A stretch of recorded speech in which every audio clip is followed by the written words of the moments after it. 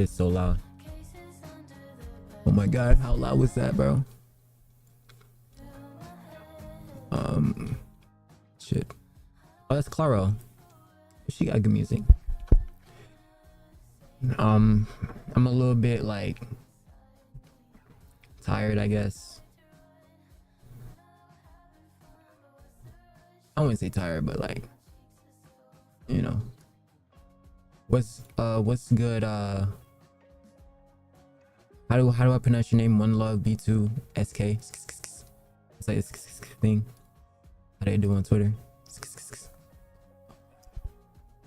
Hey, look, we live with it.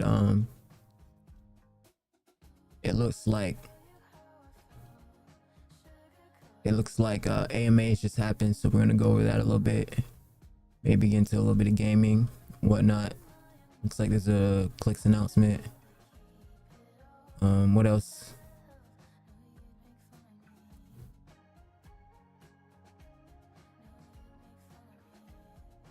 Channel posted a video that's trying to help him. What should I say? He is now.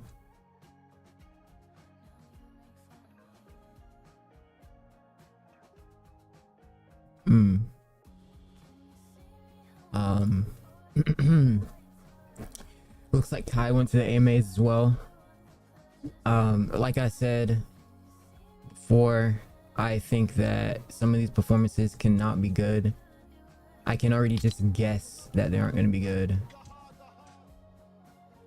Just based off of... Bro, I want to turn this shit off, bro. I also have to test to see, because I'm on a new encoder, right? I'm on a different encoder, a totally different encoder than any of the other two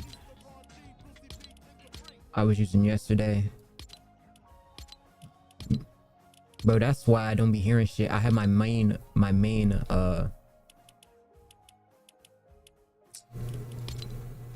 shit down. Let's see. Turn these all the way up. I got my main sound. So we're just gonna go over that. Oh, also the Diddy trial. Diddy, bro, what is wrong? Nice to see you. What's good? Evil vibrator. That's a good name. That's a good ass name. Someone call me an evil vibrator. No, let me stop. This encoder though is it's so like I might just tell people like, bro, just go to my YouTube, because on Twitch it's like it's so buggy, the encoder. It's like so delayed. Like everything is like happening way after. Unfortunately, I don't know how else I can fix that. Like,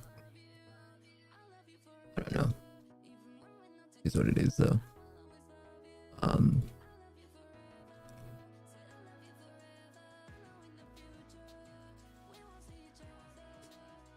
What's his name? So we're gonna look at the winners, okay, of the AMA awards.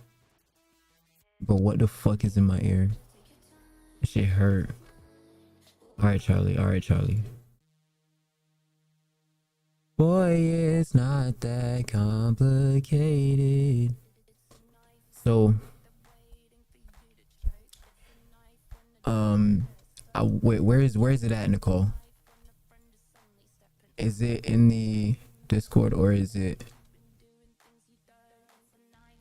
Man, fuck it. Let me see. I'm gonna just ask ChatGPT. Oh.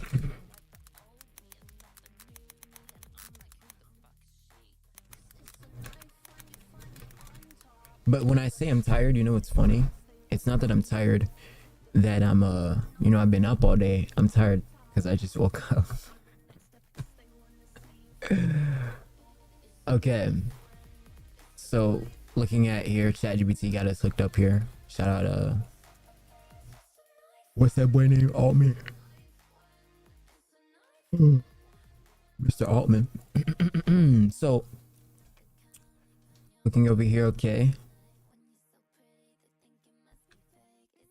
I can't even full screen it. Can I full screen it? Nah, that's cooked. So artist of the year, Billie Eilish. Actually, is there? No, we can't watch it. No, I'm gonna get my shit copyrighted. Okay. Artist of the year, Billie Eilish. Shout out Billie. I was expecting, you know, Sabrina, but whatever. New artist Gracie Abrams, Queen Jew. Shout out Gracie. She's pretty cute. Album of the year, Hit Me Hard and Soft. Really, is this the Billie Eilish awards? What the fuck? Hit Me Hard and Soft. That got album of the year, song of the year. Birds of a Feather. That's a good song. Favorite touring artist, Billie. I think that's who I voted for. Not really a vote. Favorite music video was Die With a Smile.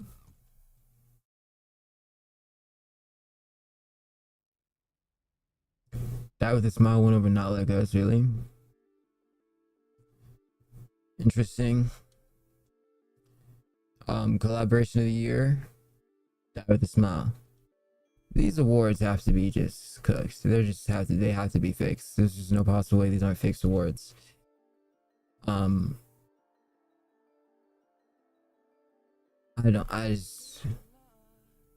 Is that funny? Machine Gun Po? Doesn't it seem like you know, just like it just seems gratuitous to have a repetition in the same names winning the same awards of the same thing. And to be quite frank, I mean, does a Die With a Smile, you know, I love Lady Gaga. What the fuck does she know about cameras? Now let me stop. I like Lady Gaga, I like Bruno, they got good songs. I would say, you know what's crazy, bro? I want to say in the last like few tracks Bruno dropped, prior to that, he had a flawless discography, completely flawless. Like, he's one of the artists where I'm like, he has not a miss ever. I don't know about that Fat Pussy and Wet or Fat Juicy and Wet, whatever that song is he got with Sexy Red. It's a cool track, but I don't know if I'm really feeling that. I mean, it's not bad, but you know, it's just one of those like radio bops. But you know, all the other old Bruno tracks are good. Lady Gaga's obviously amazing. She's also a genius. You know, apparently Lady Gaga has a 166 IQ, which is pretty insane. We're right up there with each other. She's pretty genius, not even just as an artist, but like genuinely. I think that's pretty crazy. I think that Die With a Smile, is that worth a collab of the year? What happens to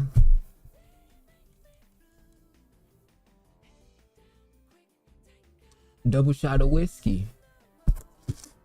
They know me and Jack Daniels got a history. Or no, no, I'm thinking of the wrong way. Zach Bryan or no, Morgan Wallen I Had Some Help is so much better, respectfully. It's a good song, bro. It's got that good spirit in it, you know those songs that have that good spirit, like Aloe Black, is it called I'm the Man or something like that?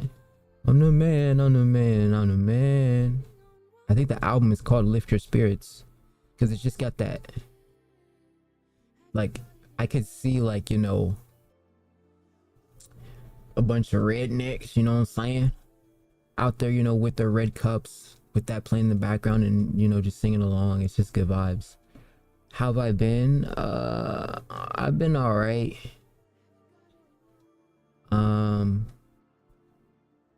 I really just been chilling mostly.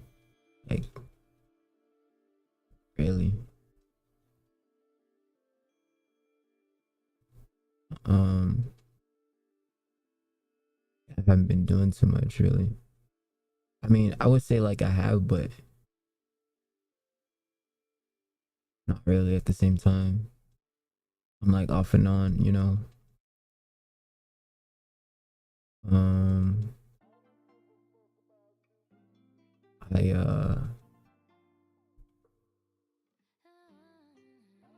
oh no, gonna like, oh no.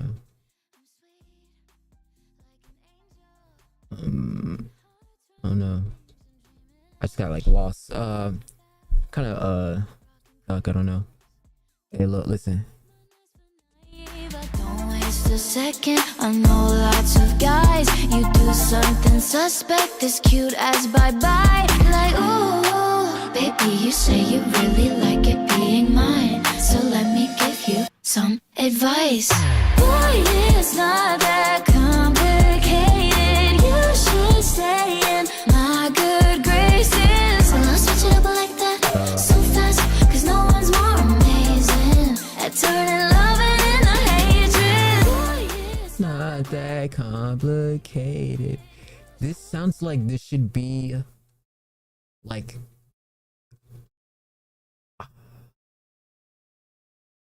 I don't know how to even explain it, but like I don't know, like I feel like it could be like the intro to something, you know what I'm getting at? Like it almost sounds like it would be the intro to like a Disney song. Or not a Disney song, a Disney like TV show intro, you know what I mean? But just sort of like the lyrics would have to be replaced, but that like same melody would be like a dope intro, and that would be one of the iconic ones that everyone remembers. Like the most memorable ones are Victoria Justice's intro, Jesse's, uh, dude, what are the most memorable ones? Uh, Obviously SpongeBob's memorable, but like on Disney, like Liv and Maddie, that's a very like memorable intro. When you say no, I say yeah. When you say stop, all I wanna do is go, go, go. Yeah, Liv and Maddie used to go hard. Dog with a blog. No, Austin and Alley, bro. Austin and Alley. Oh, Austin and Alley used to go so hard.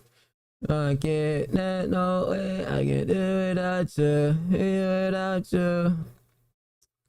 Oh man, it's no fun when you're doing it solo. With you, it's like, whoa, yeah, you know, I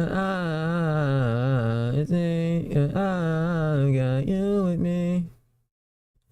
What else? But like that's what I'm thinking of. Like I don't know how to explain it, but it feels like if oh no, if Sabrina had her own separate show, and it was her as like the main character, that would be like her intro. And like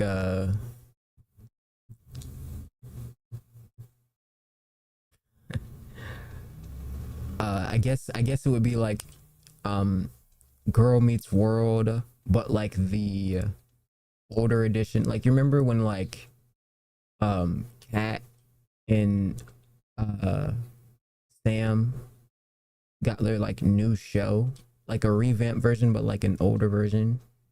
But like this one would be like more promiscuous. So like as the kids age with the show, the new Sabrina show would it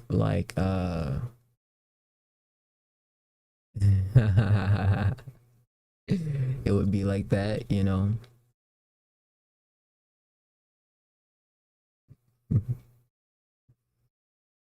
um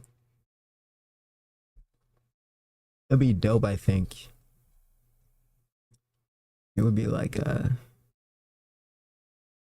boy, it's not that complicated.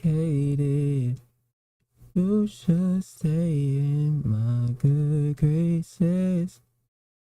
You should have like that so fast. So much more amazing.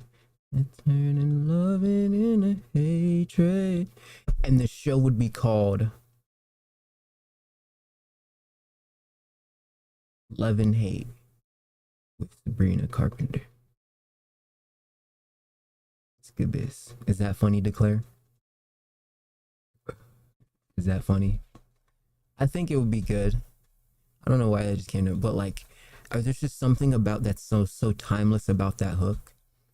It had to, was it who wrote that hook? I'm gonna go ahead and if Sabrina wrote that hook, do you understand how much of a god she would be if she wrote that hook? That's a god tier timeless hook right there. I'll probably say like I want to say Amy Allen had to have helped with that hook, because that's one of those hooks where it's like, dude, you're like a professional songwriter, bro. Like, you know what's good, bro. Only people who know what's good knows how crazy that hook is. Like, come back to this moment, I'm right. You know, you go like 10 years from now and that hook still hits. That's what I'm getting at. It's like, that's a crazy hook. There's certain hooks that just, there's certain songs and albums and that are just timeless, and like Brat obviously is a great example. It's one of those timeless electronic sounds. It's a movement, it's a motive. It breaks the narrative. It's like a paradigm shift in time. It's almost like Charlie went into a time machine, went into the future, grabbed all those songs and brought them back here. You get me? You feel me? That's what I'm feeling right now. What the fuck, bro? Why is that so loud? Yeah, man. Good talk. You Twitter, Twitch chat. I think if y'all are bugging, you have to put it on low latency. Okay? Or no, you have to turn low latency off. Album of the year, Hit Me Hard and Soft. Wait, let me see. Hit Me Hard and Soft. Yeah, you gotta turn it off or turn it on. What the fuck? One or the other. Wait, are we? Bruh, my camera's been frozen this whole time. What the fuck?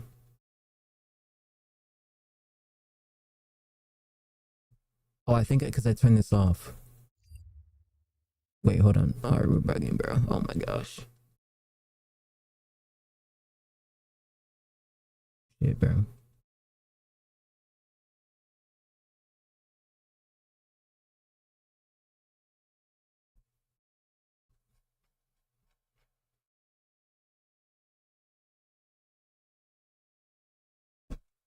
Why is it bugging, bro?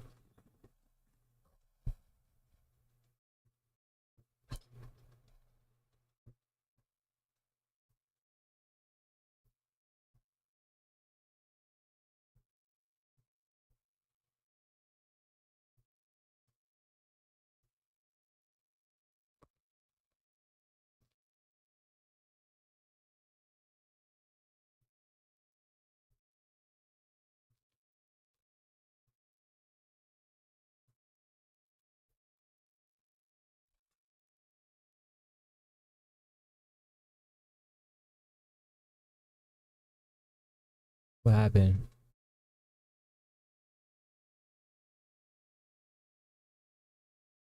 Wait, what? Okay. Shit. Nice to go.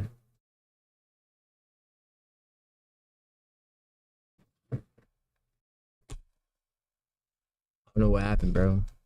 Camera just like tweaked the crust out, man.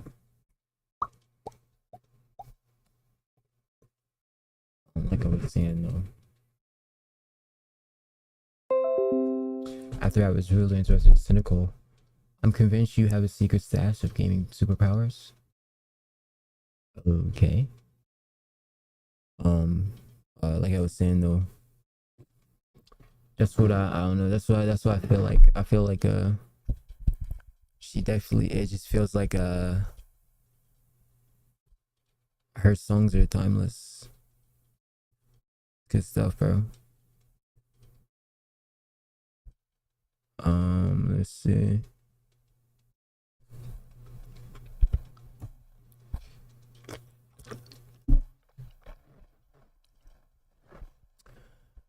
Going over the AMAs. So, pop, bro, nigga, is this the Billie Eilish award? Is this the Billie Eilish awards? What the fuck? Favorite female pop artist, Billie Eilish. Favorite male pop artist, Bruno Mars. What's up with the cuh? Why are they why is she all over the shit? I was expecting the niggas to, I was expecting there to be more variety. First off, it was like the same 6 people. Hip hop male artist. What? Eminem. How is Eminem? I'm just a Billie's 6. Bro, how is Eminem? How is Eminem? How is Eminem? Okay, respectfully getting male artists, top male at the AMAs. This nigga ain't been active. He not even active in the game for real. Like, when was the last time you heard Eminem really make some commotion, bro? Bro, I swear I'm about to take this mic off and just hold it and just talk like this, bro. I swear that actually could be good biz, no? I swear that's good biz. It'll be annoying to put back on though. Let's come close. Okay. Post Malone. Favorite male country artist. Nah, Post is actually good stuff, bro. He's got good music. Dan plus Shay. Who is that? So favorite female Latin artist, Becky G. Oh shit. They ain't even get out of J-Lo? Man, these awards. This favorite Latin album. Bad Bunny, he was obviously gonna win that. So we got Drake and they got Bad Bunny. Is that what it is? Is that what it is? Is that what it is? K-pop group RM. BTS. That shit sound like a port. What is that? An RM BTS.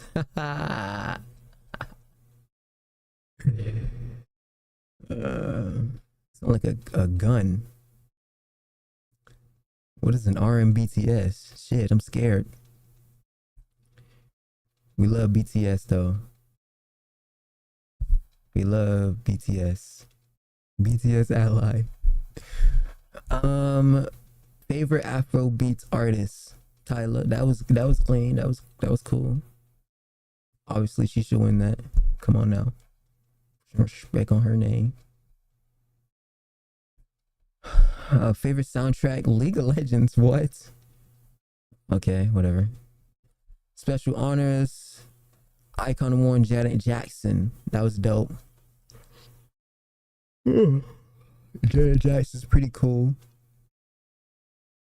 Shout out to the Jacksons. Extra. there's a Family Guy bit where where Peter is like basically Peter goes down on Lois and it felt really good to her, and but it was like a long time since he did it or whatever, and she wanted him to go back down on her again. So they went to like some therapists, and he she basically, the therapist was like, well, you know what you could do is basically hypnotize him, and anytime he hears extra extra extra, then it, because that's like I think it's a TV show, I believe, and what happens is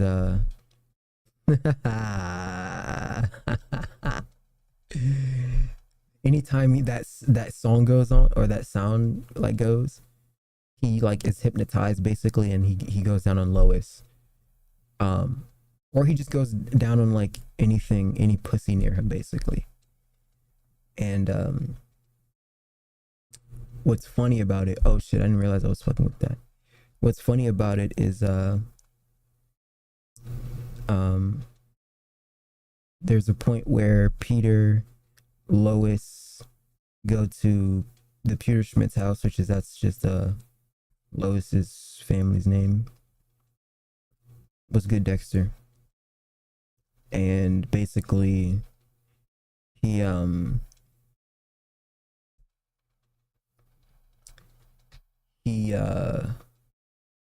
was like talking, Peter Schmidt was talking to Lois, and they were like just having a conversation, etc. And then he goes like I don't know like the actual dialogue, but basically Carter says something about like where's Peter, or Lois says, where's Peter? He goes, oh, he's up there with Babs, Lois's mom. Says they're watching some like late at night TV show, etc. And then she goes like, it like takes her a minute, and then she realizes like, wait, and then extra the TV show sound effect goes off, and then Lois goes upstairs, walks in, and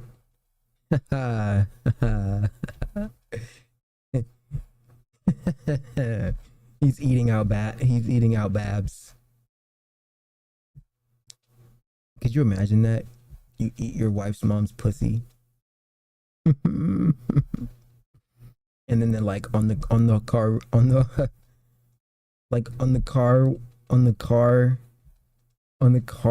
like ride home.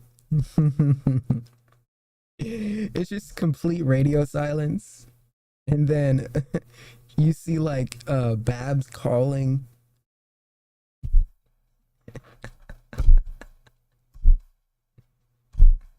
and they don't pick up. Dude, that show is so good. It's like, because all I do is I just see it as like, I don't know, like, it's just so real.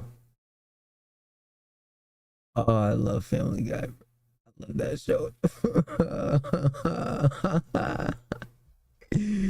It's just hilarious. Like, they were just scarred as fuck in the car, bro. Let's see if I could find it.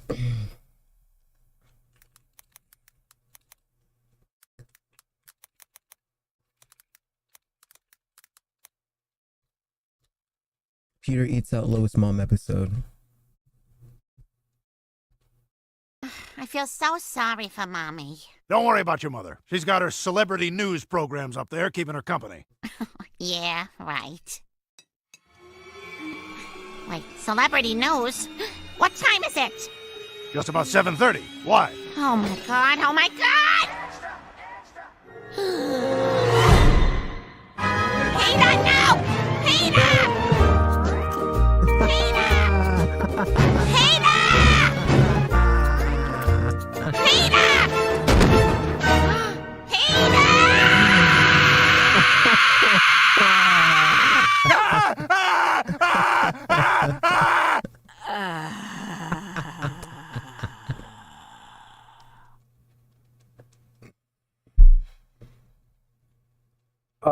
that show is so good. What's good, Swirling Libya, whatever your name is. Show's so good. Hold on, give me time.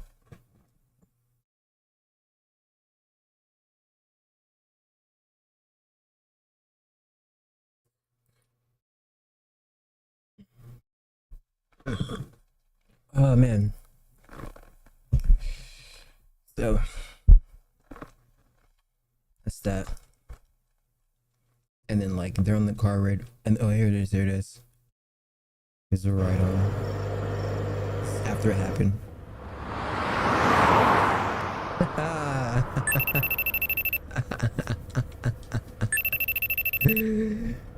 Dude, it's so fucking good.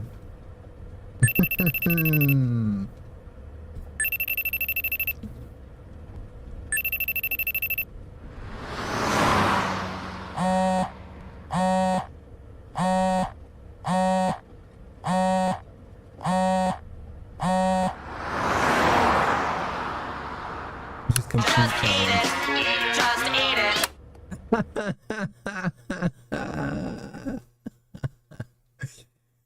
Bro, that should be so true. Like, some shit will just happen and the radio would play some shit like that. Just eat it.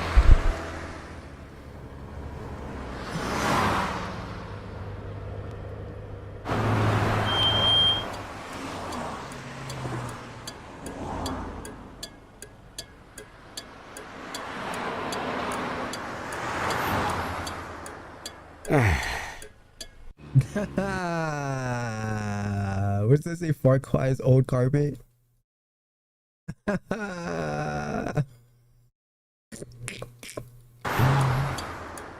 Farouk's. That is too funny.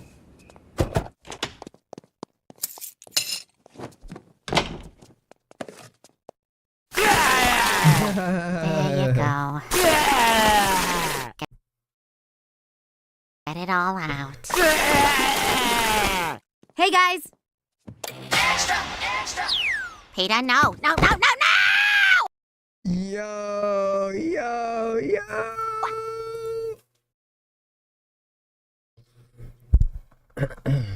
Show is so good.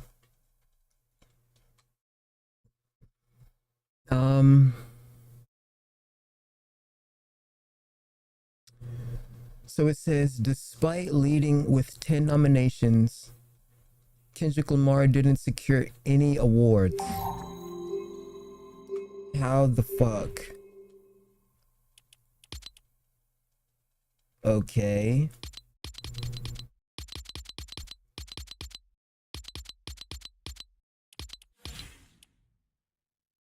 Ten awards. What is this? There's nothing like it, not like the way you move. I can try.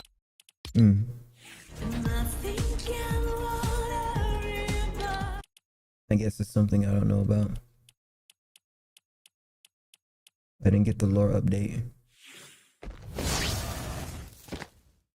Oh wow, Nike Victory Bundle? Good shit.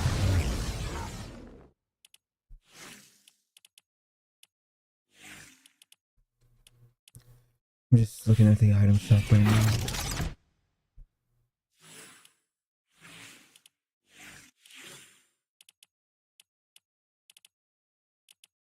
The Weeknd.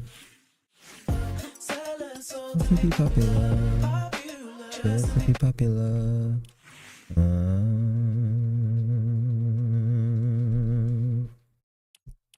Killing want to be popular.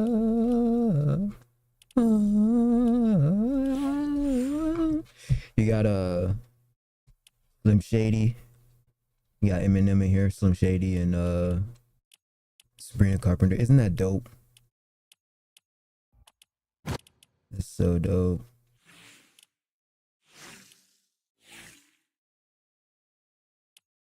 I can do a lot with 15 minutes. All you're gonna need to make you finish.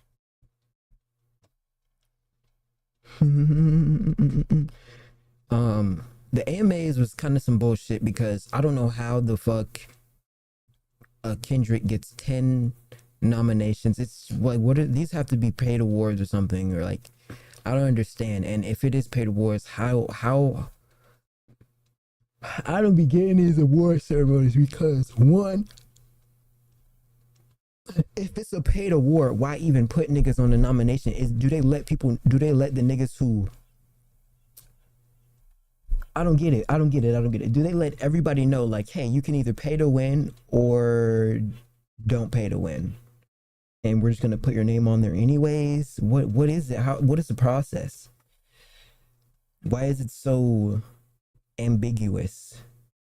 You just like, you think you're voting for us, or like you think somebody has a chance, and then Billie Eilish wins 18 out of fucking 18 awards.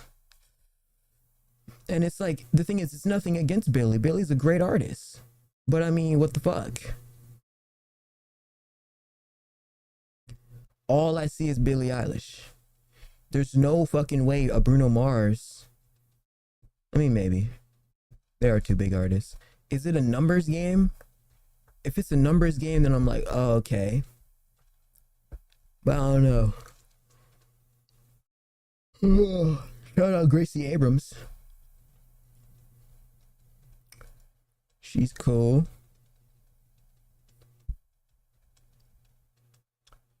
Diddy. The Diddy trial. Yeah, Diddy, Diddy went through some crazy stuff. He apparently, oh yeah, we can go over the outfits. Okay. So she won all her 7. Like, how'd that even work? No, like, real talk, bro. How does that even work? How do you lose? How do they gotta be paid for? I don't understand, nigga. I don't understand. Help me understand. What they talking about in the comments? Wow, she really proved all her haters wrong. Who hates Billie Eilish? Why is Sabrina trending? I'd rather puke than accept this bullshit. Taylor's way more good than Grammys. Overrated. Taylor Swift is better. Billie cleaned up like a queen. All 7 awards. That's dominant. It's the dominations.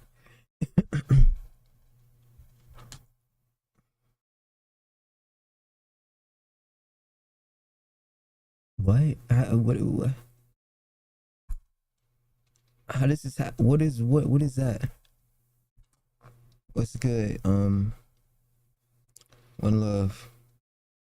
Oh, what's good? What's the name? Oh, thank you for the follow. Jug.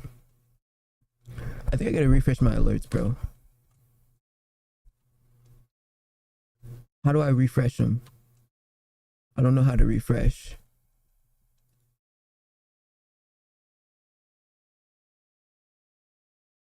Okay.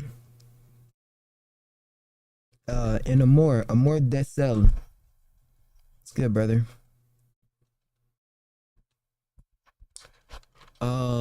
Rigged. It has to be, right? Cause like what? Wait, you can vote? How do you vote? I thought you just, I went to the site, I didn't see a voting option. Let me see. AMA 2024. Oh, we also 2025.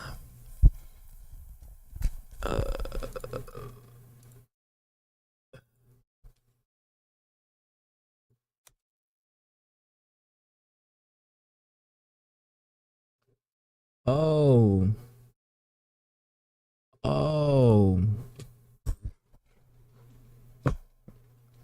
I mean, I still basically voted. I didn't know you could actually vote though. So it's a fucking numbers game. I mean, I guess it's fair. If it goes by vote, I guess it's fair. In some aspects, it is fair. because I mean it's democratic. So hey, can't really hate. It is interesting though, and I do think that though some people can, because some people are like social media ridden, where like obviously older people aren't tech savvy and on the internet, etc. So like, you know, you get it. You get what I'm getting at. Which it's fair. But I do think in some aspects, you know, you do have to kind of do the due diligence of looking in between the gray area of, you know, people who, like, okay, we all know, right, that there's going to be more older people who know Janet Jackson. Where did my cap go, bro?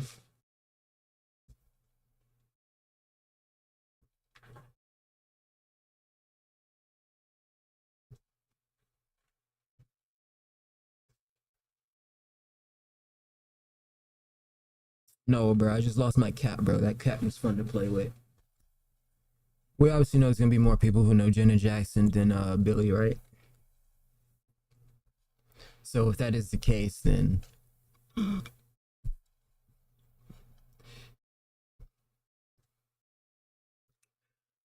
if there's like, I don't know, I guess if there's like any sort of cultural influence that is kind of like parasitic in a sense. Oh my gosh, why am I yawning like a mug, bro? I think it's more fair to assess it in that sense. And Diddy is cooked tomorrow after his personal assistant Capricorn makes her testimony identifying Diddy as physical present in Cuddy's house. Wait. So after his personal assistant Capricorn makes her testimony identifying Diddy as being physically present in Kid Cudi's house. Oh, it's over. No, Diddy's been cooked. He's been cooked since the beginning of time. First of all, he's been cooked since.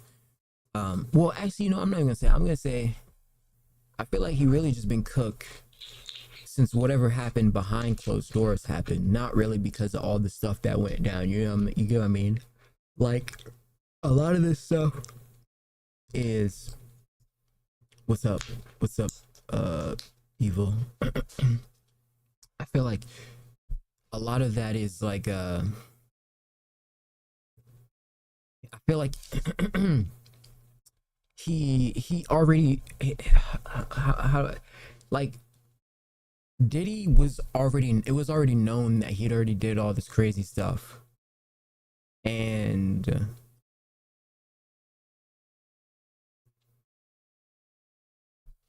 I think like he may have done something that upset someone. Maybe. I could be wrong, but he did something that like upset someone. And then they kind of cracked down on him. Because I feel like all of that weird like corruption stuff happens a lot, and like nobody really like says anything to like the most powerful people. So it's kind of like if you're already a powerful individual, some of this stuff is like just being brought out because someone more powerful than you is like outing you. But if certain events didn't transpire, he would be totally fine right now. Like, because I mean, I was looking at some of the stuff, and I mean, there's no way he gets off if they crack down on it. Like he has to go to jail for life, right? You look at all of the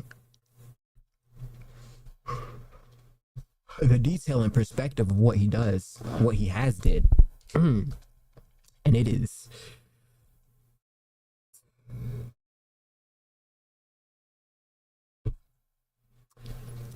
insane. Okay.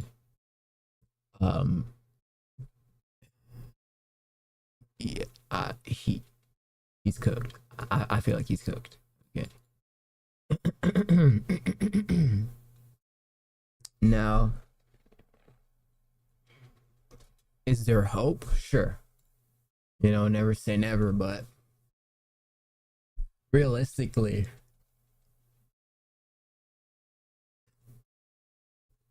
he's cooked. Let's see. Oh, it's tomorrow. Is it tomorrow? Is it verdict tomorrow? I know he's like in court and stuff, and it's like he's like gray. He's got like gray hair. Really? I mean,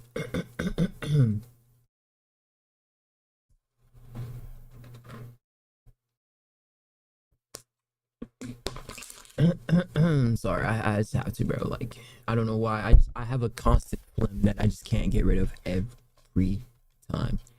He's obviously done. You know, there's been nigga been fucking touching people, and apparently he fucked dead bodies, got a bunch of people killed, tried to get people. Tried to get people like assassinated, etc., and all this weird arbitrage, like oh my gosh, man. Shit. It's like a infinite phlegm glitch. You need some water? Just get my infinite phlegm. Yeah, he's cooked. That's all I can really say. He's cooked. He's got not that much time. Oh yeah, Hassan got unbanned. Yeah, he got unbanned in 24 hours. Pretty hysterical if you ask me. But, you know, who am I? Who am I to judge? Pete Buttigieg. that could be a bar. Wait. Hold on. Wait, is that a bar there? Pete Buttigieg. She was judging me like Trump. I had to boot a judge. I peep creep, so I boot a judge. Like Trump umping them. No. Let's see. Make a song on stream? Nah, I would, but since I'm recording like for an album, I don't want to like record nothing publicly, I guess. Just wanted to be like a process that I only am doing, I guess. I don't know. I'm just doing it like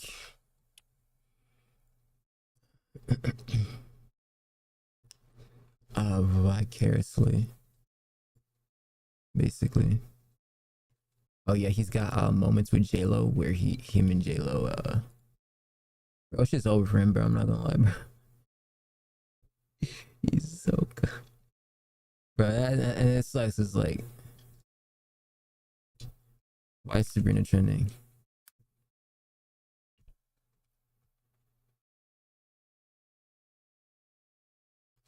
Bro.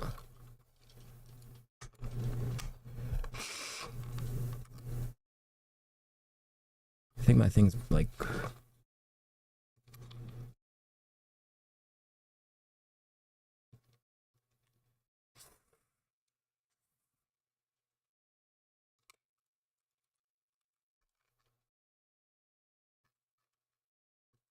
of bugged. Oh, it's the wrong Sabrina. It's not even Mrs. Carpet. Let's see. Machine Gun. Oh. Machine Gun. Hashtag Mr. Kelly.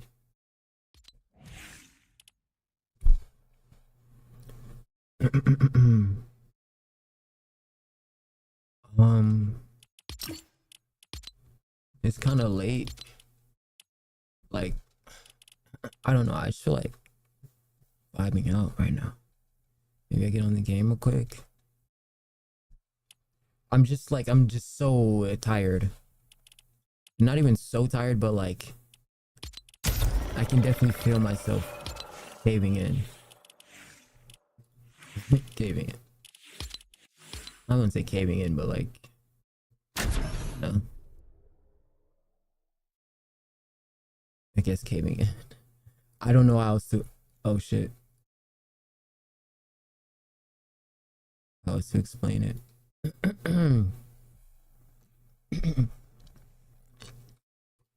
It's so annoying, bro. Then I get kicked out. So fucking annoying. So is it gonna do the same thing it did before? It's gonna do the same thing it did before, right? Where it kicks me out. I'm gonna try to restart the game. And then it's gonna not make me be able to end the task. And then we're fucked.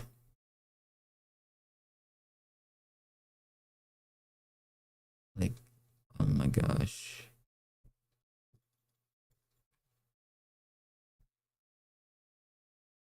Apparently there's an announcement tomorrow. Bro, I am literally a zombie right now. I literally can't even, like, I don't even know what's happening. I feel like a zombie. Like, literally zombie mode.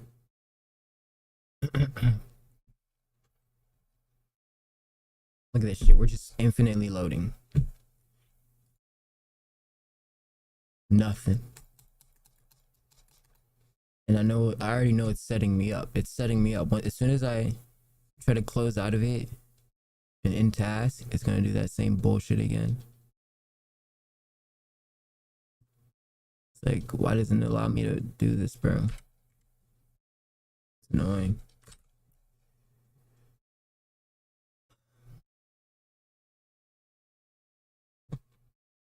Alright, we're gonna try to end process tree. See if it works.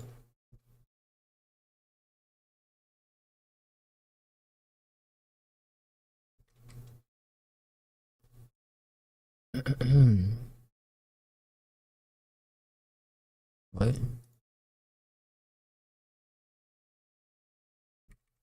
Infinitely loading. Awesome, bro. So fucking annoying. Fucking hate this game. Some bullshit. It's not responding.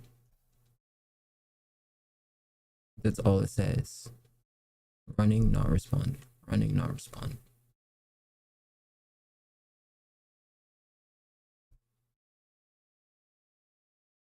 Look at this shit.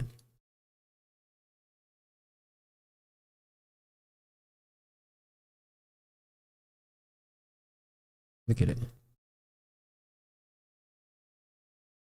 Running, not responding. Running, not responding.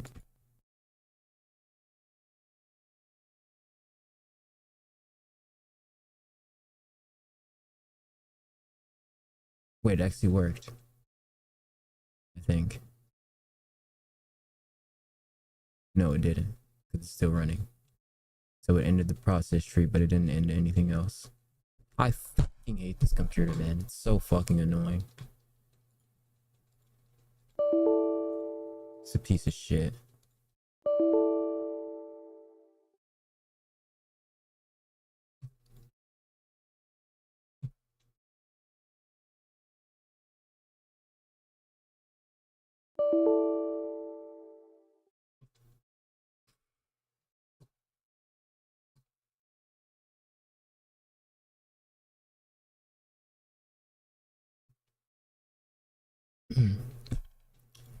I can't end it. I can't begin it. I can't do anything.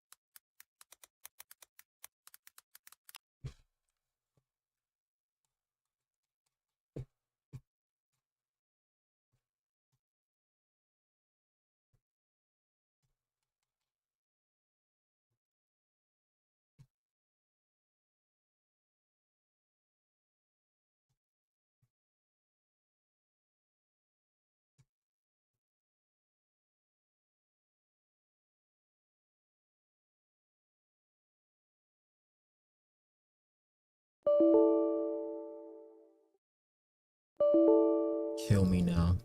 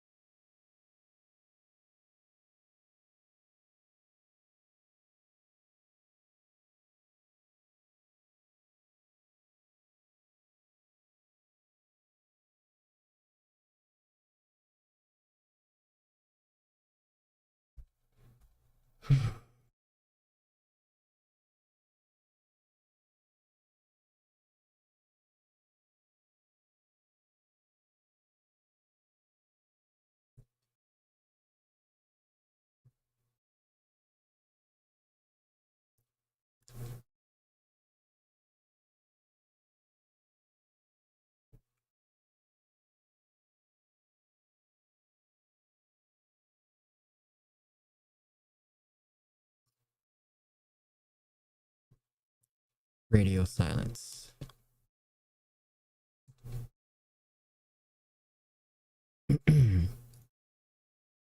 Radio fucking silence.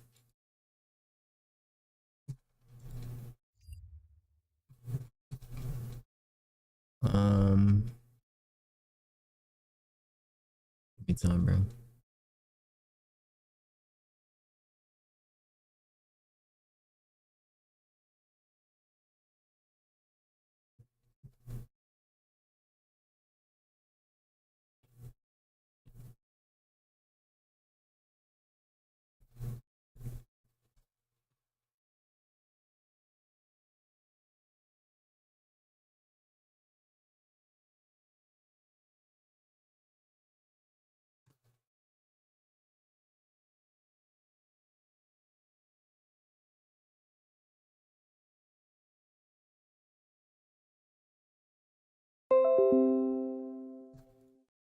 Oh my gosh, man, just fucking work. Nothing's working. Nothing's working. It's making me mad. Nothing wants to work. It's so fucking annoying. Open, bro.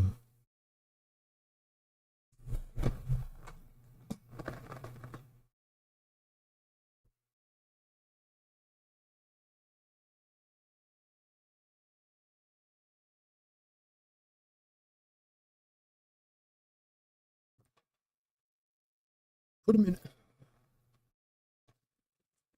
Put him in the cup. It's not working, bro. Nothing's working. Nothing wants to work. Like, I'm about to... What's up, bro?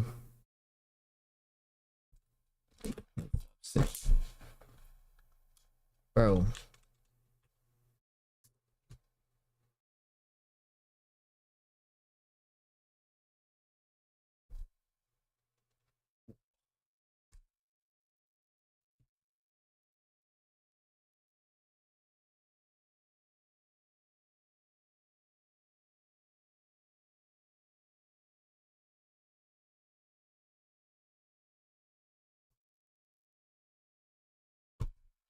Why is it not fucking working, man? Nothing is working. Nothing is opening.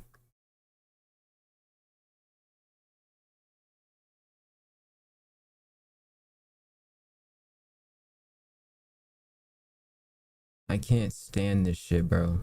This is why I don't like using my CPU as an encoder, bro. Everything goes wrong when you use your CPU to encode. It's so fucking annoying. Actually retarded. How is Twitch not able? How is Twitch not able to use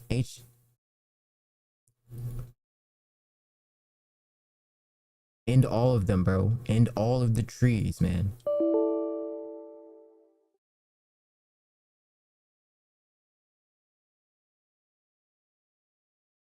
Oh my fucking gosh.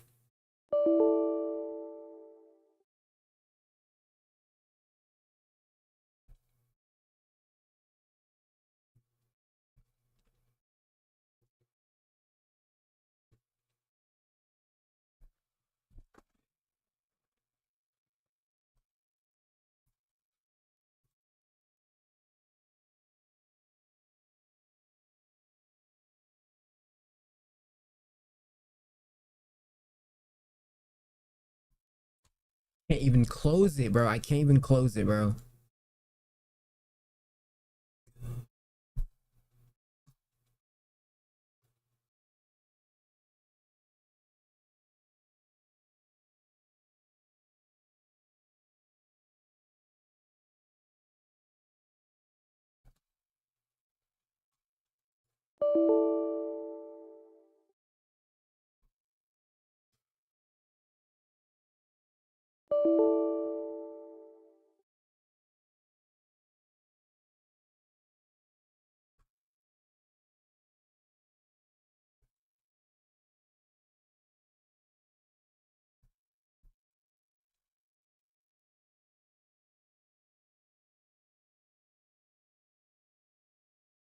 I don't know what to do.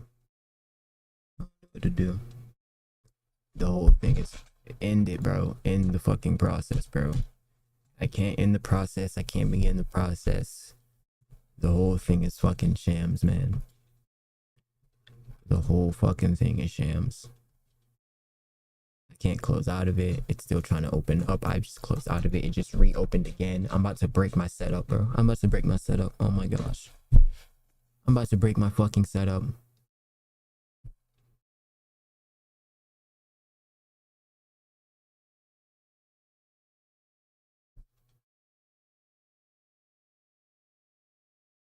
What's wrong with it? Close.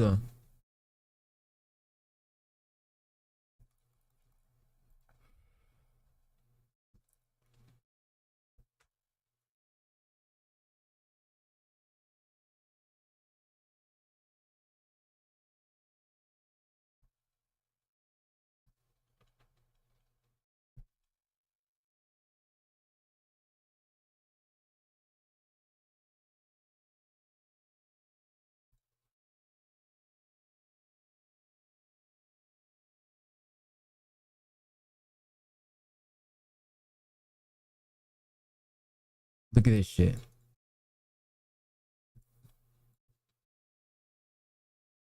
It literally says I'm in the game.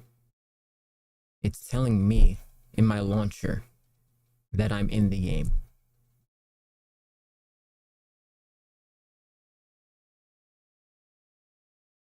Can we wrap our head around this concept?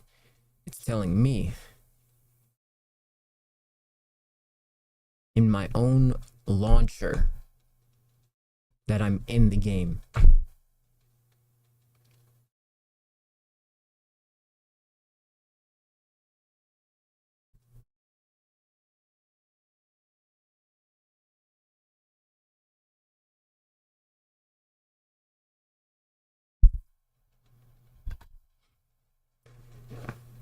Okay. Alright, Fortnite. Alright, video games. Let's go, bro. I couldn't even open up. Goddamn. Look at this shit. We got fucking 5,000 Roblox open. You click in task, it doesn't work.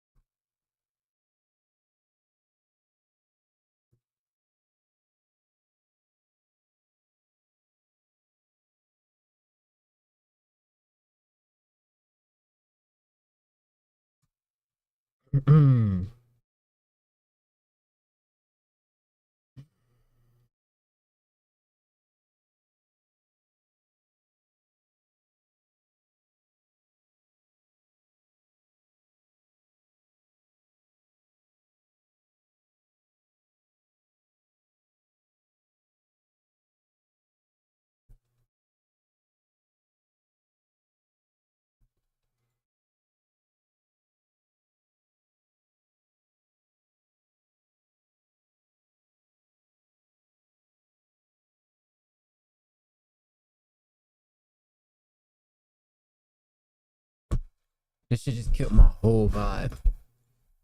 Like, That motherfucker just killed my whole vibe.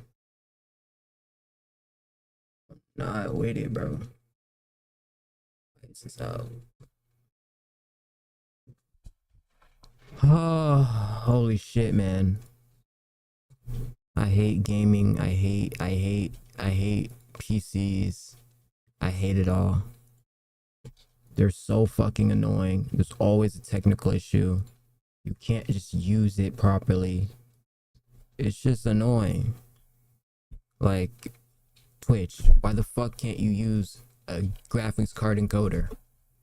Can somebody tell me why?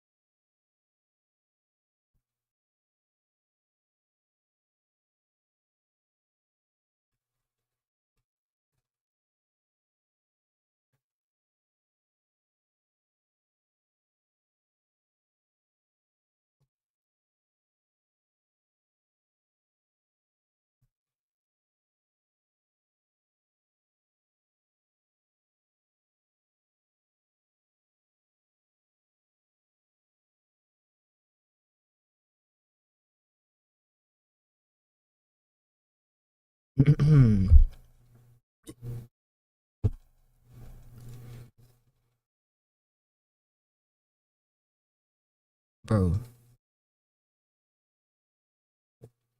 What?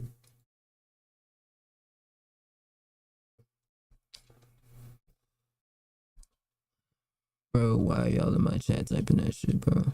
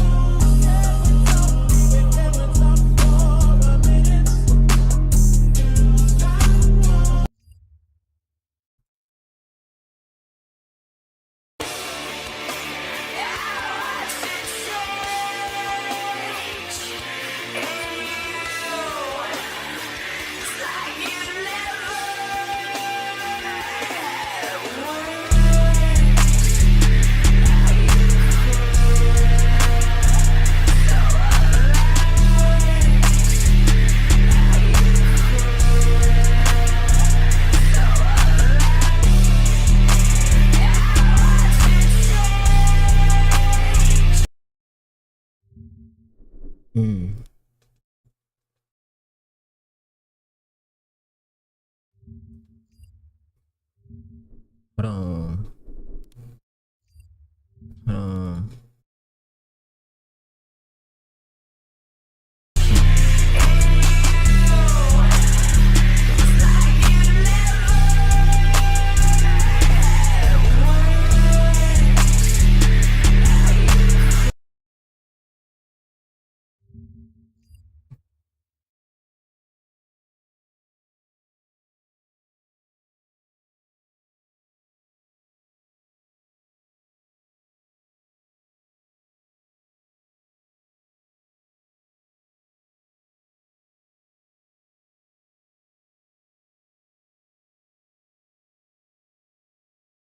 Hold on.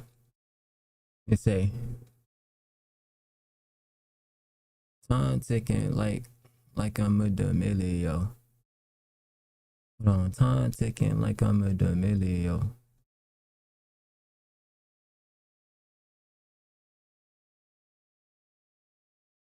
You know, you silly with no. Man, you get busy with them bands, you a silly hoe. Hacking racketeering. De Niro. What's good? What do I call you? What do I call you, bro? What's good, swirling Libya? What's good,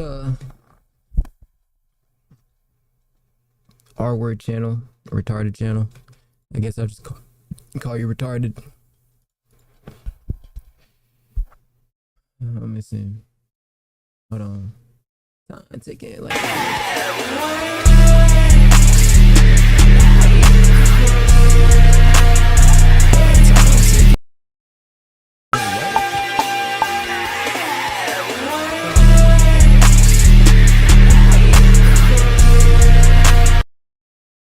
Wait, why so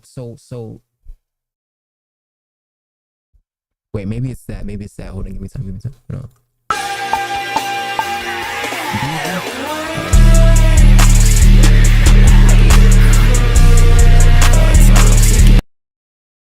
Okay, that's what it is. It just was off to the side a little bit. Your mom calls you Deezy or retarded. I'm gonna go with Deezy. Hold on a bit. Hold on, yeah. Should I make a song? You know, I'm thinking about making a song. I don't know.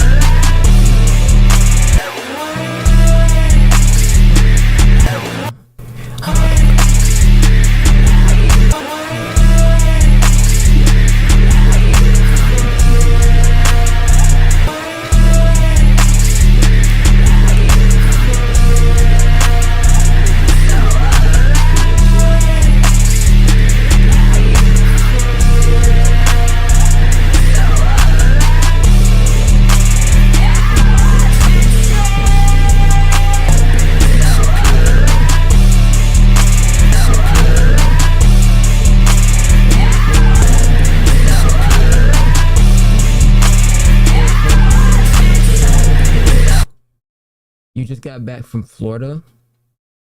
True.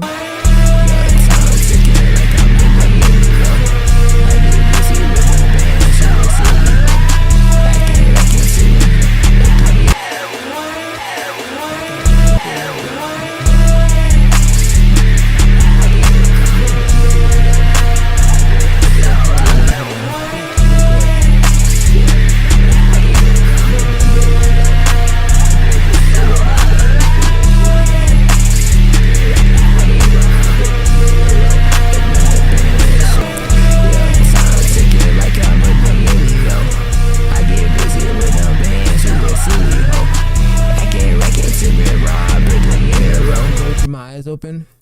All right, good night, bro. Good night. All right, bro. Yeah, time ticking like I'm a D'Amelio. I get busy with them bands, you a silly hoe. I can't reckon to me, Robert De Niro. If I'm really mad, then it's Shapiro. De Niro.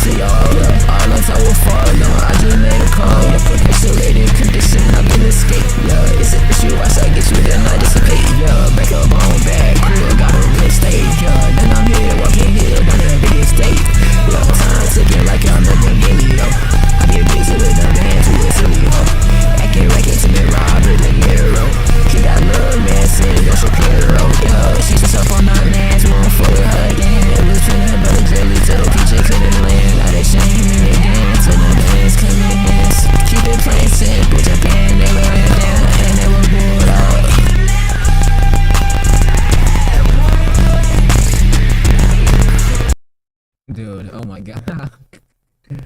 No, that song is too troll. You can literally feel how tired I am on it. Like you can feel the lack of energy. Bro, in the process tree, bro. No, I was just bullshitting on it, bro. Let me see. Wait, it says it's not even open. So when I'm on this bitch, I can't open nothing. That is so fucking annoying, bro. Do you know how annoying that is, bro? Like, oh my fucking gosh, bro. I have to deal with this bullshit, bro. I was just saying online, like, fuck up, bro.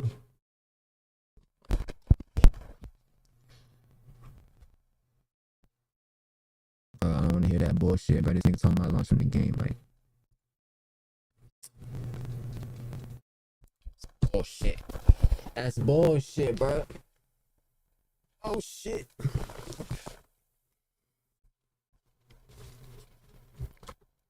This shit talking about launching the game, like. What is you on, bro? Jordan Peterson. What happened to Jordan Peterson? For the first time in 18 years? How old is Taylor Swift? Fuck. She didn't win not a single AMA she was nominated for.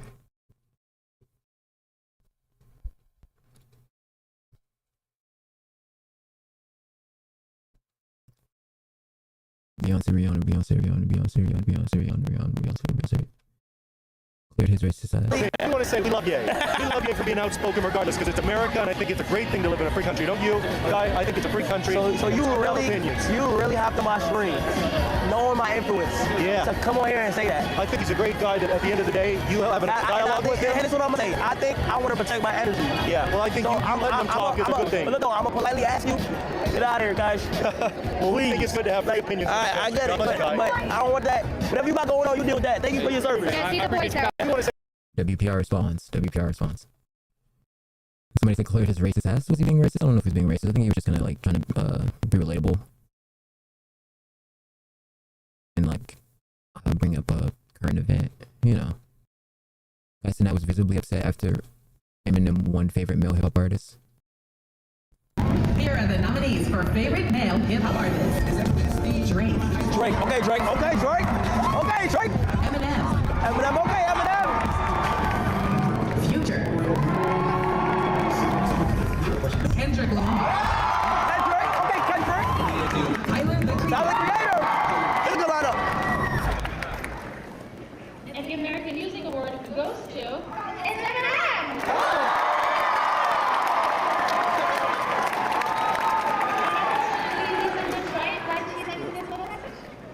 Hey, Max, what's up? Favorite male hip hop artist. Thank you. I appreciate that.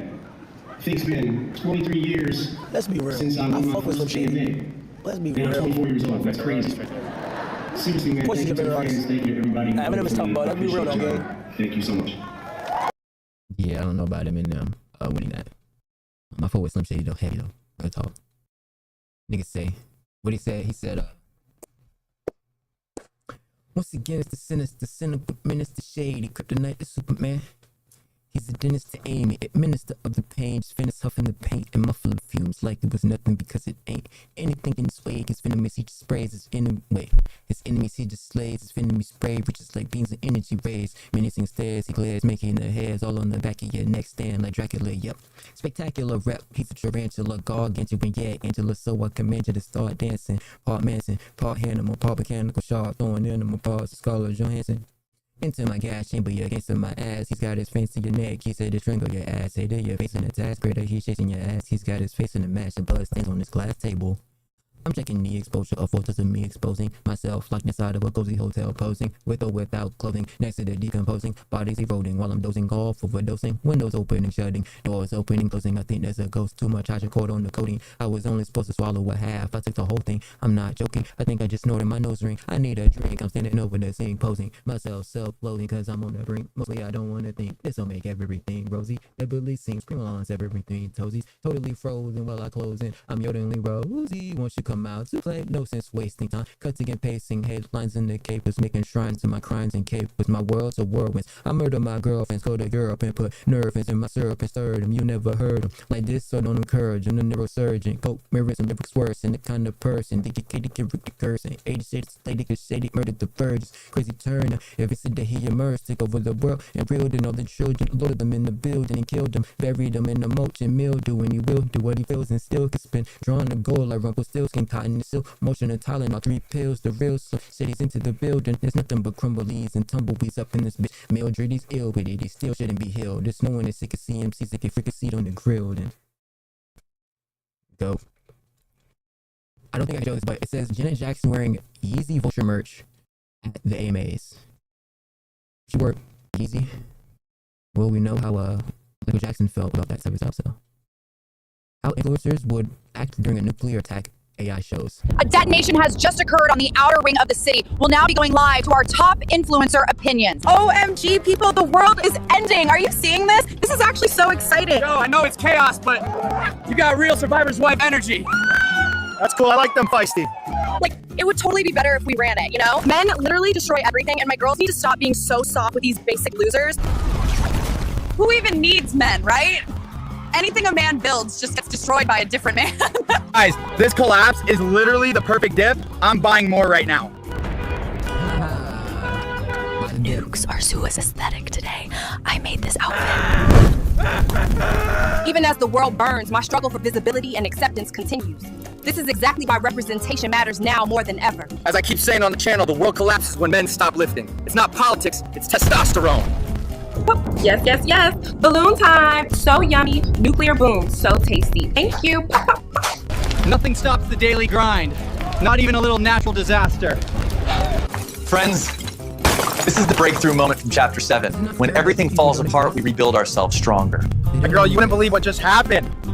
Hi!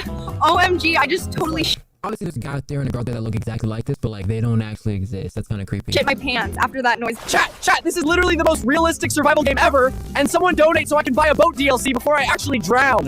So this company says their device is quote-unquote indestructible, supposedly survives anything, including the literal end times. Hey guys, remember, health is wealth. That's why I take these 7 supplements right before my cheese-stuffed hot dogs. Officials confirm outbound flights are suspended, except for government and priority class departures. My dog has diplomatic status. OMG, there's like a nuke or something? Can we get 5 gifted subs for surviving the blast, maybe? Today I'm showing you how to infiltrate an executive class bunker using only social engineering and a vape. Your nukes are so manly. You're such a big boy. Go check out the link in bio, my king. I told you so when I said they'd shut down the grid. Look at you scrambling like rats now. The fiat system is collapsing exactly as we predicted. I just bought a bunker with doggy coin and a handshake. You losers can keep your degrees. Remember, beautiful souls, even when the earth ends, we find our center. This is just the universe asking us to go deeper into our practice. The world's in flames, but I'm on track. I manifest, they never give back. Day in the life guy stories, even during the apocalypse. I'm staying grateful, staying blessed. Link in bio for my manifestation course that literally predicted all this. Ew. She's kinda hot though. Seed oils made y'all weak, but this here. Dude, what the fuck? How does this look real? Literally predicted all this. Bro. Seed oils made y'all weak, but this here. Talk to a girl. Y'all see this chaos, but plants don't lie. Earth's just cleansing the toxicity we've been ignoring. It's entirely possible. It's entirely possible. It's entirely possible this is all just a simulation glitching out, but what do I know? I told you so for 20 years, Ed. Alex Jones. The globalists, the deep state, your precious government decay. Wake up, people. They're not coming to save you now. Damn, you evacuate like a goddess. So wait, what about AI's?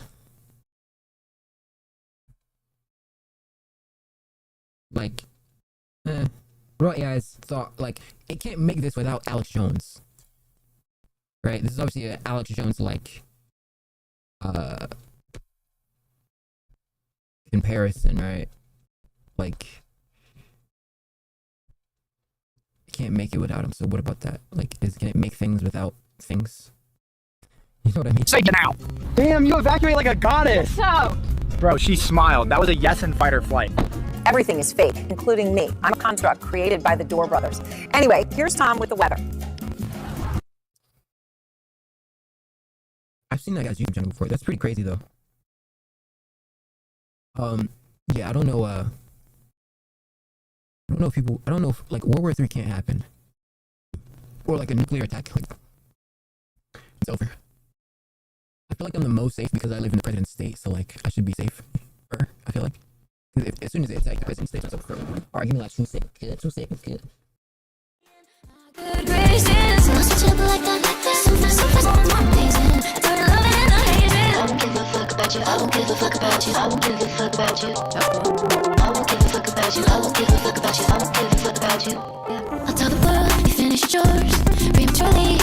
Break my heart and I swear I'm moving on with your favorite athlete. Shoot a shot every night. Want you every second. Don't need other guys. You do something so skip my cute ass guy. Boy, it's not that complicated. You should say it. My good graces, lost you like that so fast. 'Cause no one's more amazing. It's hard to love it and I hate it. Boy, it's not that complicated. You should say it. My good graces, lost you like that so fast. 'Cause no one's more amazing. It's hard to love it and I hate it. I won't give a fuck about you. I won't give a fuck about you. I won't give a fuck about you. I won't give a fuck about you. I won't give a fuck about you. I won't give a fuck about you. I won't give a fuck about you.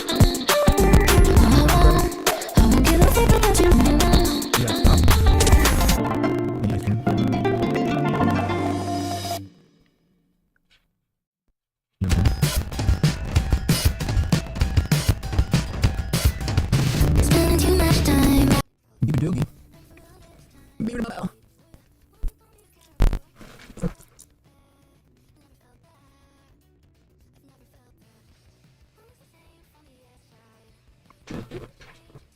How have I been? I've been great.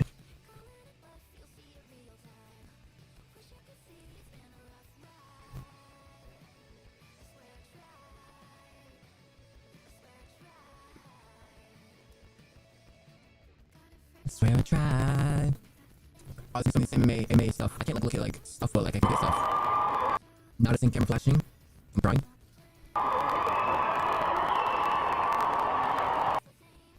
Bro, is James Charles good, bro? What's wrong with James Charles? I feel like every time I hear about James Charles, I never want to hear about him again. You know? Is he mad shit like that or what? Or is he a weirdo?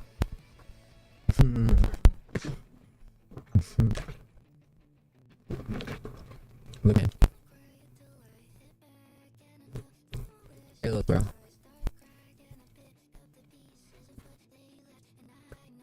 Oh, look. No.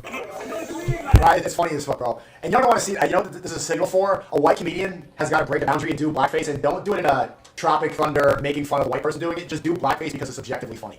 I want to see something. Theo Von, put your money where your mouth is and do blackface tomorrow. Go full on. And you know why you're doing it? To break that. Because it's racist to still be afraid of doing it. Because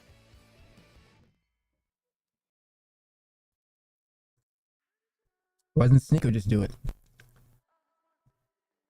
Like, yeah, he's black, but Haha. I think, well, one, I don't think, you know, Theo Von, I don't think, you know, his manager, if he has a manager, I don't think a manager or like I don't think a PR team would allow that. Or just, you know, themselves. I think he is right though, like, it would break a boundary, definitely. And I would.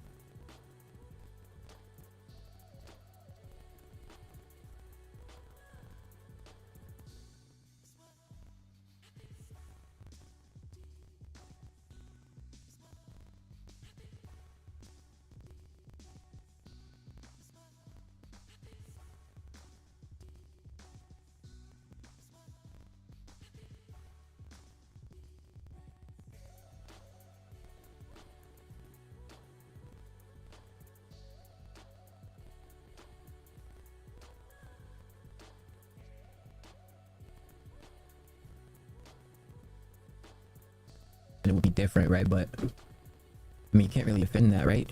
Like, I don't know how that works. I don't think it can work. Just saying. Because we all know, I know a kid just like that. We all know a nigga in the hood who was white, but it was really just he was low class, and yeah, just like that.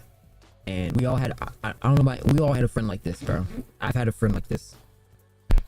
And they're honestly some of your closest, coolest friends you'll ever have. They're some of the most loyal, and you can use them as decoys. Because some people are so stupid and racist that they genuinely base off like skin color.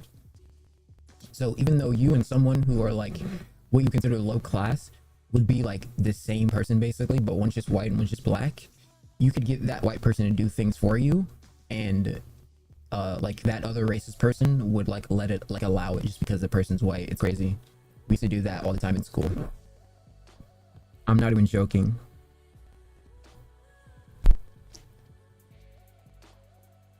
Get the white kid to go skip class and do whatever, go get the McDonald's, and they would give them less punishment.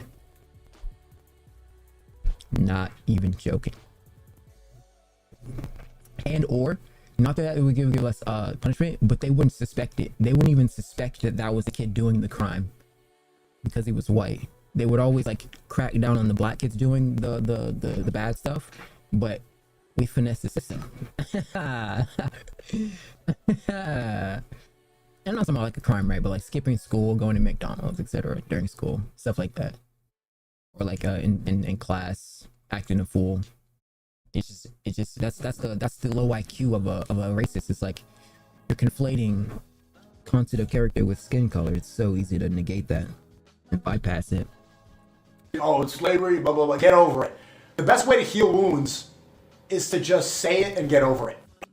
He just said get over it. No, you're right in terms of letting that oppress you as a person, like now, right? But it's the fact that you can't ignore. You can't ignore it. It's not. It's the same thing with the Holocaust. You can't ignore this. We have documents of it. We have people who've seen this. What are you talking about? We've seen it. It's there. It's documented. It's the thing that happened. We all seen it. So I don't know. It's like, what is this argument, bro? Sneako's such a drone, bro. And the thing is, Sneako is black, kinda black. We can consider Sneako black as much as we can consider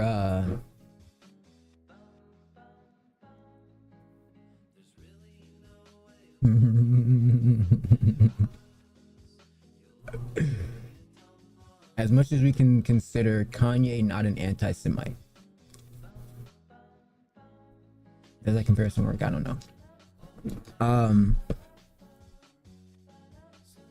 No, it's really bad. Like, I think him just saying get over it is not as it ignores like so much nuance of redlining, declining black people, like of there's just so much, right?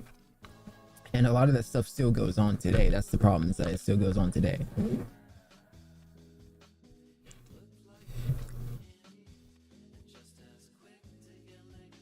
Does it not?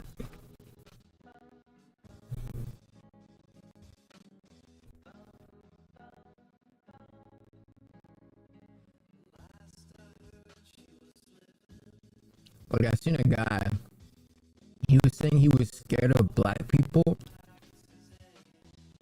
because he felt like they were gonna come up and stab him in the heart.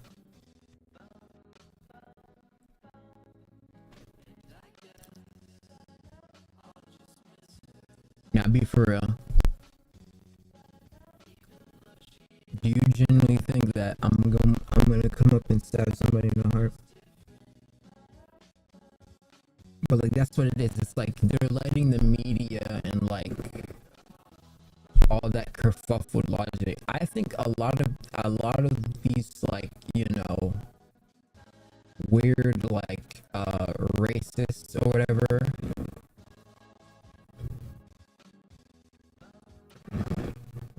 They just need to get off of Twitter. They're on Twitter too much, right? They haven't seen black people. They haven't seen black people like be different, etc. There's a variety of people, and I don't know. They need to go. Like, if you go on TikTok, bro, you see a bunch of normal black people. They're not with all the fuckery. Like, sure, you got a couple thugs, right? But you go on TikTok, bro, and it's like nice people. Like, you go in real life, right? Real life. There's some nice black people. But I mean, if you on your phone all day, you on Twitter all day, all you're gonna see is the bad, the worst. It's the same thing with cops. There's great cops out there. There's more good cops than bad cops. But if you're looking at only those examples, your brain is gonna repeat that example so much, and that's all you're gonna see and think. You know what I'm saying? And so people who have like a prerequisite of interactions with people like in school, because a lot of the times it comes down to them being bullied in school. They either got picked on by a black kid or something like that. Which that's rough play and tough love from the homes that black people grow up in, because black people grow up in tough homes and stuff like that, where like insulting is actually a form of being friendly, right? But some people aren't, right? Because hate is a form of love, right? But it's more so like it's weird. It's a whole topic. It's a whole nuanced topic. So the back and forth is just drony. Like, so if Theo Von does whiteface or blackface, sorry, who the crust is that? The Smiths? Hey Smith, shut the crust up, man.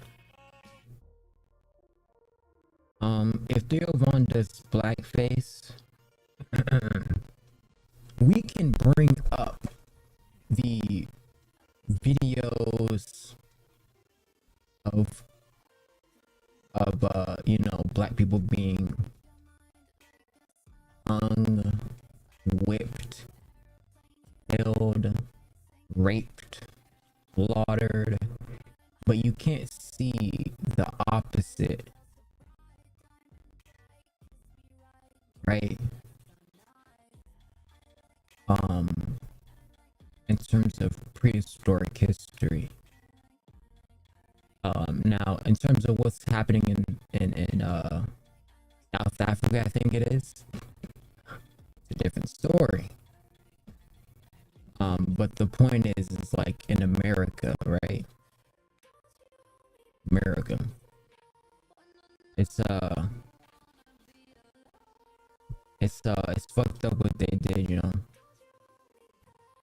It really is, cause niggas ain't did shit but just exist. Like the video that I did like the video, or not a video, the stream I did. There was a guy, he poured acid in a pool, and you would think it would be like the black people were like criminals and they were committing like mass amounts of crime. No, he was just an asshole. Like, and he just didn't like that they had black skin, and he tried to burn it off of them. He literally poured acid on them in a pool. Like, that's just weird, bro. Some people will find that comedic, but that's just immature. And you can never actually come to a resolution with somebody. Like, Sneako's not someone who is willing to go through evidence, right? This is why he's a Holocaust denier and all this other shit. He's not willing to look into nuance of proper histrionic facts. So he comes to these ultimate conclusions that are just gratuitous. Right, it's funny as fuck, bro. And you know what? Now, this shit was funny because we all know somebody like this, right? And if they did a black guy, like a Get Out type of situation where they did a black guy, but he's like super proper, that would be funny as well. They both would be funny. But he tries to come at it with a pre-notion, as if the history just doesn't mean anything or doesn't change the result of what is happening currently. That's retarded. That is retarded. Adam Sandler gets asked about dancing Israelis. What's that? Sandler, I was curious. My favorite movie by you was Don't Mess with the Zohan. Brother, I'm glad to meet you, but I'm getting the fuck out of here. Okay, I was just curious. What do you think about the dancing Israelis? Or Macham Tacham? Can you say anything about it? Wow.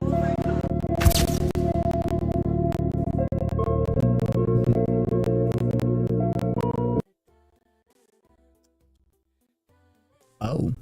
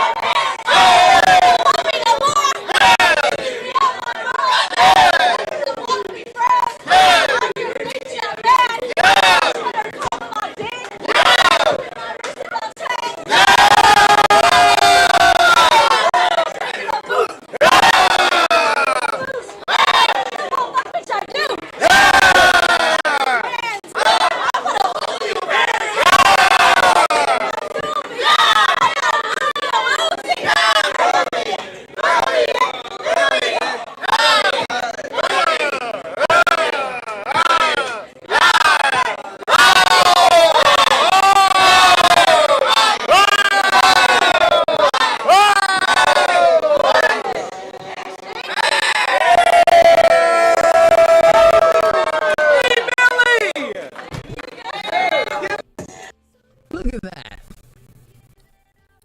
Everybody getting along so well. You know what I'm saying?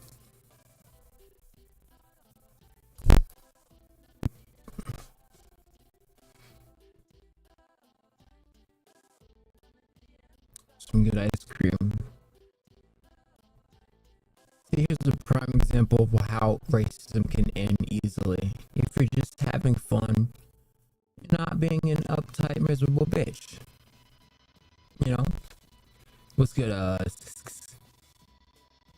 love?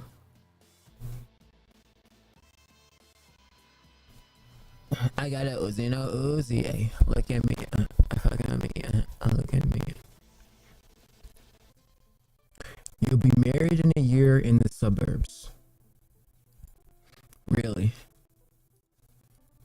With who? Me and what wife?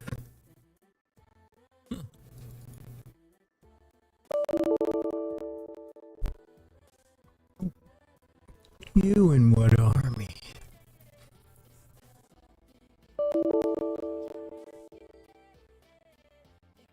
You and what army?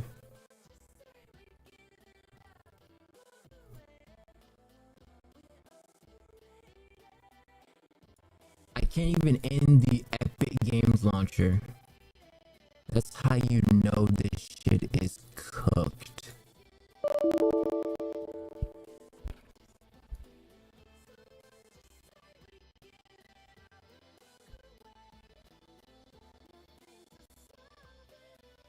Let's see.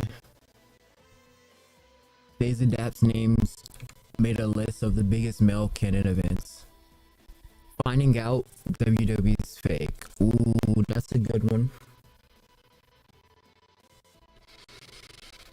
That is a good one. Same thing with like Tooth Fairy and stuff. First all nighter. Oh yeah, I remember my first all nighter was with my friends or no, my cousins. And the game and stuff was pretty fun. I remember it was, I don't know why I said my cousins, it was my cousin, and we kind of played around and kind of had fun. And I remember they had a piano in the living room, and the shit scared me. Middle of the night, the piano started playing itself, and I thought it was a fucking ghost. But apparently, the piano just plays itself. I had no fucking clue. This piano would, out of nowhere, just start playing. Shit it scared the fuck out of me. I never wanted to go back. I thought it was haunted. Leaving the theater after Infinity War? Ooh. That was a good fucking watch. Both of them. Endgame and Infinity War. Amazing. Great. Beautiful.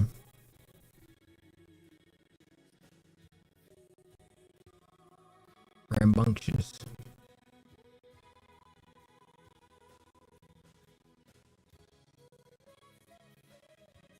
You know.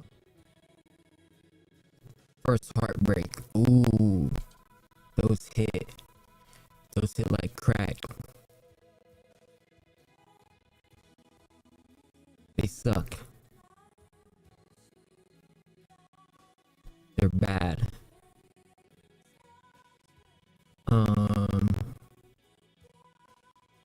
Discovering family lore you never knew about. Yeah, there's a lot of stuff that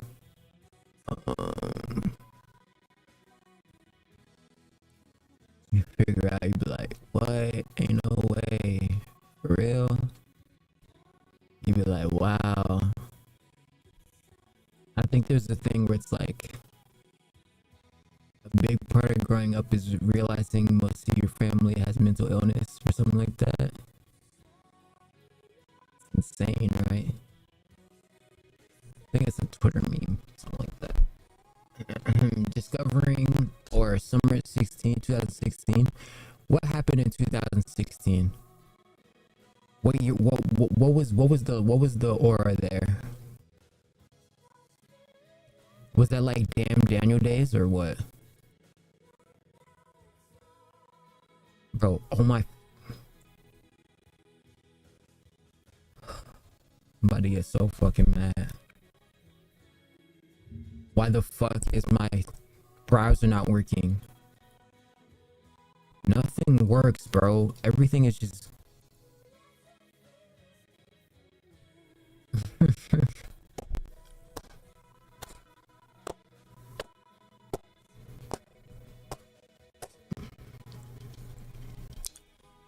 Let's see.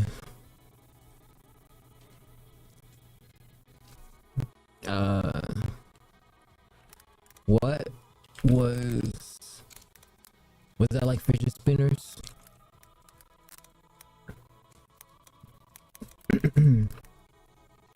I feel like I'm Gucci Mane in 2006. So Closer by Chainsmokers, Love Yourself by Justin Bieber, Stranger Things, Finding Dory. Oh, ooh. Ooh. Ooh. Oh. Oh, dude.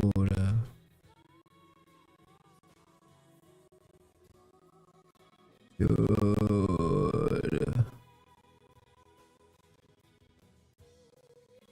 Dude.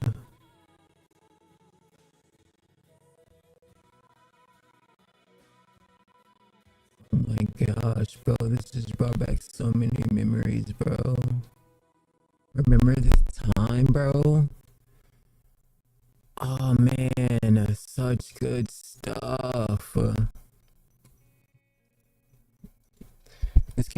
tears to a real man's eyes, bro. Real talk, bro. Like, just so much. I remember YouTube drama. What was happening on YouTube here?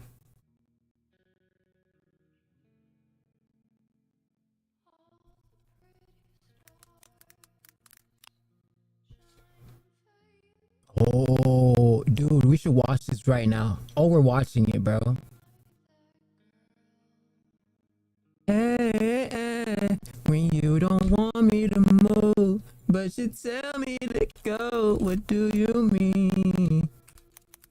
I was just singing that shit like the other day. I wanna know, oh, what do you mean? Do, do, do, do, do. Said you're running out of time, what do you mean? Oh, oh, oh, what do you mean? Better make up your mind, what do you mean? You're so He cooked. what I'm saying. Let me see, 2016. YouTube rewind. Oh, people are black fatigue. So the problem is, this is the problem, is that people conflate a percentage of black people with every black person ever, when it's all the result of systemic oppression, which is actually the result of class. It is class. It's a class problem. The skin color problem. I promise you. It's a class problem. Classes, people do classes things. Oh, what's this here? Been had black fatigue. Well, nigga fatigue. I love black people. See, it's the difference between niggas and black people.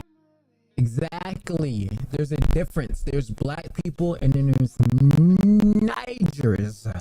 Okay? They're the worst. You walk into a store. They're loud. Or just inconsiderate, mean, for no reason, upset all the time. But there's a reason why though. Why are they? Why is that? Why are they sad all the time? Why are they mad all the time? Why? There's conditioning that's happened. This is why I say either victimhood. There's conditioning that the black community's been through. Like literal CIA operations have been done on the community.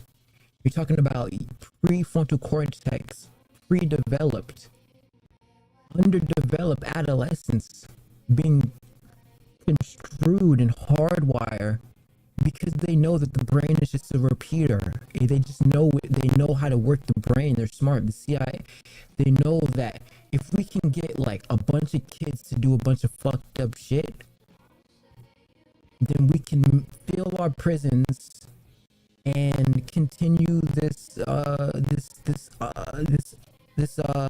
money laundering, or not money laundering, this money operation. Black people are the biggest consumers in the world. They spend like $2.7 trillion a year consuming.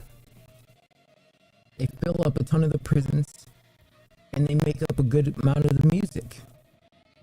So it's conditioning, bro. So there is a form of victimization because it's kids. You're talking about kids. You're blaming kids for why the whole community is in this systematic depression, I guess you want to say. Right? The problem is that they were preyed on. You understand? And what it should be called is nigga fatigue. Nigga fatigue. Because even black people have nigga fatigue. Yes, bro. We all know, bro. Because now I'm getting followed in the store. Now do I look like a nigga that's gonna steal? I'm not a fucking idiot. I'm not gonna go steal. What do I get from stealing? I can just go buy it. So it's the problem because it's like, it's not even nothing against black people. That's the thing though. It's nothing against regular ass black people. It's the ones that be messing it up for the rest of us. That's the problem. But the problem is, it's not the black people, it's the people who, or it is the black people, but it's the niggas, but it's also the people who aren't willing to do the due diligence of understanding and knowing that there's certain ones, right? So then you got them basically judging all of us. You got them judging every single one. Every single, it's like, black, nah. Shit is annoying. Leave me alone. You understand the ghetto ratchet bullshit? Yep. It's a form of, it's easy coping mechanisms though. That type of, it's easy degeneracy, it's easy complacency, it's an easy remedy fix. So it's people who aren't willing to do the work of actually finding great dopamine hits through exercise and hard work. So they're gonna drink, they're gonna do this, they're gonna be ratchet, it's just what it is. It's just conditioning. All the ignorant stuff that these. You know? Why is he dressed up like Mario though?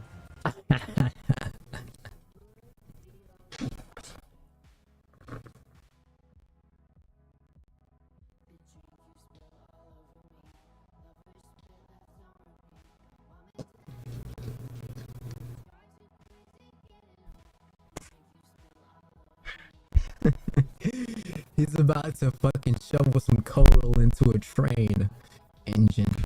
Really? Like, yeah. Why is that? Like, that's crazy, right? Right. Anyway, so no, a lot of people say this, and it's antisocial behavior is the problem. These people stand for, all the ignorant stuff that these people defend, all the weird shit that these people say, all the victimization and acceptance of the bigotry of low expectations and all the Stockholm syndrome and all that shit like that, all the random acts of violence that people want to ignore because it's black on black, which they also want to ignore and just say. Yeah, that was there's a Family Guy bit where Peter shoots Cleveland Brown Jr. and then the media pulls up and like everyone's like up in an uproar, and then as soon as Cleveland Brown says, "I'm the one who shot my son," the entire media left in an instant. It was literally like you just heard the tire skirt off.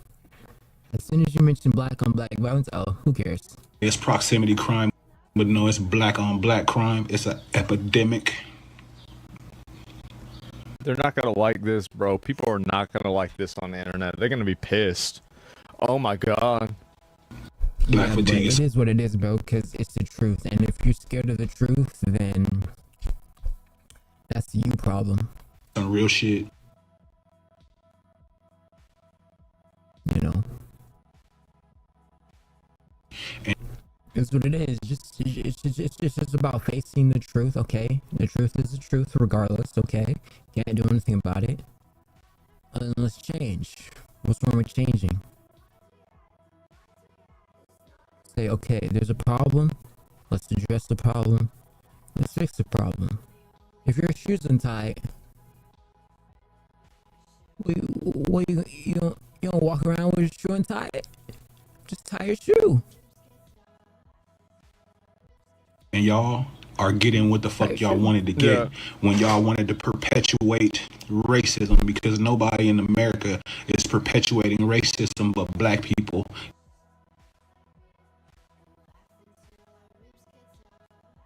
That's not true at all.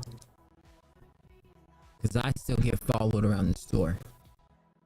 People still cross the street when I walk past them. So that's not true.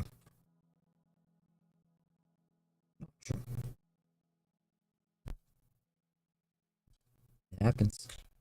Get out of your neighborhood and out from around all the rest of them. I think the problem is that is a problem because you still have people who will deny housing and or ignores the 450 years of systemic oppression where they would redline people into population dense areas where it was written there, This is the issue, is that I do think that white people push it too, but the difference is that when a black person does a racism, people try to contort themselves in reasons why it's okay.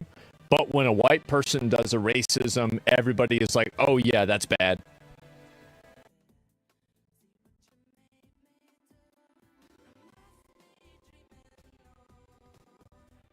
I got a story derivative here. Okay. I recently went on a vacation in a primarily Jewish neighborhood as a Jew. And even then, I was still being judged, even though I'm Jewish. So I think the problem is more so that people aren't willing to do the work and aren't trustworthy enough, or don't trust certain groups, because the problem still happens. You know, you still get judged, you still get etc, etc, etc, etc, etc, etc. And there's nothing you can also be doing instead of fixing that person's mindset on the cause and etc, cleaning up the culture. That's really where the but I think the reason why he says it's worse is because, so like for instance, that one chick who went on Pierce Morgan and she was like, I say the N-word all the time. She say nigga all the time, right? So like when a nigga, right? A nigga who says, what's good, my nigga, right?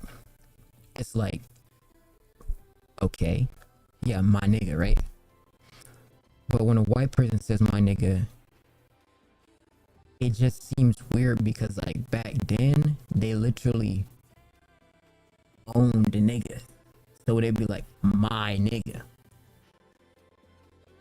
You know what I mean? Like, and I know that a lot of times they don't really mean it that way, but you get what I'm saying? Like, you can't expect every black person to be okay with that just based off the prerequisite.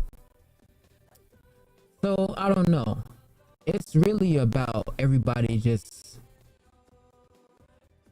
stop with the tomfoolery.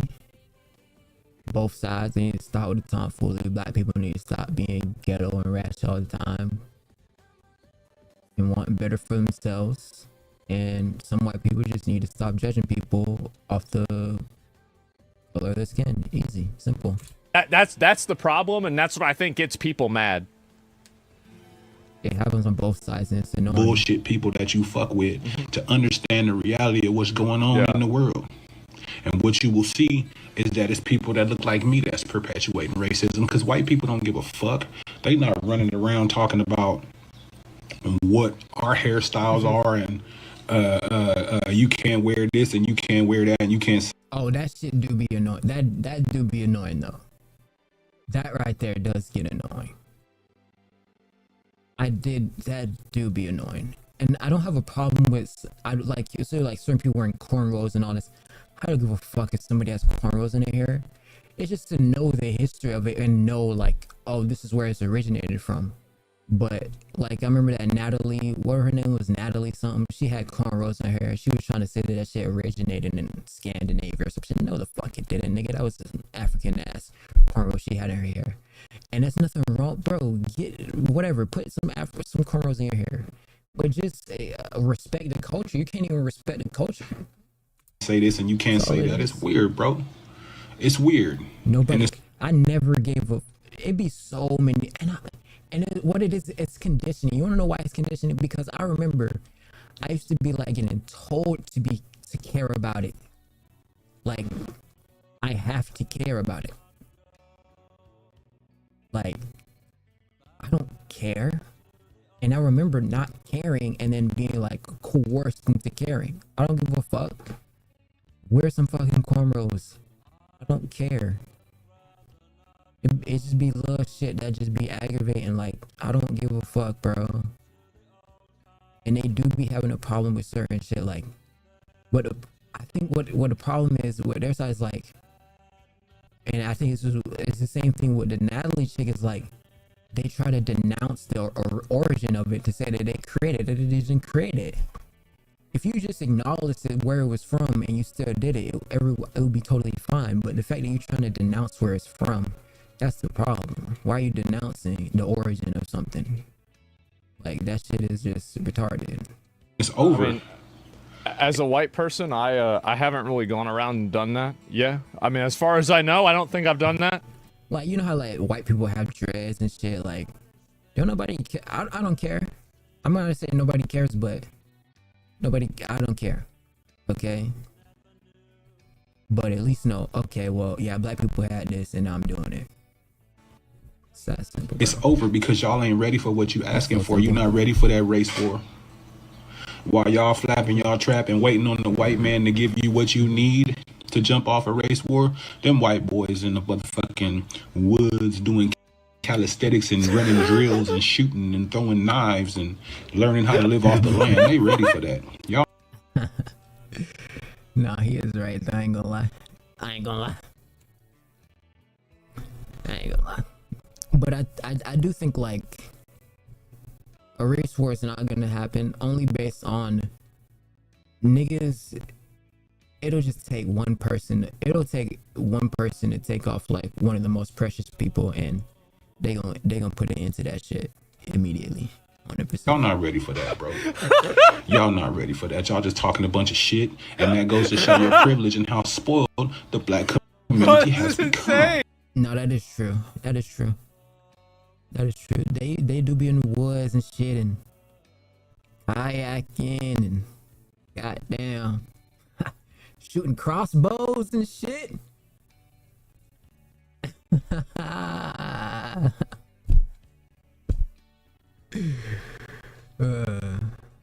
That's funny.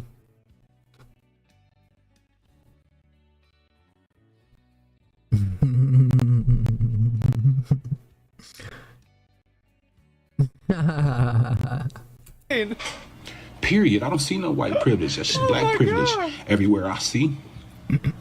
You understand? It's a lot of degenerate shit going on between both races, though. Between both, yeah. Especially with the Carmelo Anthony thing. That was some degenerate punk bullshit. He's right. What kind of a fucking retard goes and defends that shit? Yes, what are you even thinking? Yeah. What are you doing? Why would you say this? Why would you defend this? Yes, perfectly said. It was some punk bullshit. Yes. Like, and the thing is that... So I watched the Alex Stein on the Carmelo Anthony situation, where he had two individuals. He had one that talked to the family, both families, and he talked to a lady who stays in the area. And someone said that apparently it was about a tent. They shoved him out of a tent or something, and it was raining, and somehow like they pushed him out of the area, etc. And the arguments like, oh, was it an accident, etc. All this, like, or was it premeditated? Because why did he bring a knife? Now, what I think, I don't know if people are bringing this up, but like, what if he just carries a knife everywhere, and this is just the moment he decided to use it?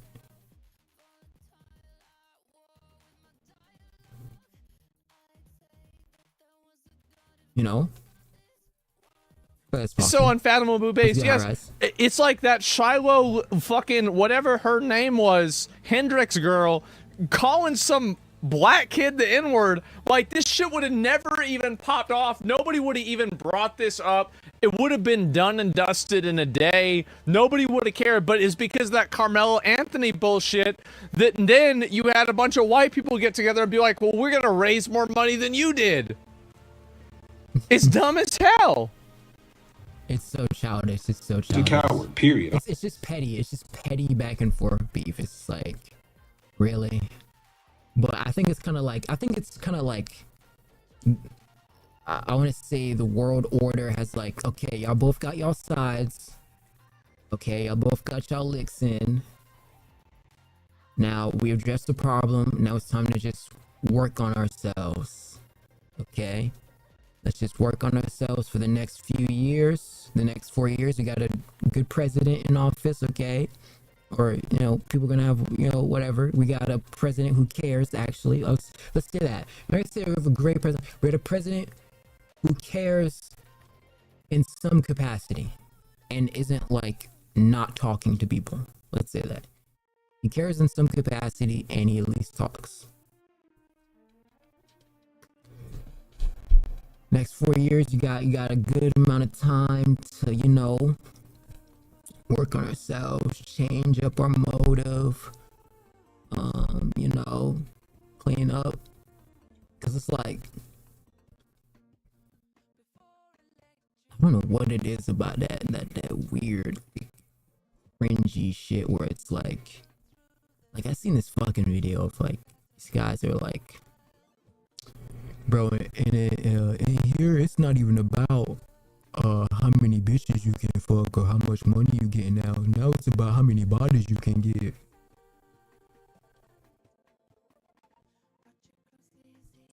This nigga's going around trying to impress other men by killing other people. I couldn't imagine that. Like, you would rather get less bitches, less money. Couldn't be me. Couldn't be me. Like, I don't know, that just the fact that people have that mindset, that's just the lowest of all IQs. And so I just think like that's the real problem, those type of people. But I'm telling you, that's not every black person. I don't even think I think that's literally like 5%, which that's a lot, but that's not as much as you would think. It may be even more, it may be even less. I mean, probably even less, I don't know. But the problem is like a generalization of everybody is making it worse. It I don't give a fuck. He's a fucking coward. Justice to all slain children. Yeah, it was pretty cowardly. I would rather get beat up. I'm not even joking. I would rather get beat up. I just have to take that ass whooping. As long as I'm breathing, as long as I don't die, be good. You didn't have to stab somebody. Why would you stab them? Like, I don't know. That's just weird.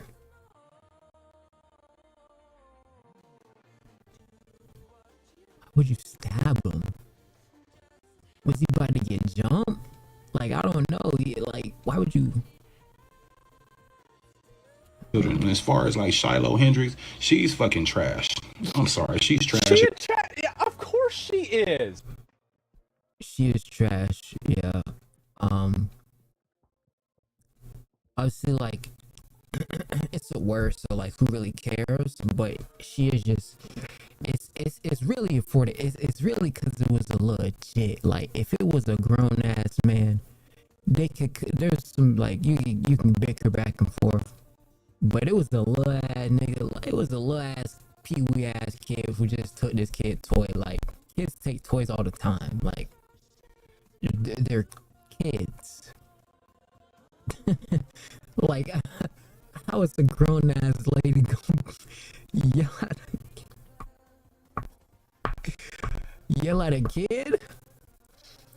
It wasn't even her child. Yo. You just look, yeah, of course. Both of them are pieces of shit. But yeah, I mean, look, I'm gonna just be honest, bro. Yeah. Shia LaBeouf. If they want to get behind trash, that's on them. But I don't blame them. But that's the problem, is that if this is the problem, is that when somebody who's trash gets supported by one group, then you're gonna have somebody else that's trash that gets supported by the opposite group. Because they say, oh, okay, you want to play this game? Let's play this game. Yeah, it's like a petty. It's petty. It's petty. It's petty beef. But that's how you know. It's more so like I think that in a form of hatred, there is some form of love and admiration between both groups. I think that's what it truly is. I think in between both sides, there is some form of love that is there, which is why the care is there. Because if you truly didn't care or truly hated and despised something, you would completely ignore it and negate it. Like, there's a form of pure hatred that you try to avoid at all costs. And then there's that little bit of admiration. You know, so my haters are my motivators. And so, like, both sides are just kind of being, like, petty. They're just kind of being petty. That's all I think it is. You want to defend this asshole? We're going to defend this other asshole. And now everybody's stupid. The trash wars, I know. The trash wars. He gets the nuance? Yeah, this is... No, the thing is that... The reality is that if you go to McDonald's and you see a guy that looks like this, he's probably going to have these same fucking opinions. If you go to Walmart and you see... This is the way most people think, by the way. Right. But I think a huge problem is like, people who are not tech savvy enough or are just, you know, kind of stupid. You know, they go on a Twitter, they go in the comment section of something, and they don't know that some of that stuff is like bots, like literal AI, like military grade AI that's like perpetuating the narrative of things. And so like they'll genuinely think that this is a general consensus and synopsis of an entire group because it's all they see, right? If you're on Twitter too much, if you're on these like rage baiting sites too much, you'll get tied into it and genuinely think that people are like, this is not true. You go in real life, I think TikTok is a great example because TikTok negates a lot of that type of stuff and you see real people. TikTok is a great scope of what's really happening because the people are there to be, or I'm not gonna say it's the greatest scope of what's really happening in terms of like true information, but in terms of like getting just a synopsis on people, right? Like a general scope on their brains, right? Like, I don't know, like I see the black people on TikTok, they're all nice, they're funny, they look good, they dress well, you know? It's just like, it's a real, there's the examples you see for that rage bait is going to be a lot more worse than obviously, you know, like look, this guy's on TikTok right now. I'm pretty sure this is the TikTok font. This is how most people think. They just saw a bunch of people who look like me get behind a trash ass person too. Yeah. And they just it makes tired people of racist. It does. As anybody It's else bad. because the racism has been towards them for the past few decades. Yeah. But you still want to say it's towards you when it's not. When you have the privilege, you don't even know that you have the privilege. You don't even know that you had reparations. We've been had reparations. And to tell the truth, the United States does not even owe us reparations. Mm-hmm. Africa owes our ancestors You're talking about your lived experience in Texas. People in liberal states actually act like crazies. I am in a liberal state. It's called Austin. You know what happens whenever I go from Austin to California? The price of things goes up. Everything else stays the same. It's more expensive in California, and the weather's better, to be fair. Yeah, it's basically the same city. reparations. But you want to pass on that because Africa's black people. I think y'all scared of white people. Because it's been many times in the hood where, you know, some white cops did something and then one of you fools came and killed a black person behind it. Like, cut it out. Cut it out. It's time for shit to change. It's time to move forward. Mm-hmm. Don't nobody give a fuck about no slavery. Don't nobody give a fuck about no past. I think that's the way a lot of white people feel, especially like young white guys, right? It's like they see some guy that they grow up with It's like something that happened. And the problem, I think, is that there are like residual echo effects and like ripple effects from slavery and like pre-civil rights Jim Crow shit. But it's hard to have a conversation about that in an honest way because everybody wants to think about it from like one angle and that's it. Not really though. Kinda. I think I don't think you can blame low class people for being a low class when things of that nature happen where we're talking about redlining. I think redlining just gets negated, that they moved all the black people into poor worse areas where it smelled worse, the air pollution was bad, just the entire geographical area was worse. And then they conglomerate, so it was dense, so they had population density, right? And then they would put liquor stores there, so poison.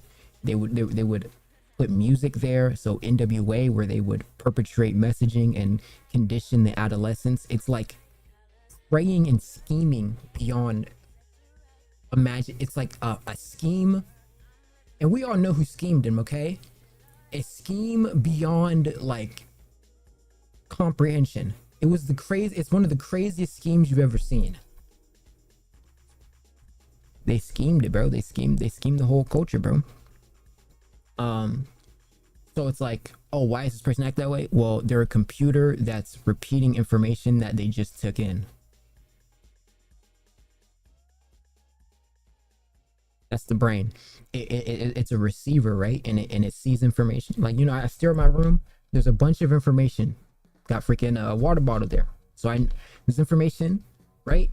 And you see, I just saw the water bottle, and now I say water bottle. So now I've just taken information, I've repeated information. That's all it does. So when you got King Von and Lil Durk perpetrating this message in kids' heads to go do that drill, what's the kid gonna do? Because it's a little mushy Play-Doh brain. It's a little Play-Doh brain. It doesn't know what's happening. It's impressionable. It just does whatever it sees. It's a receiver and a repeater. It's like a redstone repeater in Minecraft.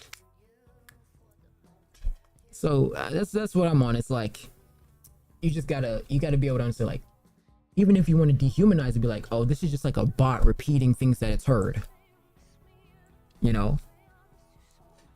That's all. I think that it's personal, but I think that you can get a demographic. You can find a demographic commonality and a demographic trend without necessarily applying it to an individual. Does that make sense?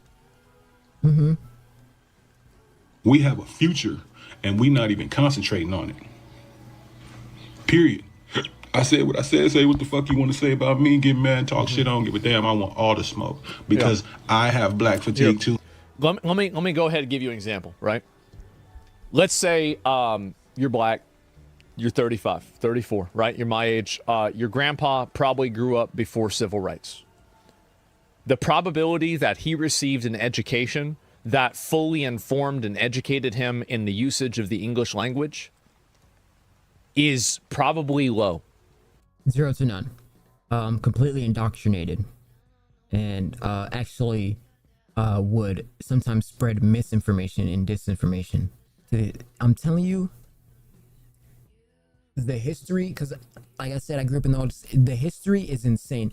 I don't remember everything, but I remember they would do the worst of the worst. Poison the water.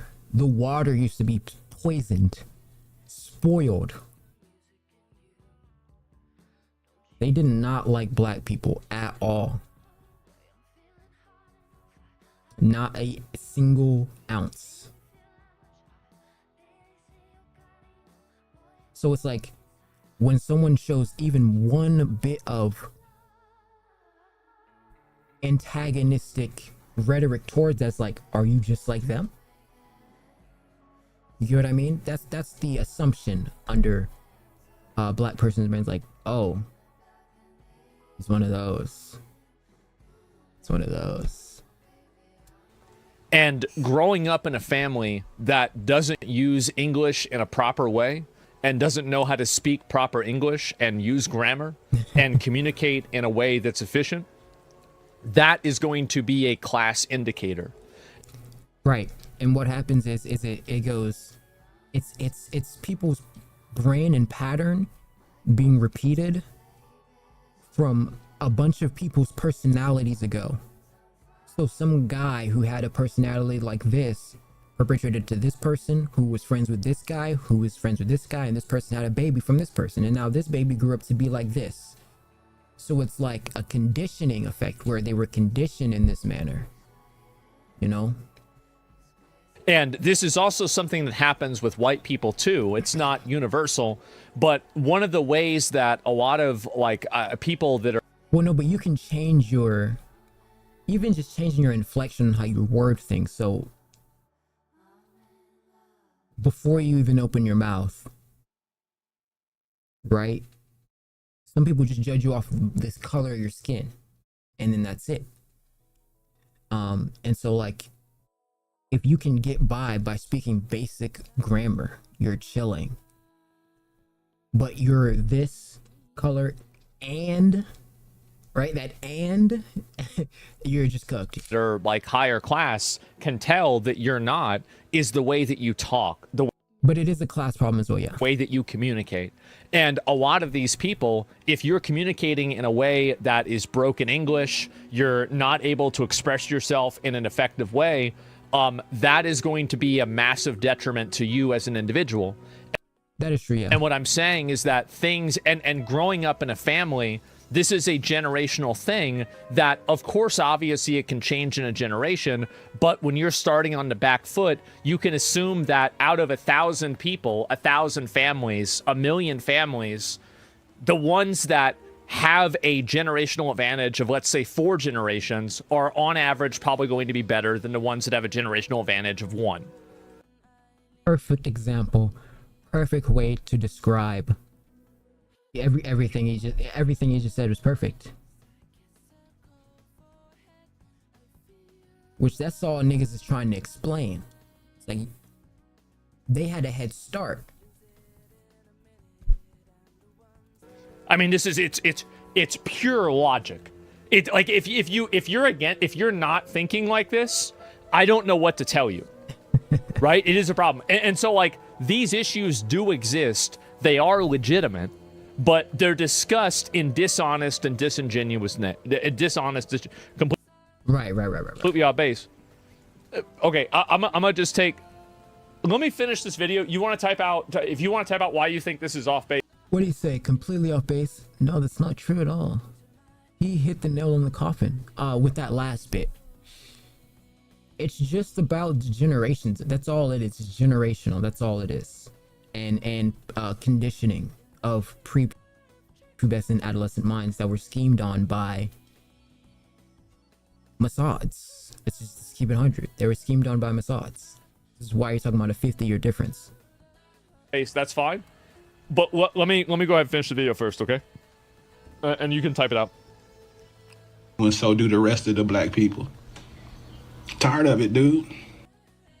And I also think a huge component to the conditioning is social media, where, like I just said before with cops, right? If you only see bad cops, like you ever see those compilations of good cops? Those are always amazing. They always help people. They're like heroes.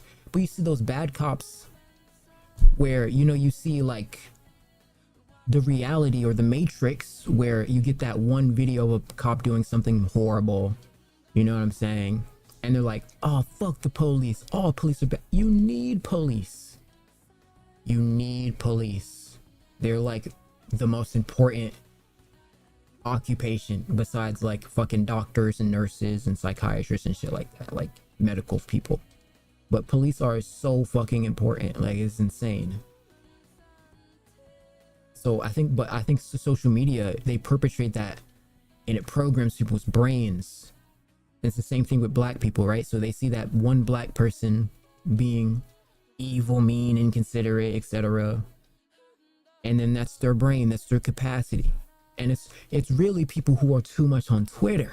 I'm telling you, it's people who are too deep on Twitter, that's all they see, that's all they read, and it's programming, and they don't even know that it's a military grade AI bot doing it. So it's not even a real person a lot of times. A lot of times it's an AI. We tired of y'all representing for us because y'all don't speak for us. Y'all don't think like we think. Y'all don't do what we do. As a matter of fact, you do us worse than you do white people because we're in proximity to your bullshit. Nope. I don't know. I said what the fuck I said. Yeah, no, that's definitely it. I think there's a lot of people that feel this way. Yeah. It is true. And it's unfortunate. Because all it takes is change. That's literally it. That's all it does. That's all you gotta do to fix it is change. Some people are too scared to even change. They hate people who want them to change. They hate to change themselves. And it's especially like the antisocial behavior. And I think the problem is that antisocial bad behavior, it's hard. I think another part of it is, I think it's something, I think some people just don't know where to change. Honestly. I think it may just be a point, some people just don't know where to change.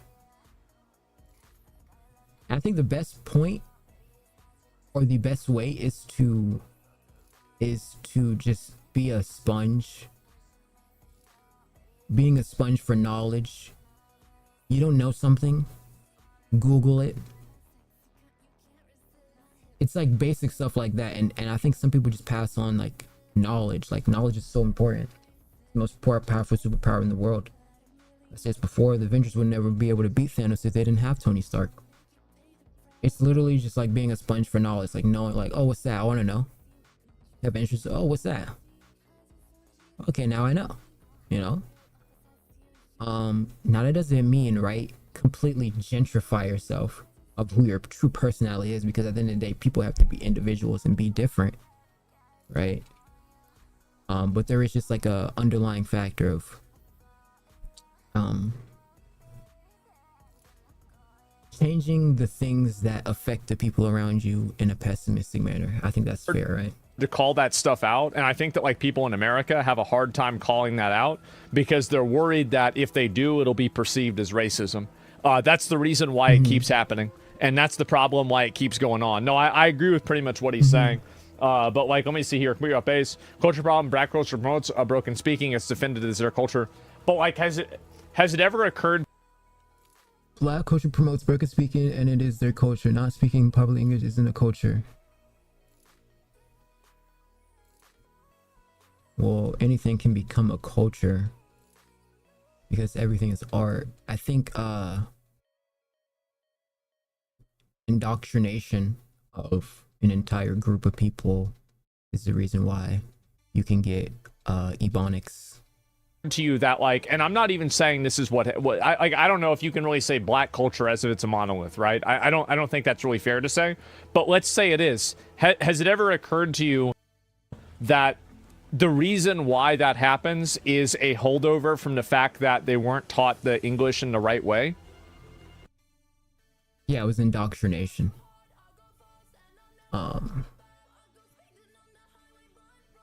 It's really bad. Like, you don't, oh man,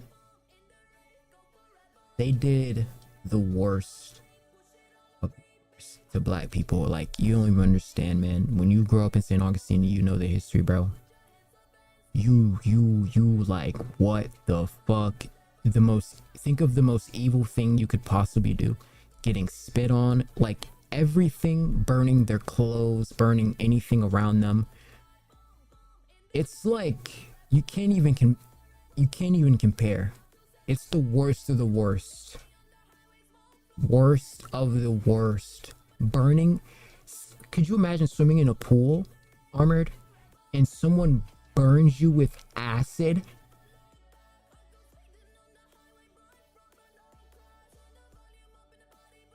You were just swimming.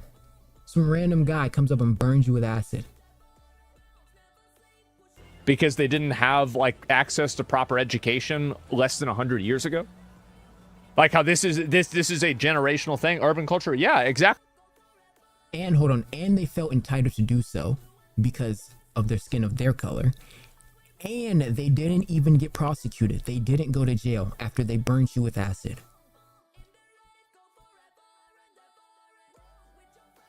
Exactly.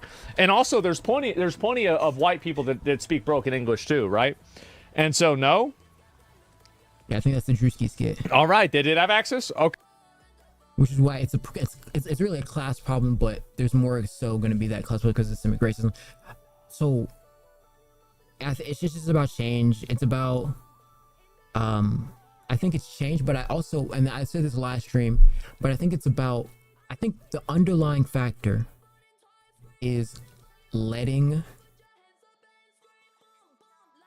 okay, I would say black men, but letting low-class men live.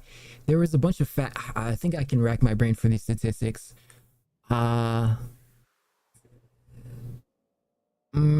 Okay, so the other one was teenage pregnancy was if a female didn't have her father figure, her pheromones would go off quicker if she was in proximity of a cohabitation spouse from her mother. And for males, I think it was 54% would end up dead or in jail without a father figure in the household.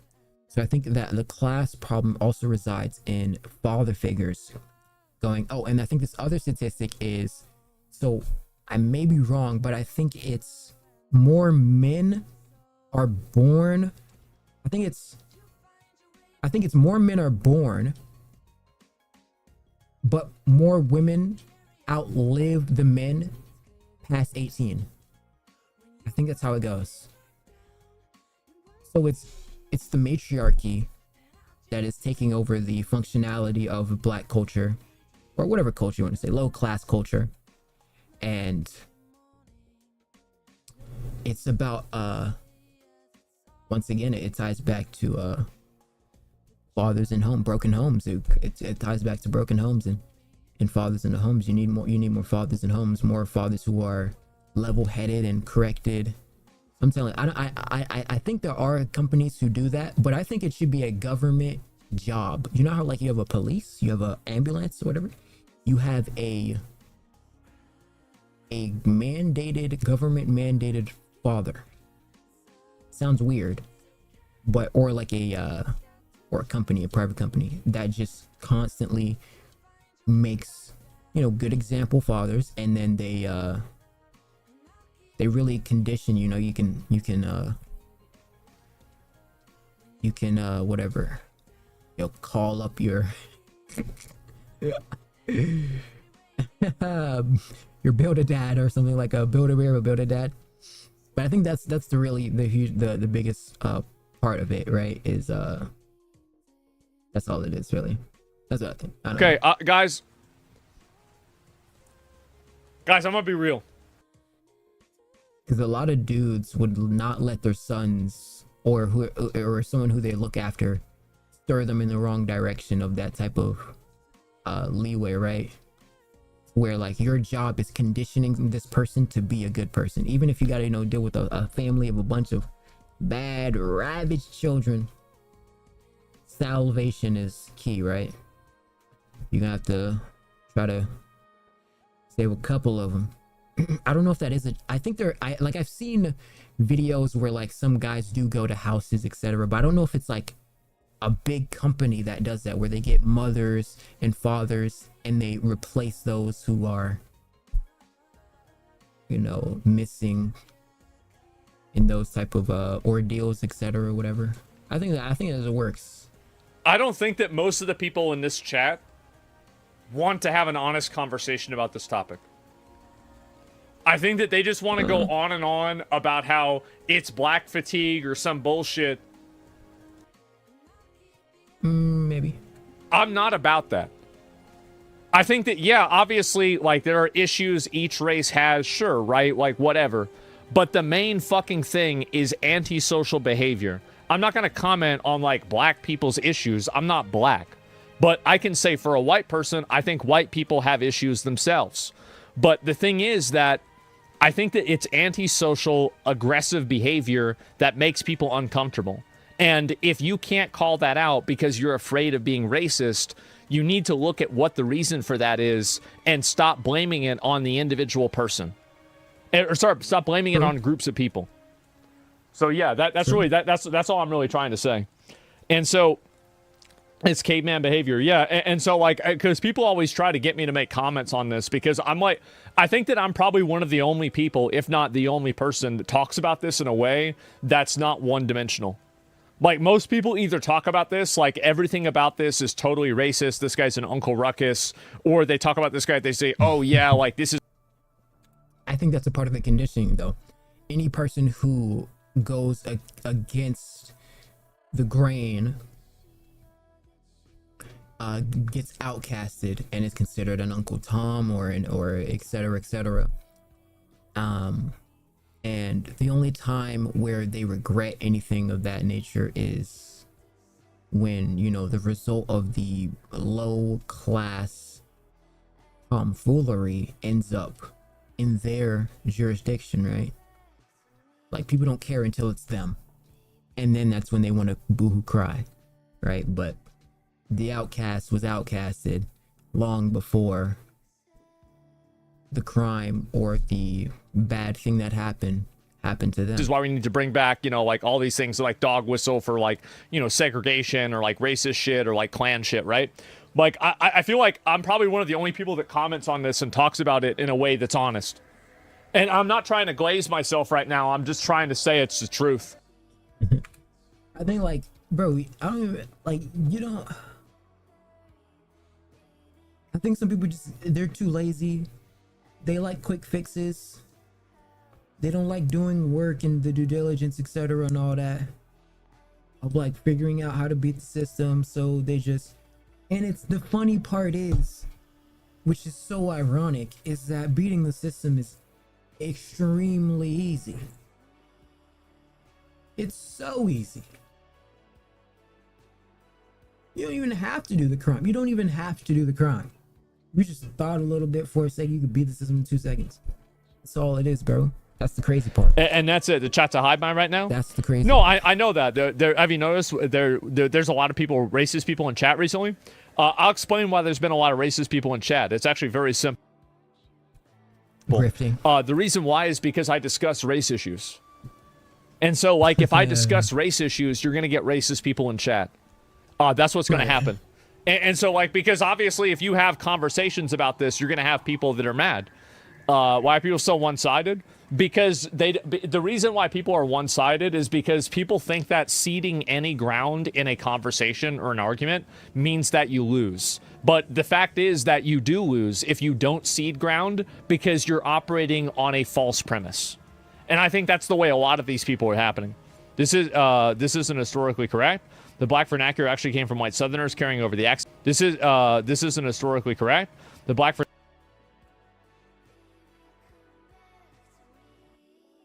They speak poop talk to mess with you and control you. vernacular actually came from white Southerners carrying over the... Not to say the racists aren't here all the time. Let's get high rise. Just discovering the racism. The accent's ring. I'm from Eastern Europe. I've never met a black person. Like, actually get to talk to one.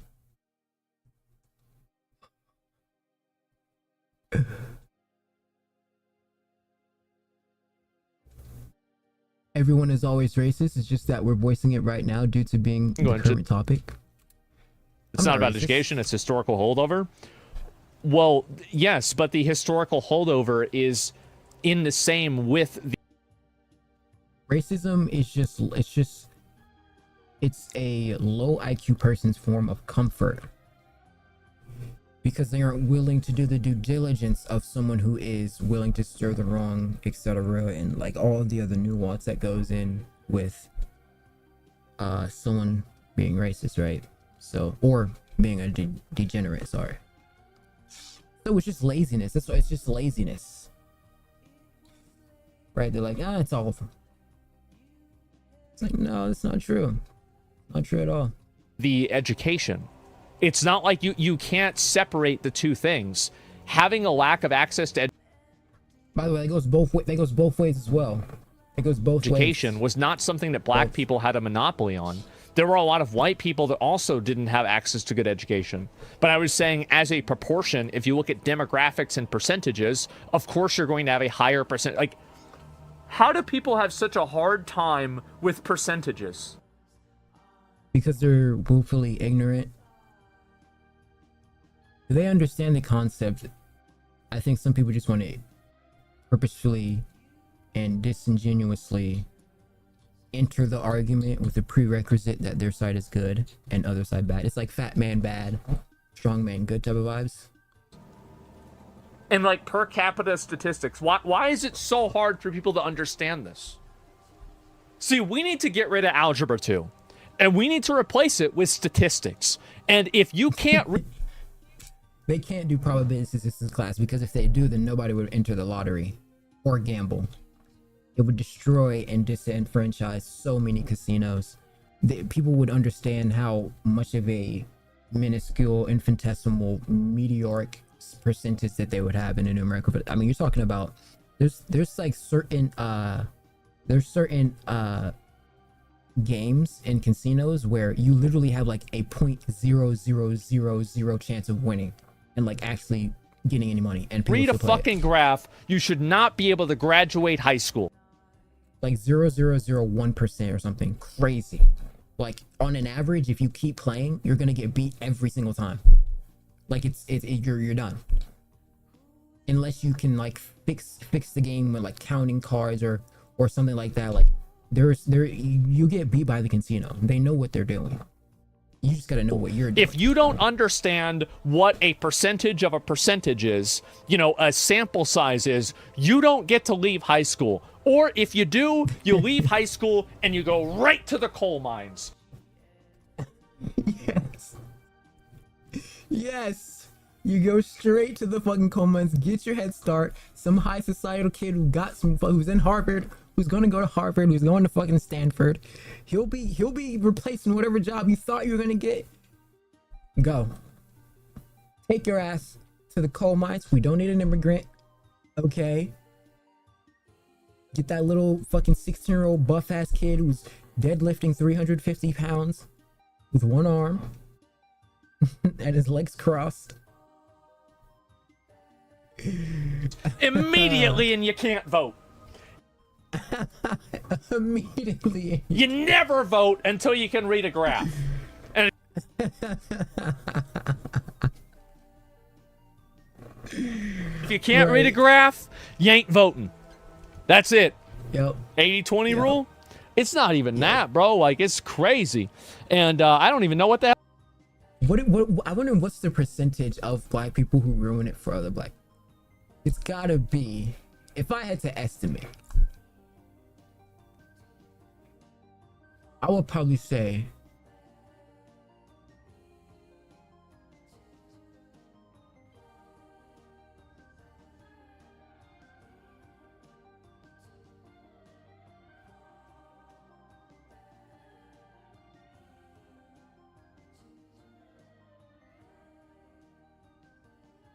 29%. 29% ruin it for Hell the the same, man. People arguing probably didn't graduate high school. Yeah, I know. And blacks don't have a decreased access to education. That's a lie. You didn't listen to anything that I said. And this is the reason why. Actually, you know what? Let's move on. It's very clear that a lot of people in chat are brainwashed and they're just arguing disingenuous points. That's a huge problem. I think that they're so ideologically captured in one direction with this topic that it's not even worth having a conversation about, because nobody wants to approach this in good faith. And I'm not blaming the people in chat. It's not you guys' fault. Like, really there's like 10 people, 20 people that are doing this, right? There's like fucking 40,000 people in the chat. There's a few people that are bad actors, right? I understand it's not everybody. But, like, I don't want to go and talk about this and get into it, because I just feel like on the internet in general, nobody wants to talk about this in a fair way. They don't. It makes me frustrated, man. Misinterpretations and malinterpretations. It's the malinterpretations that's the problem. Right.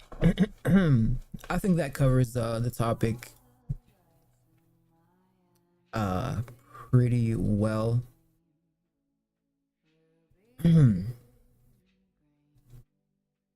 Who knew we needed Black Mario? Fucking legend.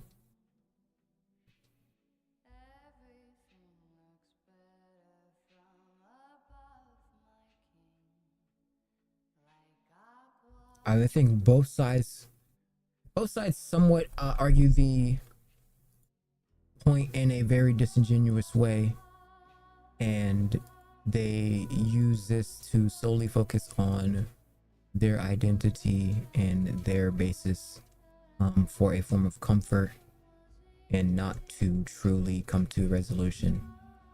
It's a sad thing, and all it really does is perpetrate the cause even more, and all people really have to do is just change. You don't have to take your anger out on somebody who disagrees with you. That is childish and immature. And if we can come to a resolution, which would be great, all it takes is a few people to understand where people are coming from and use that as a almost like a gateway to establishing a better world. I wouldn't even say an economy or just a better world, where people are known for being respectful and nice and all this, etc. You know what I'm saying? I don't think you gotta negate each race, etc. Because like it's getting even worse where people are like, now I don't want to race mix and now I want to do all this other extra shit. It's like, bro, you don't have to think that hard, bro. It's not that deep, bro. Like that's even another conversation, race mixing. People think race mixing is bad. It's like, oh, just wake up. You're the same species, bro. Just wake up. You're the same species, bro. Okay, so we got YouTube Rewind. We were just going to I went on a tangent from the phase adapt. I'm so lucky I have Nicole, because she keeps me on track now. Kind of. If I forget to look at her, then I do get distracted. Let's see. Well, it was the phase adapts list. Let me see if I'd miss any other ones. So quick. So it says Zoom beating the shit out of her. I don't know that one. First ever concert. My first ever concert was Juice WRLD and NLE Choppa and Ski Master Slump God. And I remember it because they opened up the gateway. And it was like, open up the mosh pit, because I had bought tickets. And I'm kind of mad because I paid $350 for tickets and seats for me and my friend. And they opened up the gateway anyway. I was kind of mad, but I was also happy at the same time. Because like, you know, I paid to go there. And some people, they went to the gate and they only paid $1 and they got in as, or not $1, they paid $10 and they got in and they got into the mosh pit. Oh, so I couldn't imagine the people who pay mosh. A lot of people pay mosh pit. It was insane. Let's see. When your homie switches up on you. Ooh, I don't think I had that many people switch up on me.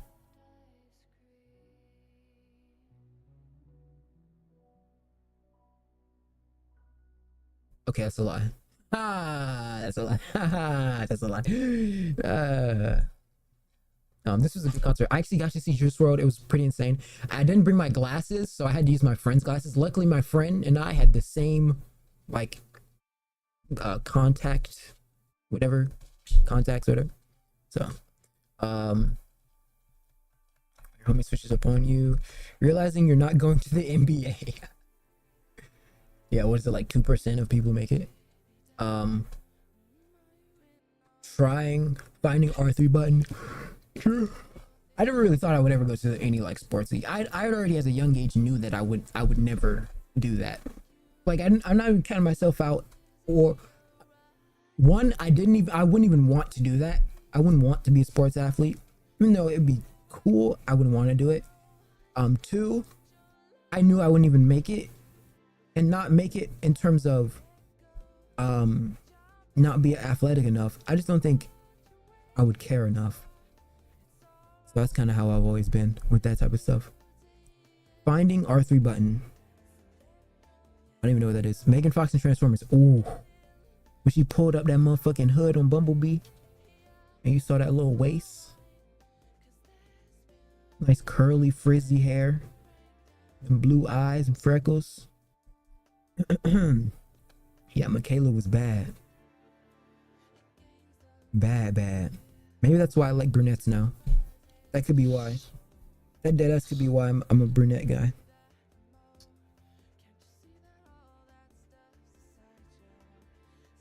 Trying to fix the scratch game. Oh, the toothpaste method. I remember the toothpaste method. We had an alcohol. We used to do alcohol though. We wipe it off with alcohol.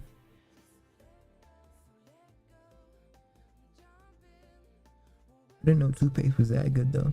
Was it Booga?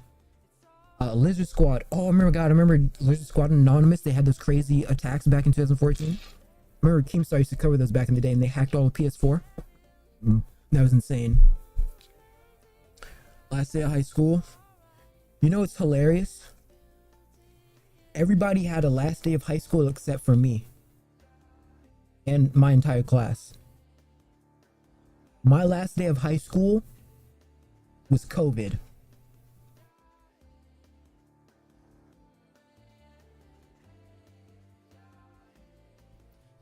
Where they were like, yeah, there's a virus killing everybody. So yeah. No more school. They said we're gonna be out for 2 weeks and we never went back. They were like, oh, you're just gonna go out for 2 weeks. Never came back to school, ever. It was weird. It was cold turkey. Cold fucking turkey. Everyone who I ever knew, gone. I thought that was weird. COVID is literally like the worst. It was hot dog. I don't know what that means. KD to Warriors. I'm not really a basketball guy, so I don't really know none of this stuff. Derrick Rose, Torres ACL. I heard about that. Wouldn't know though. Ding dong ditching. Oh, we ding dong ditched before. Why is that every kid's like thing? I know this is weird, but how many kids have like been truly harmed after ding dong ditching? You know, they go to the door and some like weird, crazy old fuck. Like, kind of reminds me of that movie Monster House where they were ding dong ditching, but his house is literally a fucking like fever dream. Chief Keef dropping Love Sosa, hell yeah. OBJ, the one hand catch, first gamer tag. I still have, bro. I should change my Fortnite name to my first gamer tag, bro. My first gamer tag is Real King 123. I always had that name. I still have that as an email. There's some more stuff on it, but that's kind of like the same. Okay, let's see. It says ray gun in mystery box. Oh, COD. I wouldn't really know much about that. Oh, Drake Ninja, Travis, Juju Fortnite stream. True. I remember that. I remember that because I used to remember, like, I used to hate Fortnite, or not hate Fortnite. I used to be like, man, this game's so stupid. Why does everybody like it? And 6 years later, I got addicted. 6 years later, I still play the game. Wii Sports? Oh yeah, Wii Sports Resorts was that shtick though. That was the best one. Wii Sports Resorts? Yeah. Wii Sports Resorts was fire, bro. I remember like the little sword thingy. We would fight that one guy. That was always the best. I know you're always on the night shift, but I can spend these nights alone. Dude, I could cry right now. No, I could cry right now. Oh my gosh, I could cry right now, bro.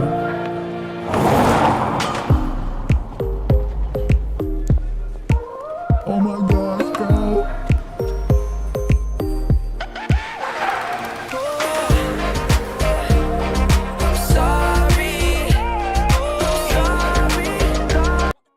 Oh my gosh, bro, the memories. This is bringing me back. It's like mind fucking me. All the memories back then, man. Oh, dude, this was such good times, man. Man, such good times. 2016, man. What a year.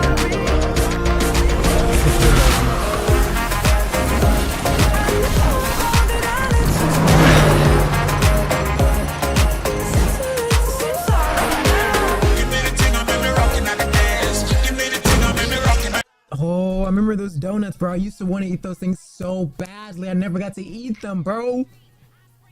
Oh, I wanted to eat them shit so badly. It looks so good. Just creamy rainbow bagels, bro. Like, I'm trying to eat some of that cream.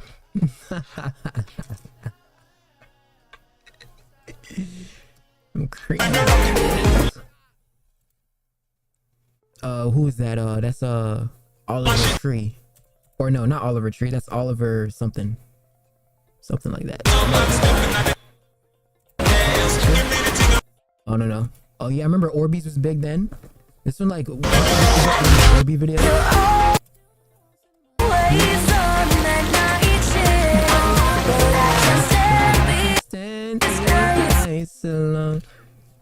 That boy.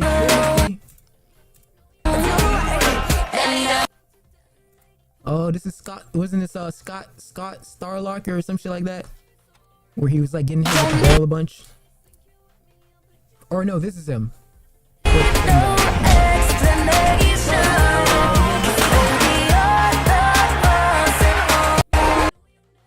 Casey Neistat. Oh my gosh. I remember this back in the day. The Casey Neistat days when he used to do like those sick like montage cinematography vlogs.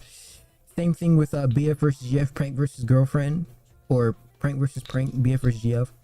I used to watch their vlogs all the time back in the day when they used to do like their little pranks and stuff. Same thing with like all the like Prank Invasion, Dashie, T Pendel, Kobe Pearson, Prank Invasion. I think I said that. Fuzi, Roman Atwood, Vitaly. So much good YouTube lore, bro. What happened, man? YouTube used to be so like harmonious and cool and nice, and then everyone just started hating each other.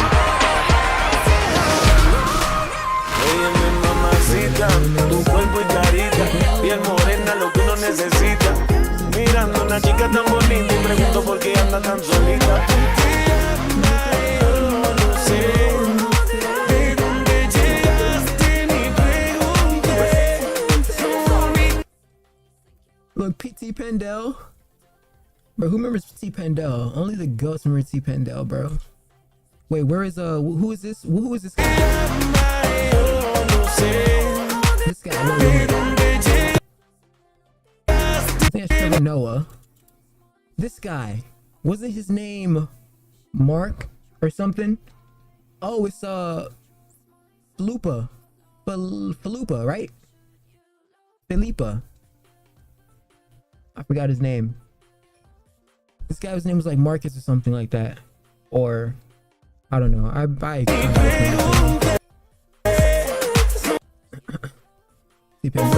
Some of these I'm not gonna. That's to the left. Oh, I think it's the short side. Oh,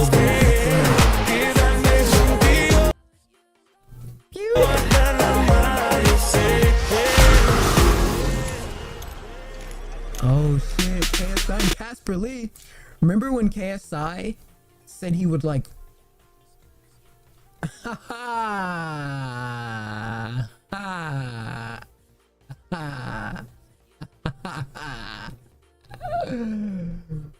remember when KSI said he would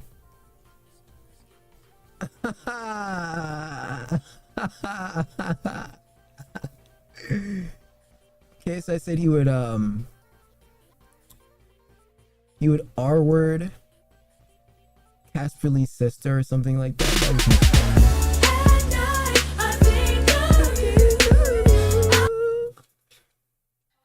And he had like the rape face. Oh man, now looking back on it, that is insane marketing. That's insane to like being known as the rape face.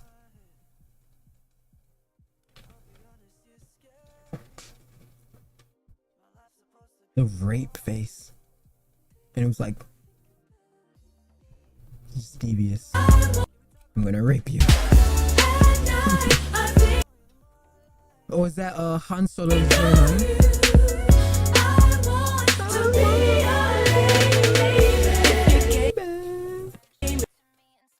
Is that Hanny? That's Gabby Hanna? See, this is what IDubbbz thought the content cop looked like. You know what I mean? This is what he thought it looked like. That's Patrick Starr. Who is who did? Okay, I see Timothy. Scott Starlord. Get my oh, this is Damn Daniel. Yeah, this was Damn Daniel.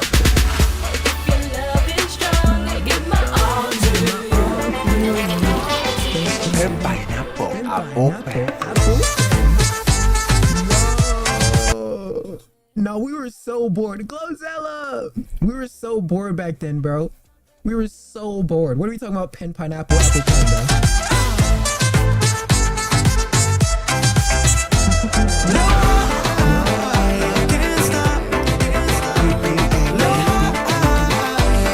I can't. Yo, Dominic show. Who remembers the Dominic show?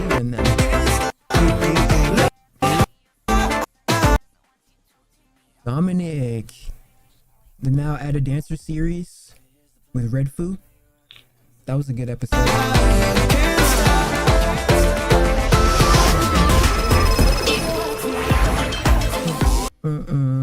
Markiplier. Don't know her.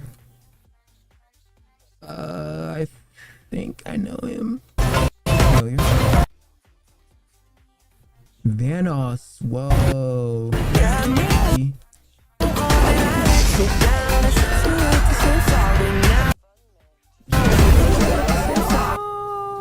Was that Game Theory? Pat? Vic Star, LD Shadow Lady. Yo, I remember LD Shadow Lady. Used to watch LD Shadow Lady back in the day. Edgy.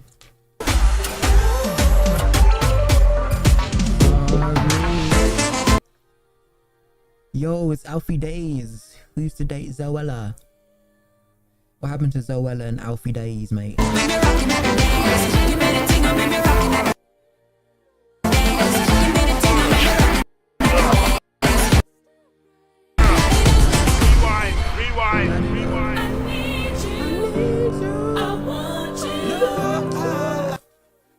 Yo, it's Marquez Brownlee, bro. It's Marquez Brownlee. And who is this? Oh, she kind of, ooh. She kind of, ooh. I like the pants. Marquez. What's good, Marquez?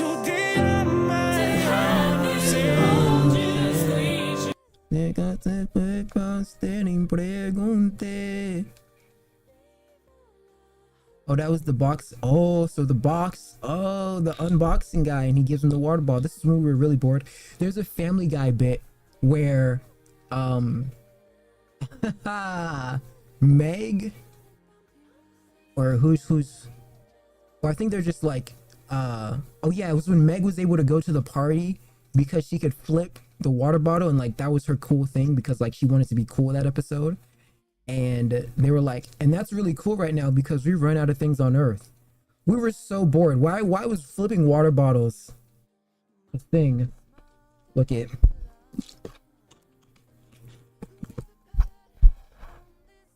Can I like make this visible? I don't know if I can make this visible. You're gonna have to trust me. Shit.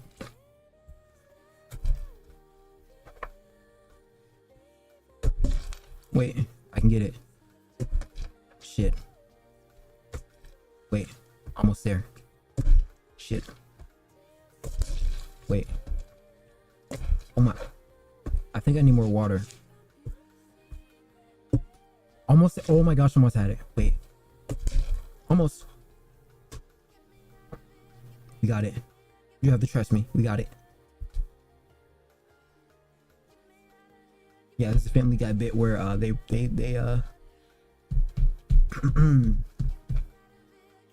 pour water everywhere, or she flips water. Oh, remember this? Wait, so was this? Wait, remember when like all the celebrities were like sleeping, and like they were like all in bed together? Oh remember that when like painting nails on layers on layers on layers was like a thing? Yo, oh, this girl, I remember her. What's her name? Hannah? Yo, good mythical morning. This was in homage to Ariana Grande's music video, I'm pretty sure, right? Oh, I think I remember this guy, and this guy. These were like the LA guys, right? Remember back in the day when they had those vlogs? What was the name? JC or something like that? JC and something. Oh, I remember this Lauren girl. She was pretty cute. Didn't she date Alex Wasabi back in the day?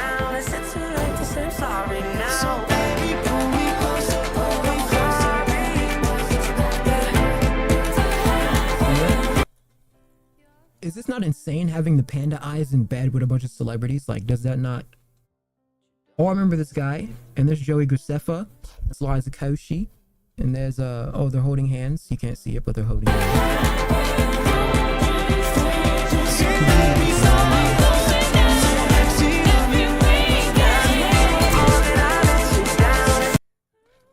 Yo, it's Vertasium.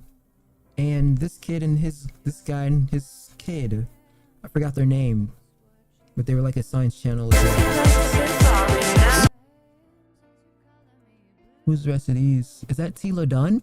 Is that Tila fucking Dunn? Is that Rosanna Pansino? Whoa.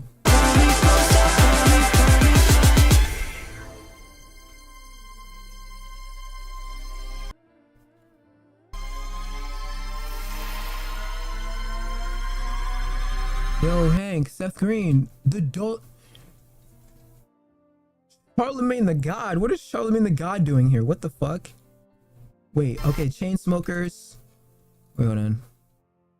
I only really know KSI and Casper here, respectfully.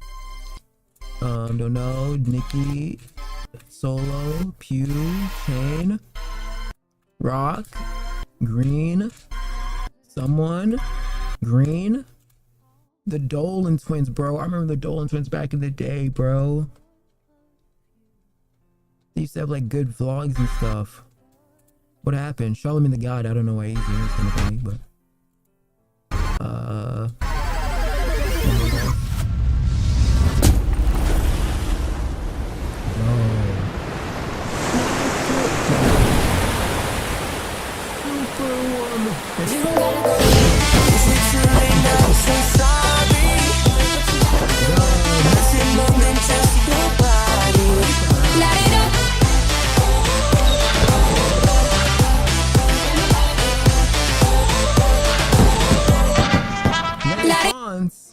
Lily Pond. I was doing just fine before I met you. I drink too much and that's the issue, but I'm okay. Hey, you tell your friends it was nice to meet them, but I hope I never see them again.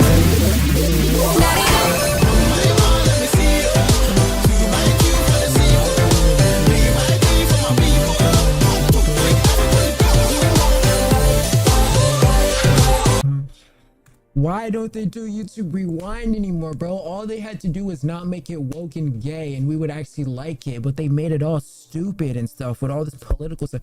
Bro, this was good vibes. Just make a good vibe. What happened to YouTube Rewind, man? This is why we lost the grind of the YouTube lore, because we stopped doing a great community of things like look at this, bro. Oh man, the memories here, dude. I have like childhood memories attached to this video. What are we doing, man?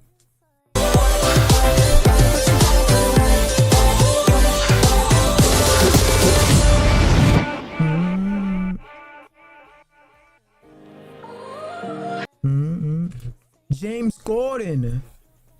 Jen Penn. It's Jen Penn. She does live streams now. Who's that guy? I forgot his name, but it looks familiar. His name like Grant or something. I remember James Gordon. He stopped this because like people started hating him. Is it too late now to say sorry? Cause I'm Is it more than just your body? Oh, is it too Yo, Raka, mate. late now to say sorry? Yeah, I know that I let you down. Is it too late to say sorry now? Oh, remember that guy with tape face? Tape face. Sit down. Is it too late to say sorry now? He had a really good shtick on America's Got Talent. Pretty fire. Sorry. Yeah. You want to Sebastian Villalobos. Villalobos. Oh wow. Oh, Ollie White. That's what his name was. Timothy Delgado. Matt Pat. Man. YouTube had the good stuff, man. Black Nerd Comedy. Oh, that was his name. I didn't want to be like rude, and because I thought it was Black Nerd something, but I didn't want to like be weird. Wait, what is this? Oh, let me see. I want to see this. So, Pierce Morgan held Eric Weinstein and Sean Carroll. This is the over a debate of physics. Here's Destiny's reaction to it. I want to see what he thinks about this. the only guy I respect in the entire media world. Actually, no, I shouldn't say that. But I have a lot of respect for him. Because he does hard science, and he appreciates softer things.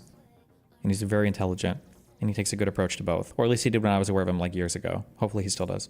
With Eric Weinstein. You should probably ask Eric that. Sean has been nothing but civil. He's also extremely nasty. So let me say a bunch of things to Dr. Carroll. Dr. Carroll, I'd like to hear. Oh my God, this loser. This guy is a...